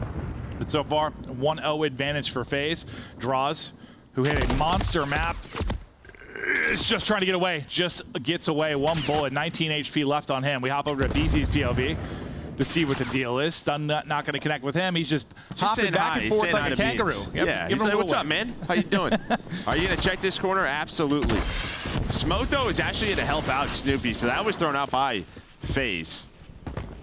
So now what do they want to do off this? Snoopy going to reposition. You have Major and Beans here. And it's looking like we're going to wrap out of this, right? Sim sort of playing that lurk role inside of red. Major trying to get a first blood, does just that and gets away. Yeah, Simp just tries to get the angle, can't quite get there in time. Now Beans getting some heavy damage in, but only 6 remaining in the magazine. He's able to get the reload through, and now we'll see where the next bit of pressure will come. Wrapping all the way back will be Major to set up on A. Bomb still lurking mid, and you just have to make a decision. You got to execute somewhere. Abizi's taking it over to B. He loses his teammate Simp, though. Abizi's going to have to win this one-on-one versus Snoopy to plant this bomb. He's just gonna go. He knows Problem is, yeah, Major's already rotated. Celium's inside of the cafe, like, ordering dinner. Well, that's why I was like, when they showed like their positions on the map and like where Cell was and where the bomb was, I was like, you got 25 seconds and you've got to pick. I didn't think since Major had rotated, you're not gonna be able to get over to A probably. And then B, Cell just was uninvolved throughout basically half. Yeah, and I think they choose to rotate this. The timing right there between Abizi and Draws has got to be a little bit better because Abizi's shouldering that. If they know he's there, they're going to stun and nade him and chow out, then use that smoke. The smoke kind of helps Snoopy to reposition. Yeah. It's like maybe it's like a little more left or something. They can catch him crossing, but it's just like it was perfect for him. Just like, it's like get out, get through. So nice round there. Snoopy, good job playing his life since it felt like he was basically dead to rights early on at B, but some nice dance moves out of him. They're looking to bring the pressure to B. You've got nobody really pushed up aggressively like we saw Snoopy. They're going to get smoke out and get across early on. You hear a couple of smokes going out. And now we'll see what his vision will be as he repositions. Draws is just going to run through this. Thought timing might be brilliant. Doesn't work out all that well. That was a play. Yeah. Is that a heat check after map 1? It might be. Is Snoopy. Gets to 3 in a row now. Nade for the check. Not going to hit for Abizi. See if they can retake this in the 3 versus 4. And I mean, this is just such a strong position. If you are Boston, I like the patience around the bomb site. I mean, there's no real need to risk it until you have to. See if you can pick off a phase member. Abizi's still worried. Maybe there's someone over towards A. Priest finally going to get on that bomb. Are they going to attack it now? They will do just that. Simp gets away with his life, so now pressure on. Yeah, I mean, it was a great position till it wasn't. It's just as someone get to a spot where they can get the kill on bomb, they do that, and then Abizi from the top rope making plays. They're funneling back to him. Everybody's in front. Pistol taking out the last as Abizi gets 3. Simp gets the big kill on the bomb that'll disrupt everything Breach are trying to do. Yeah, it's tough. I mean, you get that first blood on a Draws.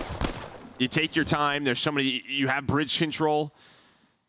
They just don't have another smoke for cover. You're just hoping someone's got to get pushed up. Maybe check that corner where Simp is. He was laying there the entire time. I don't know if a teammate saw Priest he's the cross. the cross. Yeah, somebody saw the cross because he just pops up perfectly. I assume so, and not just some godlike timing.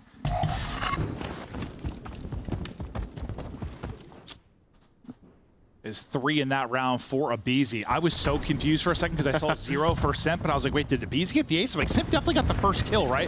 But I forgot that our scoreboard just likes to troll us. Every now and then. Yeah, I thought usually it's in control, but it can happen at any moment. So if I yell out any incorrect stats, I do apologize, because sometimes I just look at the numbers and yell. Yeah, but it's a first blood for Cell, then a second for Draws. Just kind of picking them apart here. Is the ARs a phase? Is, well, Major, he's got a lot to do. A whole lot to do. And nothing getting done off the exit. You hope maybe you get a freebie there, and then you try to make the 1v3 work, but just position given up, ripped down to a third of his HP. Now Cell has got the edge. All you see is the tip of his head. Good luck with that gunfight. It's a clean one now for FaZe. They start to get something going. Yeah, I mean, you try to get aggressive through the middle of the map. I think with Snoopy, he ends up getting caught. Once you're down a man, you get those smokes out. There's just no aggression over towards that B site. Seems like they're kind of chilling right now, the FaZe squad. In the 1v12 matchup, you think this might be like a sort of a trap game. But I mean, I remember what Sim said in the interview, and when they were like, what are you guys working on? He's like, everything. Like, we're working harder than every team. And I was like, oh, well, that doesn't bode well for other teams. If you still have that mentality. And sometimes it can be tough when you've won it all, seen it all, but these guys, a bunch of dorks. They just want to keep on winning.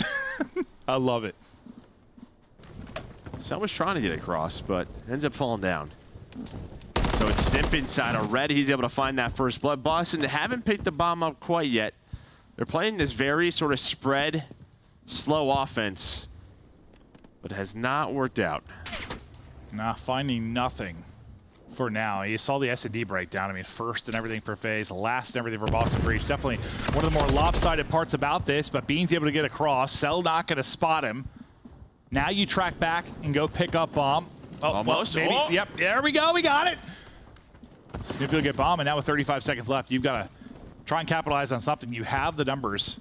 Well, it's similar to their last attack, right? Obviously, that was B-side. Beans, though, has been making the plays, able to find the first two for Boston, but Abizi is still here. They have to plant the bomb.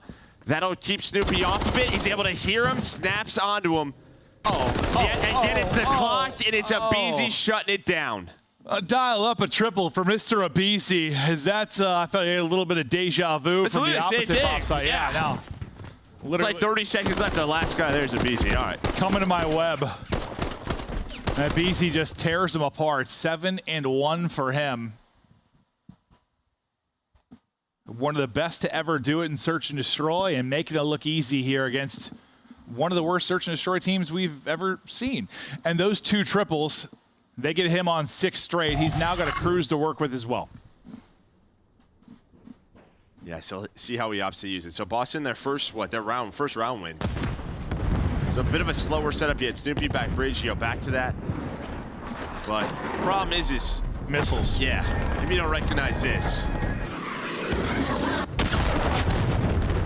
Snoopy, who got to a good position, as Joe said, his position I think is that's now the buff. I think that used to be enough cover.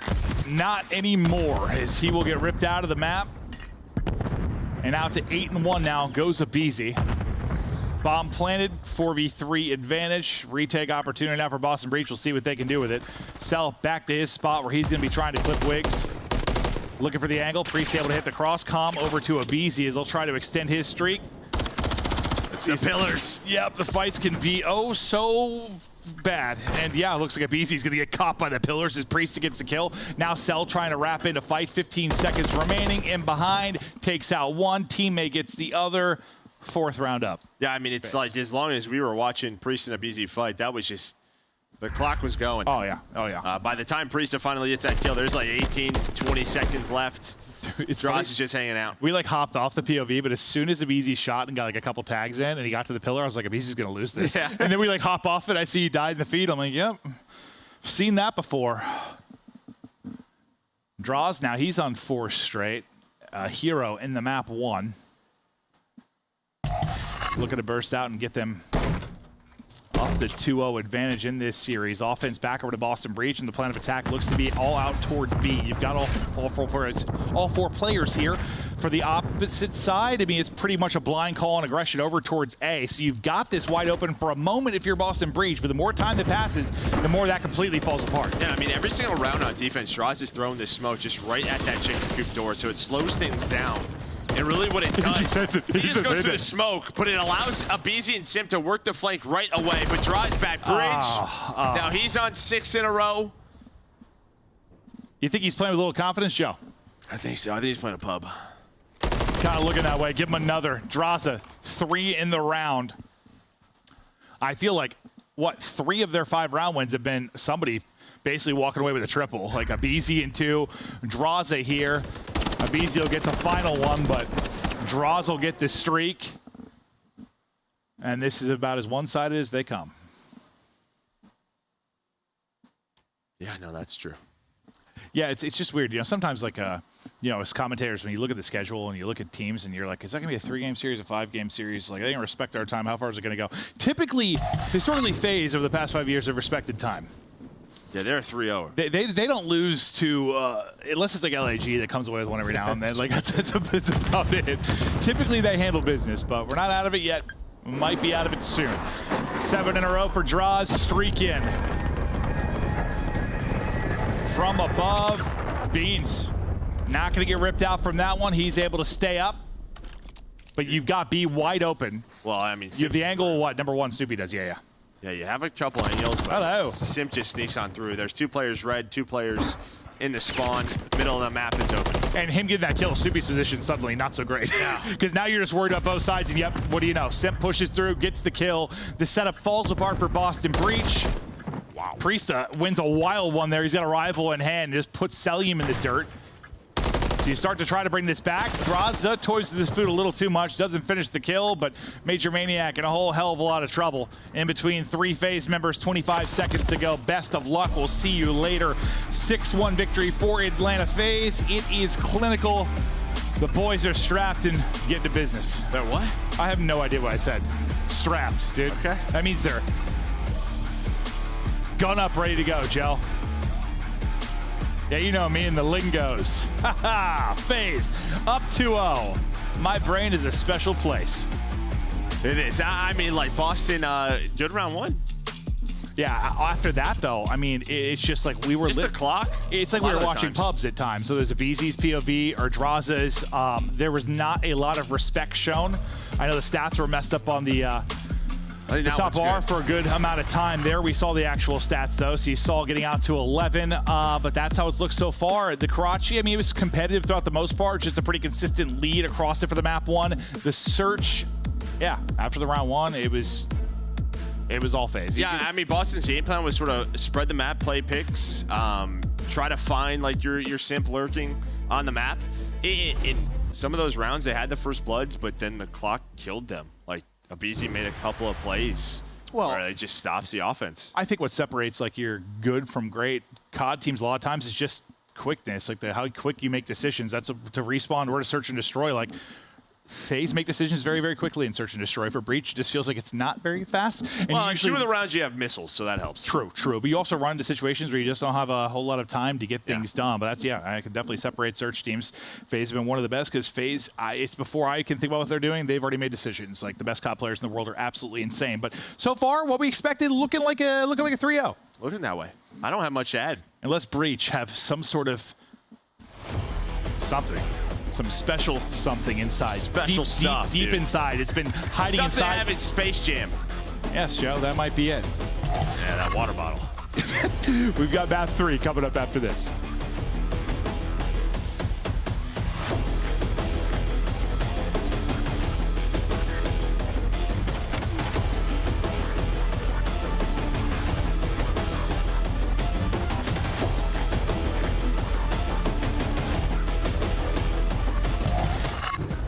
Upgrade your game with the Scuff, the official controller of the Call of Duty League.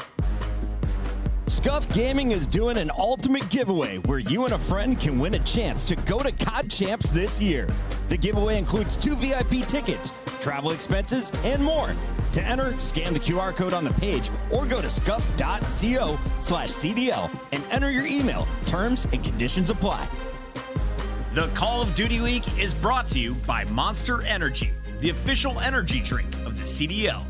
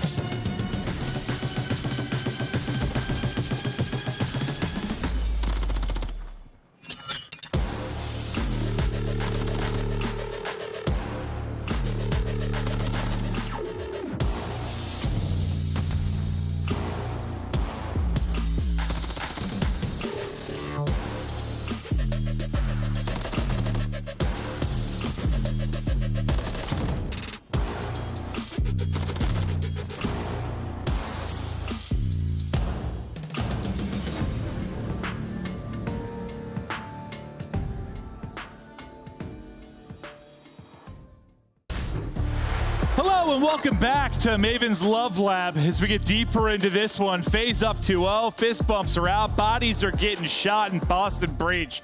They're in a lot of trouble, Joe. What do you do in your lab? My love lab. I spread love, Joe. I spread love.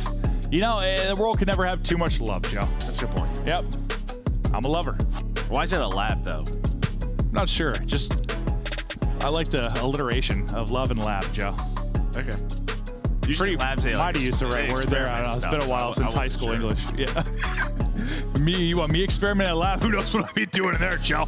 Looking at Big Beans, though. Stage 4, control. How it's looked for him. He has been putting up numbers, just unfortunately a lot of L's, but he has had the firepower absolutely to contend with the likes of Atlanta FaZe, but it is a team effort, and they're going to need everything here. As we get to Karachi, Abizi can't quite finish the opener. Almost had him, but yeah, didn't even have to call out to Draza. He's going to find that one. Celium from up top is... It's a 3 for 3 so far. Cell's thinking about jumping on the point? Nah, why not? Why do that? No. I'll just get to another position. I'm gonna hang out on this bridge. This is my bridge now, Celium's bridge.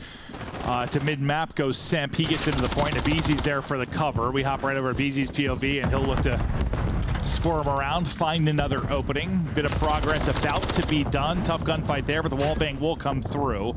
Priest will get killed at the same time, but Semp is still here, lurking, soaking, first bar done. Yeah, I mean, ever since Celium has gotten that bridge position, you can see what it opens up. I mean, allows Abizi to get inside a fountain, then they off the point can pick up the flank, so just covering each other as well as they can. Yeah, you don't have to worry about one side, angle of it. Like when you're inside the point, it makes things a little bit easier when you can get Semp gun up looking one direction, but we'll get him out for a moment.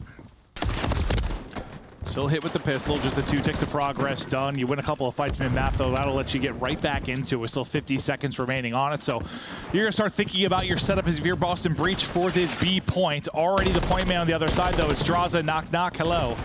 I'm moving on through. Yeah, 8 done now. 4 life advantage. Not the cleanest setup so far here for Boston. Got a lot of, well. Was that through the floor? I think he just died through the floor, which that's quite unlucky. It might have been, Joe. Yeah, it was. It was definitely through the floor. That's a frustrating death, especially when you're trying to get your first kill in the map. For old Beansy Poo. I mean, we've seen that before in COD. Not saying it should happen, but... No, definitely should not happen. Yeah. But it does happen. On to the point, though. Go Atlanta FaZe. You got 2 members there. 1 out running and gunning. 1 working the progress. The player inside will drop in Semp. Draza still out and hunting. He's able to connect with the Renetti. Right back onto the point. We'll go Abizi. Minute 20 still remaining on the clock. Draza can't win the gunfight. I thought he had that one, but Beans able to hit the shots as he'll get 2. Through in this one. Yeah, I mean, maybe a little bit of that flinch. Moves his reticle to the head. 4-shot comes in. Abizi, though, still here. You still have that 7 life advantage. Snoopy trying to cut off the reinforcements. Get his teammates off spawn to help him out. Yeah, for the most part, you can just bleed them dry. You just left 1 person on this. Like, I feel like you could have gotten another body on this so many times and maybe put the pressure to them, but they are fully satisfied. Just working the clock, working the lives down. 14 v 7 now. Still a player here, so you got to chow this. Semp ready, waiting, hip fire hitting. Back alley pickup. Good luck with that one. Round 1 goes Atlanta FaZe. Yeah, I mean, just a clean transition. Going from A to B. I mean, you get that bridge control. That gets the point done. Just the fight for red was all FaZe. They had 3 to 4 members up. Just felt like the entire time. That's one of the first like Karachi offenses where I can think that somebody has had like 1 person on the point the entire time at B and just slowly capped. I know it was like a different player, somebody died, but like you basically, the clock didn't move. There was like a minute 30 at one point. It got to what, a minute 10? Like, over the span of 2 minutes. Like, they just had somebody on it the whole time, just fanned out and killed people. Like, that was just very comfortable. Yeah, we saw earlier, right? I mean, Boston, it's like, all right, it's just 1 on it. Let's go cut off the reinforcements, but they could just never do both. Yeah. Well, let's see how Boston do on the attack. Semp on 4 straight. Look at the clearance. Maybe good luck with that. Not going to pick it up as Priest is out wide, so that streak will slow down now for Semp. First bit of progress done and growing. They work towards that second. Any sort of aggression towards red, that'll get shut down. So you have the all clear back towards B if you're FaZe. We'll see if they opt to take another attack at this or just get set up. It's looking like they're just going to get set up for now. mean, are they going to go at this one more time? Yeah. Doesn't look like it, so it's really just on over to Priesta. Does get cut down. Maybe if he finds one, Boston can go right towards B, but maybe it'll be Snoopy this time. It's all Cell. They're spawning out deep. Yeah, so far away. Due to what Major's position, the route he takes, he blocks back alley. They know that. They just 3-stack this right away. Absolutely. Get 3 on this and get it grooving as fast as you can. Second to progress, about to be done. Opener is Cell, who beams 1. You kill 2. Now there's 1 player left, so you've dealt with this for now, but you've got to hold for a long time. You've got 2 minutes left to go and 1 tick to do, basically even in lives. You're in a great position now if you are Boston. 5 straight and a chance for a streak, though, if you're Cellium. Yeah, problem is, though, it was so clean for FaZe. They're spawning you out all the way towards Coop side. So gonna take some long routes here. Priest gonna be the first one. But FaZe just kind of leaving him for now. You still have Cell just hanging on over. He's on 5 in a row, trying to find number 6. And now with him shooting, he's gonna get hunted. Yeah, the gig is up. And the Wolves start flocking towards him. Beans is here, though. Yeah, Beans has got some shots on the cross. He'll drop right after, though. Not going to be able to get the point done. They should be able to get the clearance off of that. All the way on the other side of the map, you've got Draza basically in the enemy spawn looking for kills. Well, that's Cell. He's been there for so long on this 5 spree. Like, he's just like, yeah, I mean. Well, you got like Draza on one side of it and Cell on the other. there it Cell's is. like, there's the number 6. I'm just hanging out over here, guys. Let me know if you need me right back to the point. But he's making sure that they're spawning Coop side. So, there's number 7.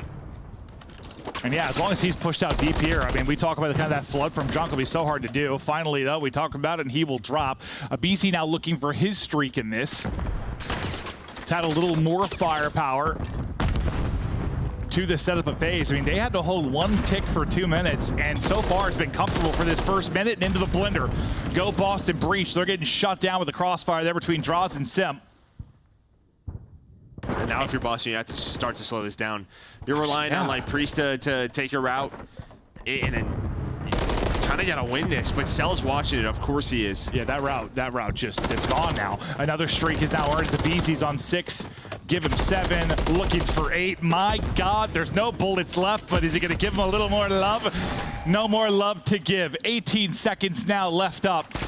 As they're trying to surge on forward, they need like a 3-4 dead type scenario, but they can't get across because Cellium is still gun up, chopping them to bits. Snoopy last one, and he will drop another round of FaZe. And it looked real scary early when they first got onto the B point, but after that, that was like 2 minutes of just comfort. I mean, well, I guess as long as you have Cell on a streak in that position, good luck. Yeah, I mean, they forced them Coop spawns, and then they cut off the middle of the map. But honestly, yeah, I mean, you get the three stack out of Boston, and FaZe just got angles from top red. Like, you get 2 AR picks, you have Priesta left alive. He's trying to do whatever he can, but it just doesn't work out.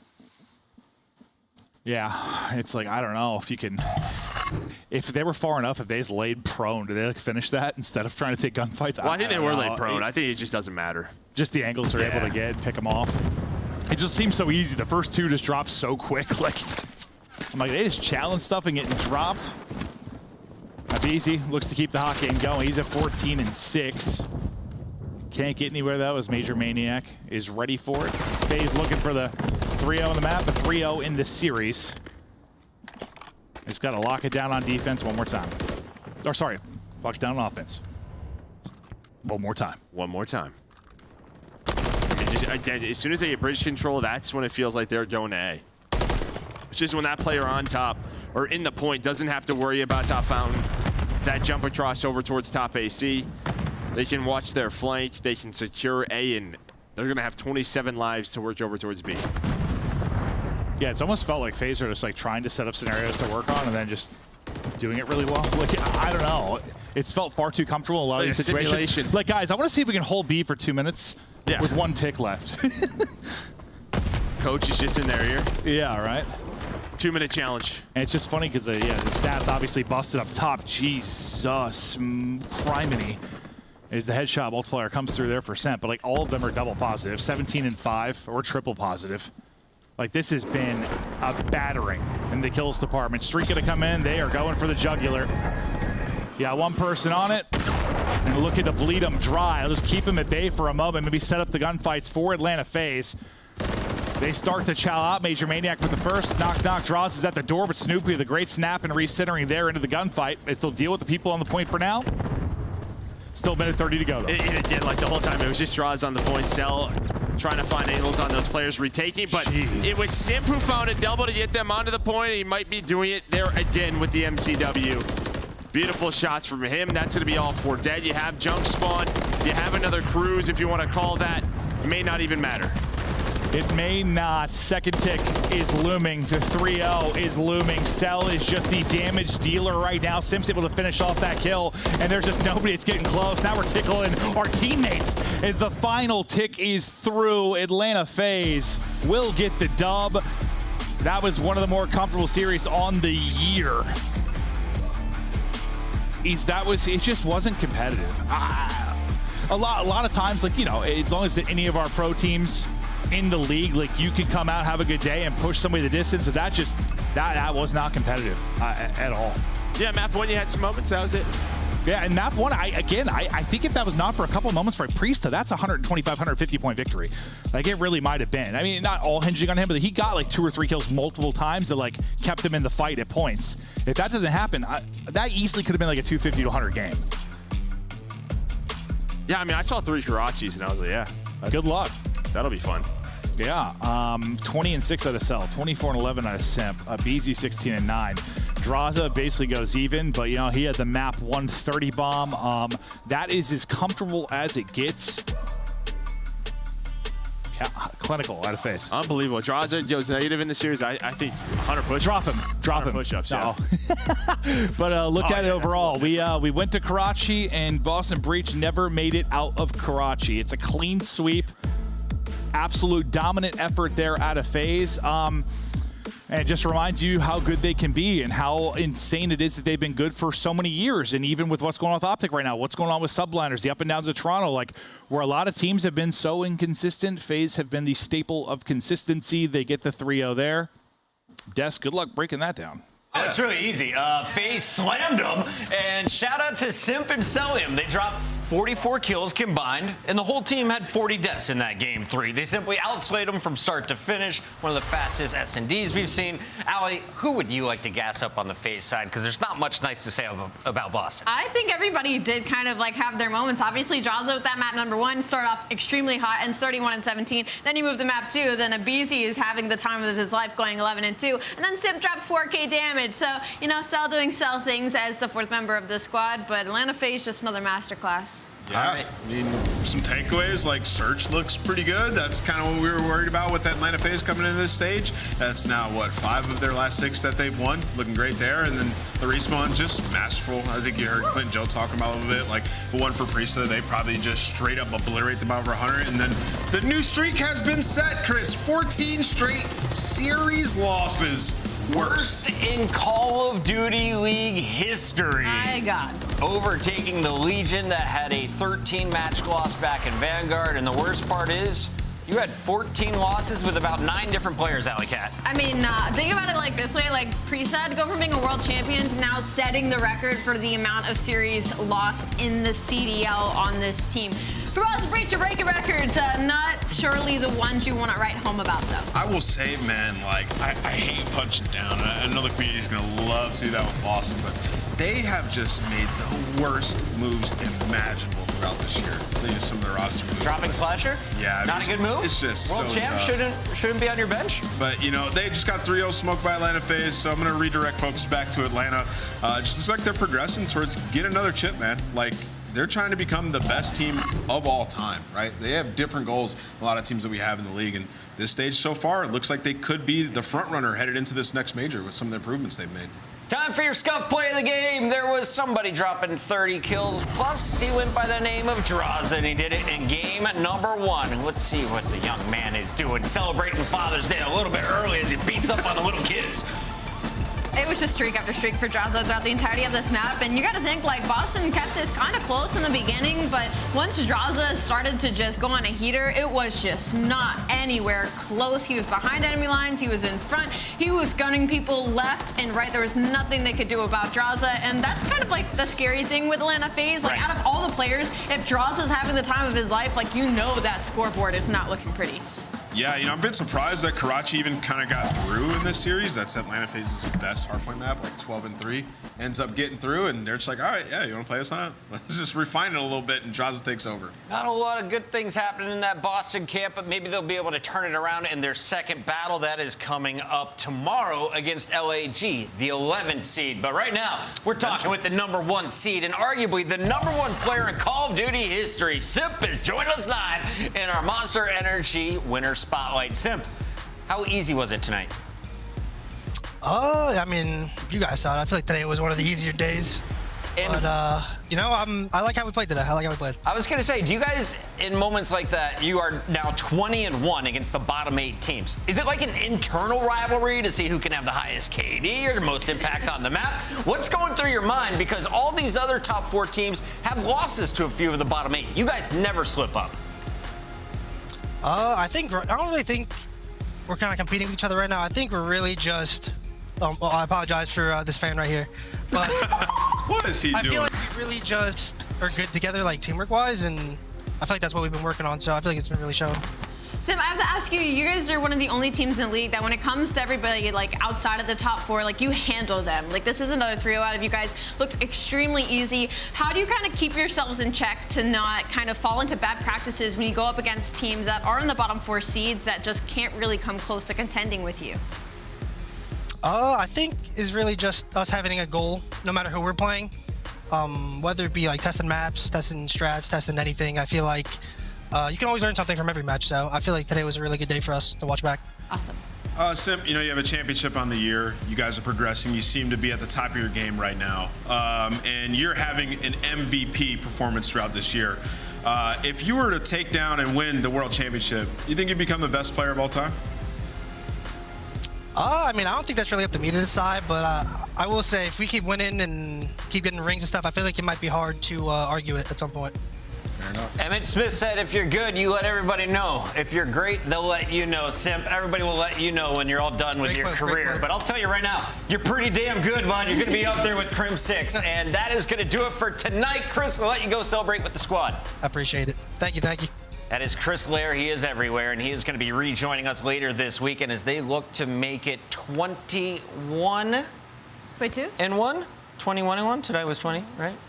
I don't know. Yeah, 21 and 1. They play LA Thieves. Anyway, let's take a look here at everything that went down today because Minnesota, without Lamar, with a stand-in, went to a round 11 against the Subliners. And that, without a doubt, was one of the most exciting matches that we have seen.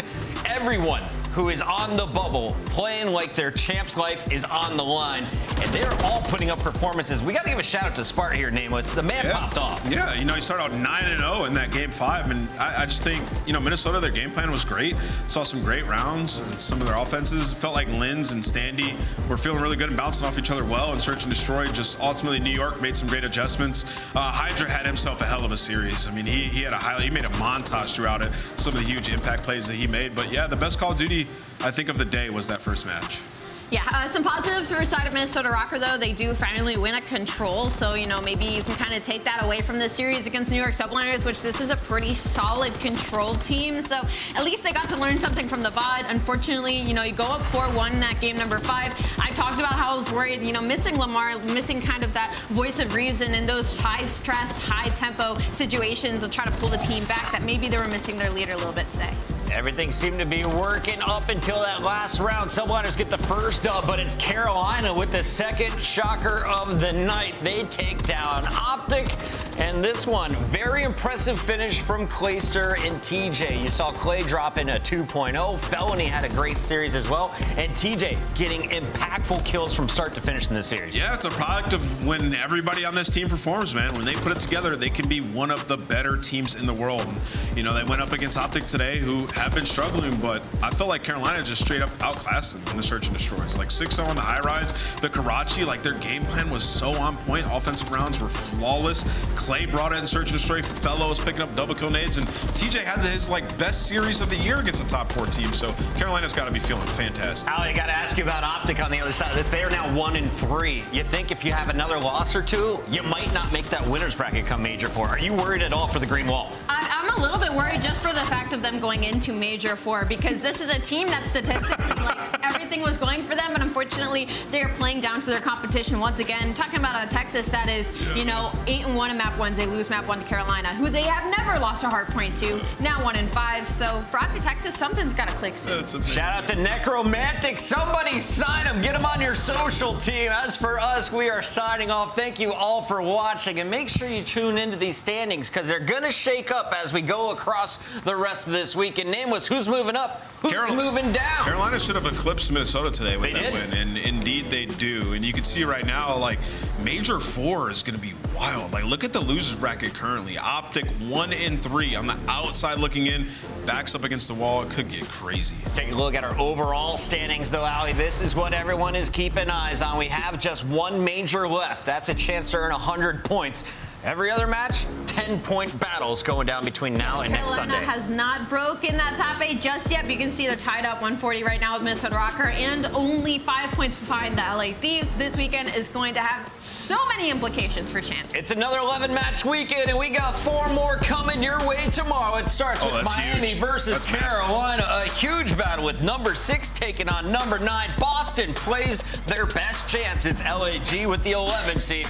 We see Vegas versus Surge, though, and Vegas desperate for points as everyone else is keeping pace. Thank you all for tuning in. We'll see you bright and early, 2:45 Eastern, right here on youtube.com/Godly. Don't be late. Seriously. She'll be mad. Because I'll be pissed. Him too. Like, for real. Not me. Yeah. Yeah. Yeah. Yeah. Yeah. We outta here, you can feel it right. Light it up till it's feeling bright. On the move like we feeling groove. Out of sight like we dynamite. Bustin' in like we finna fight. Get the pin it right, I'ma pin it right. Tryna run, I'm the winning type. Heat it up like some minute rice. Bet I beat you to the finish line. Cause we out to get it feeling fine. Keep it up or we'll be creeping up. One another knowledge deep and rough. Jumping over hurdles, beat the rush. Hold it like a girdle, throwing out the burdens. I'ma keep believing till I touch. Get another level on the clutch. I'ma get up in your face, whoa. Steady keeping up the pace, whoa. Get the beat that you can taste, whoa. Squeezing by your like some pace, whoa. Feel your confidence and race, whoa. This is the beginning, ain't no way to spin it. Headed for the finish. I'ma get up in the wheel, about to win it. Are you ready for the show? Now we caught up in the flow. We gon' give a little roll. Ready, set, go. Are you ready for the show? Now we caught up in the flow. We gon' give a little roll. Ready, set, go. Ready, set, go. Ready, set, go. Ready, set, go. Ready, set, go. Are you ready for the show? Now we caught up in the flow. We gon' give a little roll. Ready, set, go.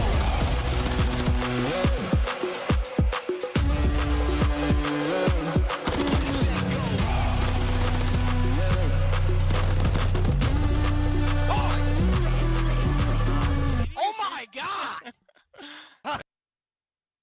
Also, we have everything now? Yes. Bunker right now, Lindsay. Get the first kill this one out. Get the first kill this one out. I'm time, one shot dead. I'm playing these guys, bomb coming. Standing one shot. Gotta get up. Copy 2. Hold on, guys. One shot. Bottom right. Eli weak. Eli absolute deckers. Bottom comes, Sandy. You get the tick too. Side door. Nice. Dude, I didn't do anything, dude. What's up? Wait, tree?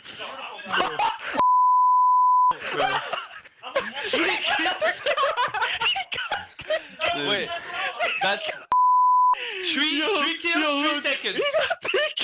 bro. Wait, Paco.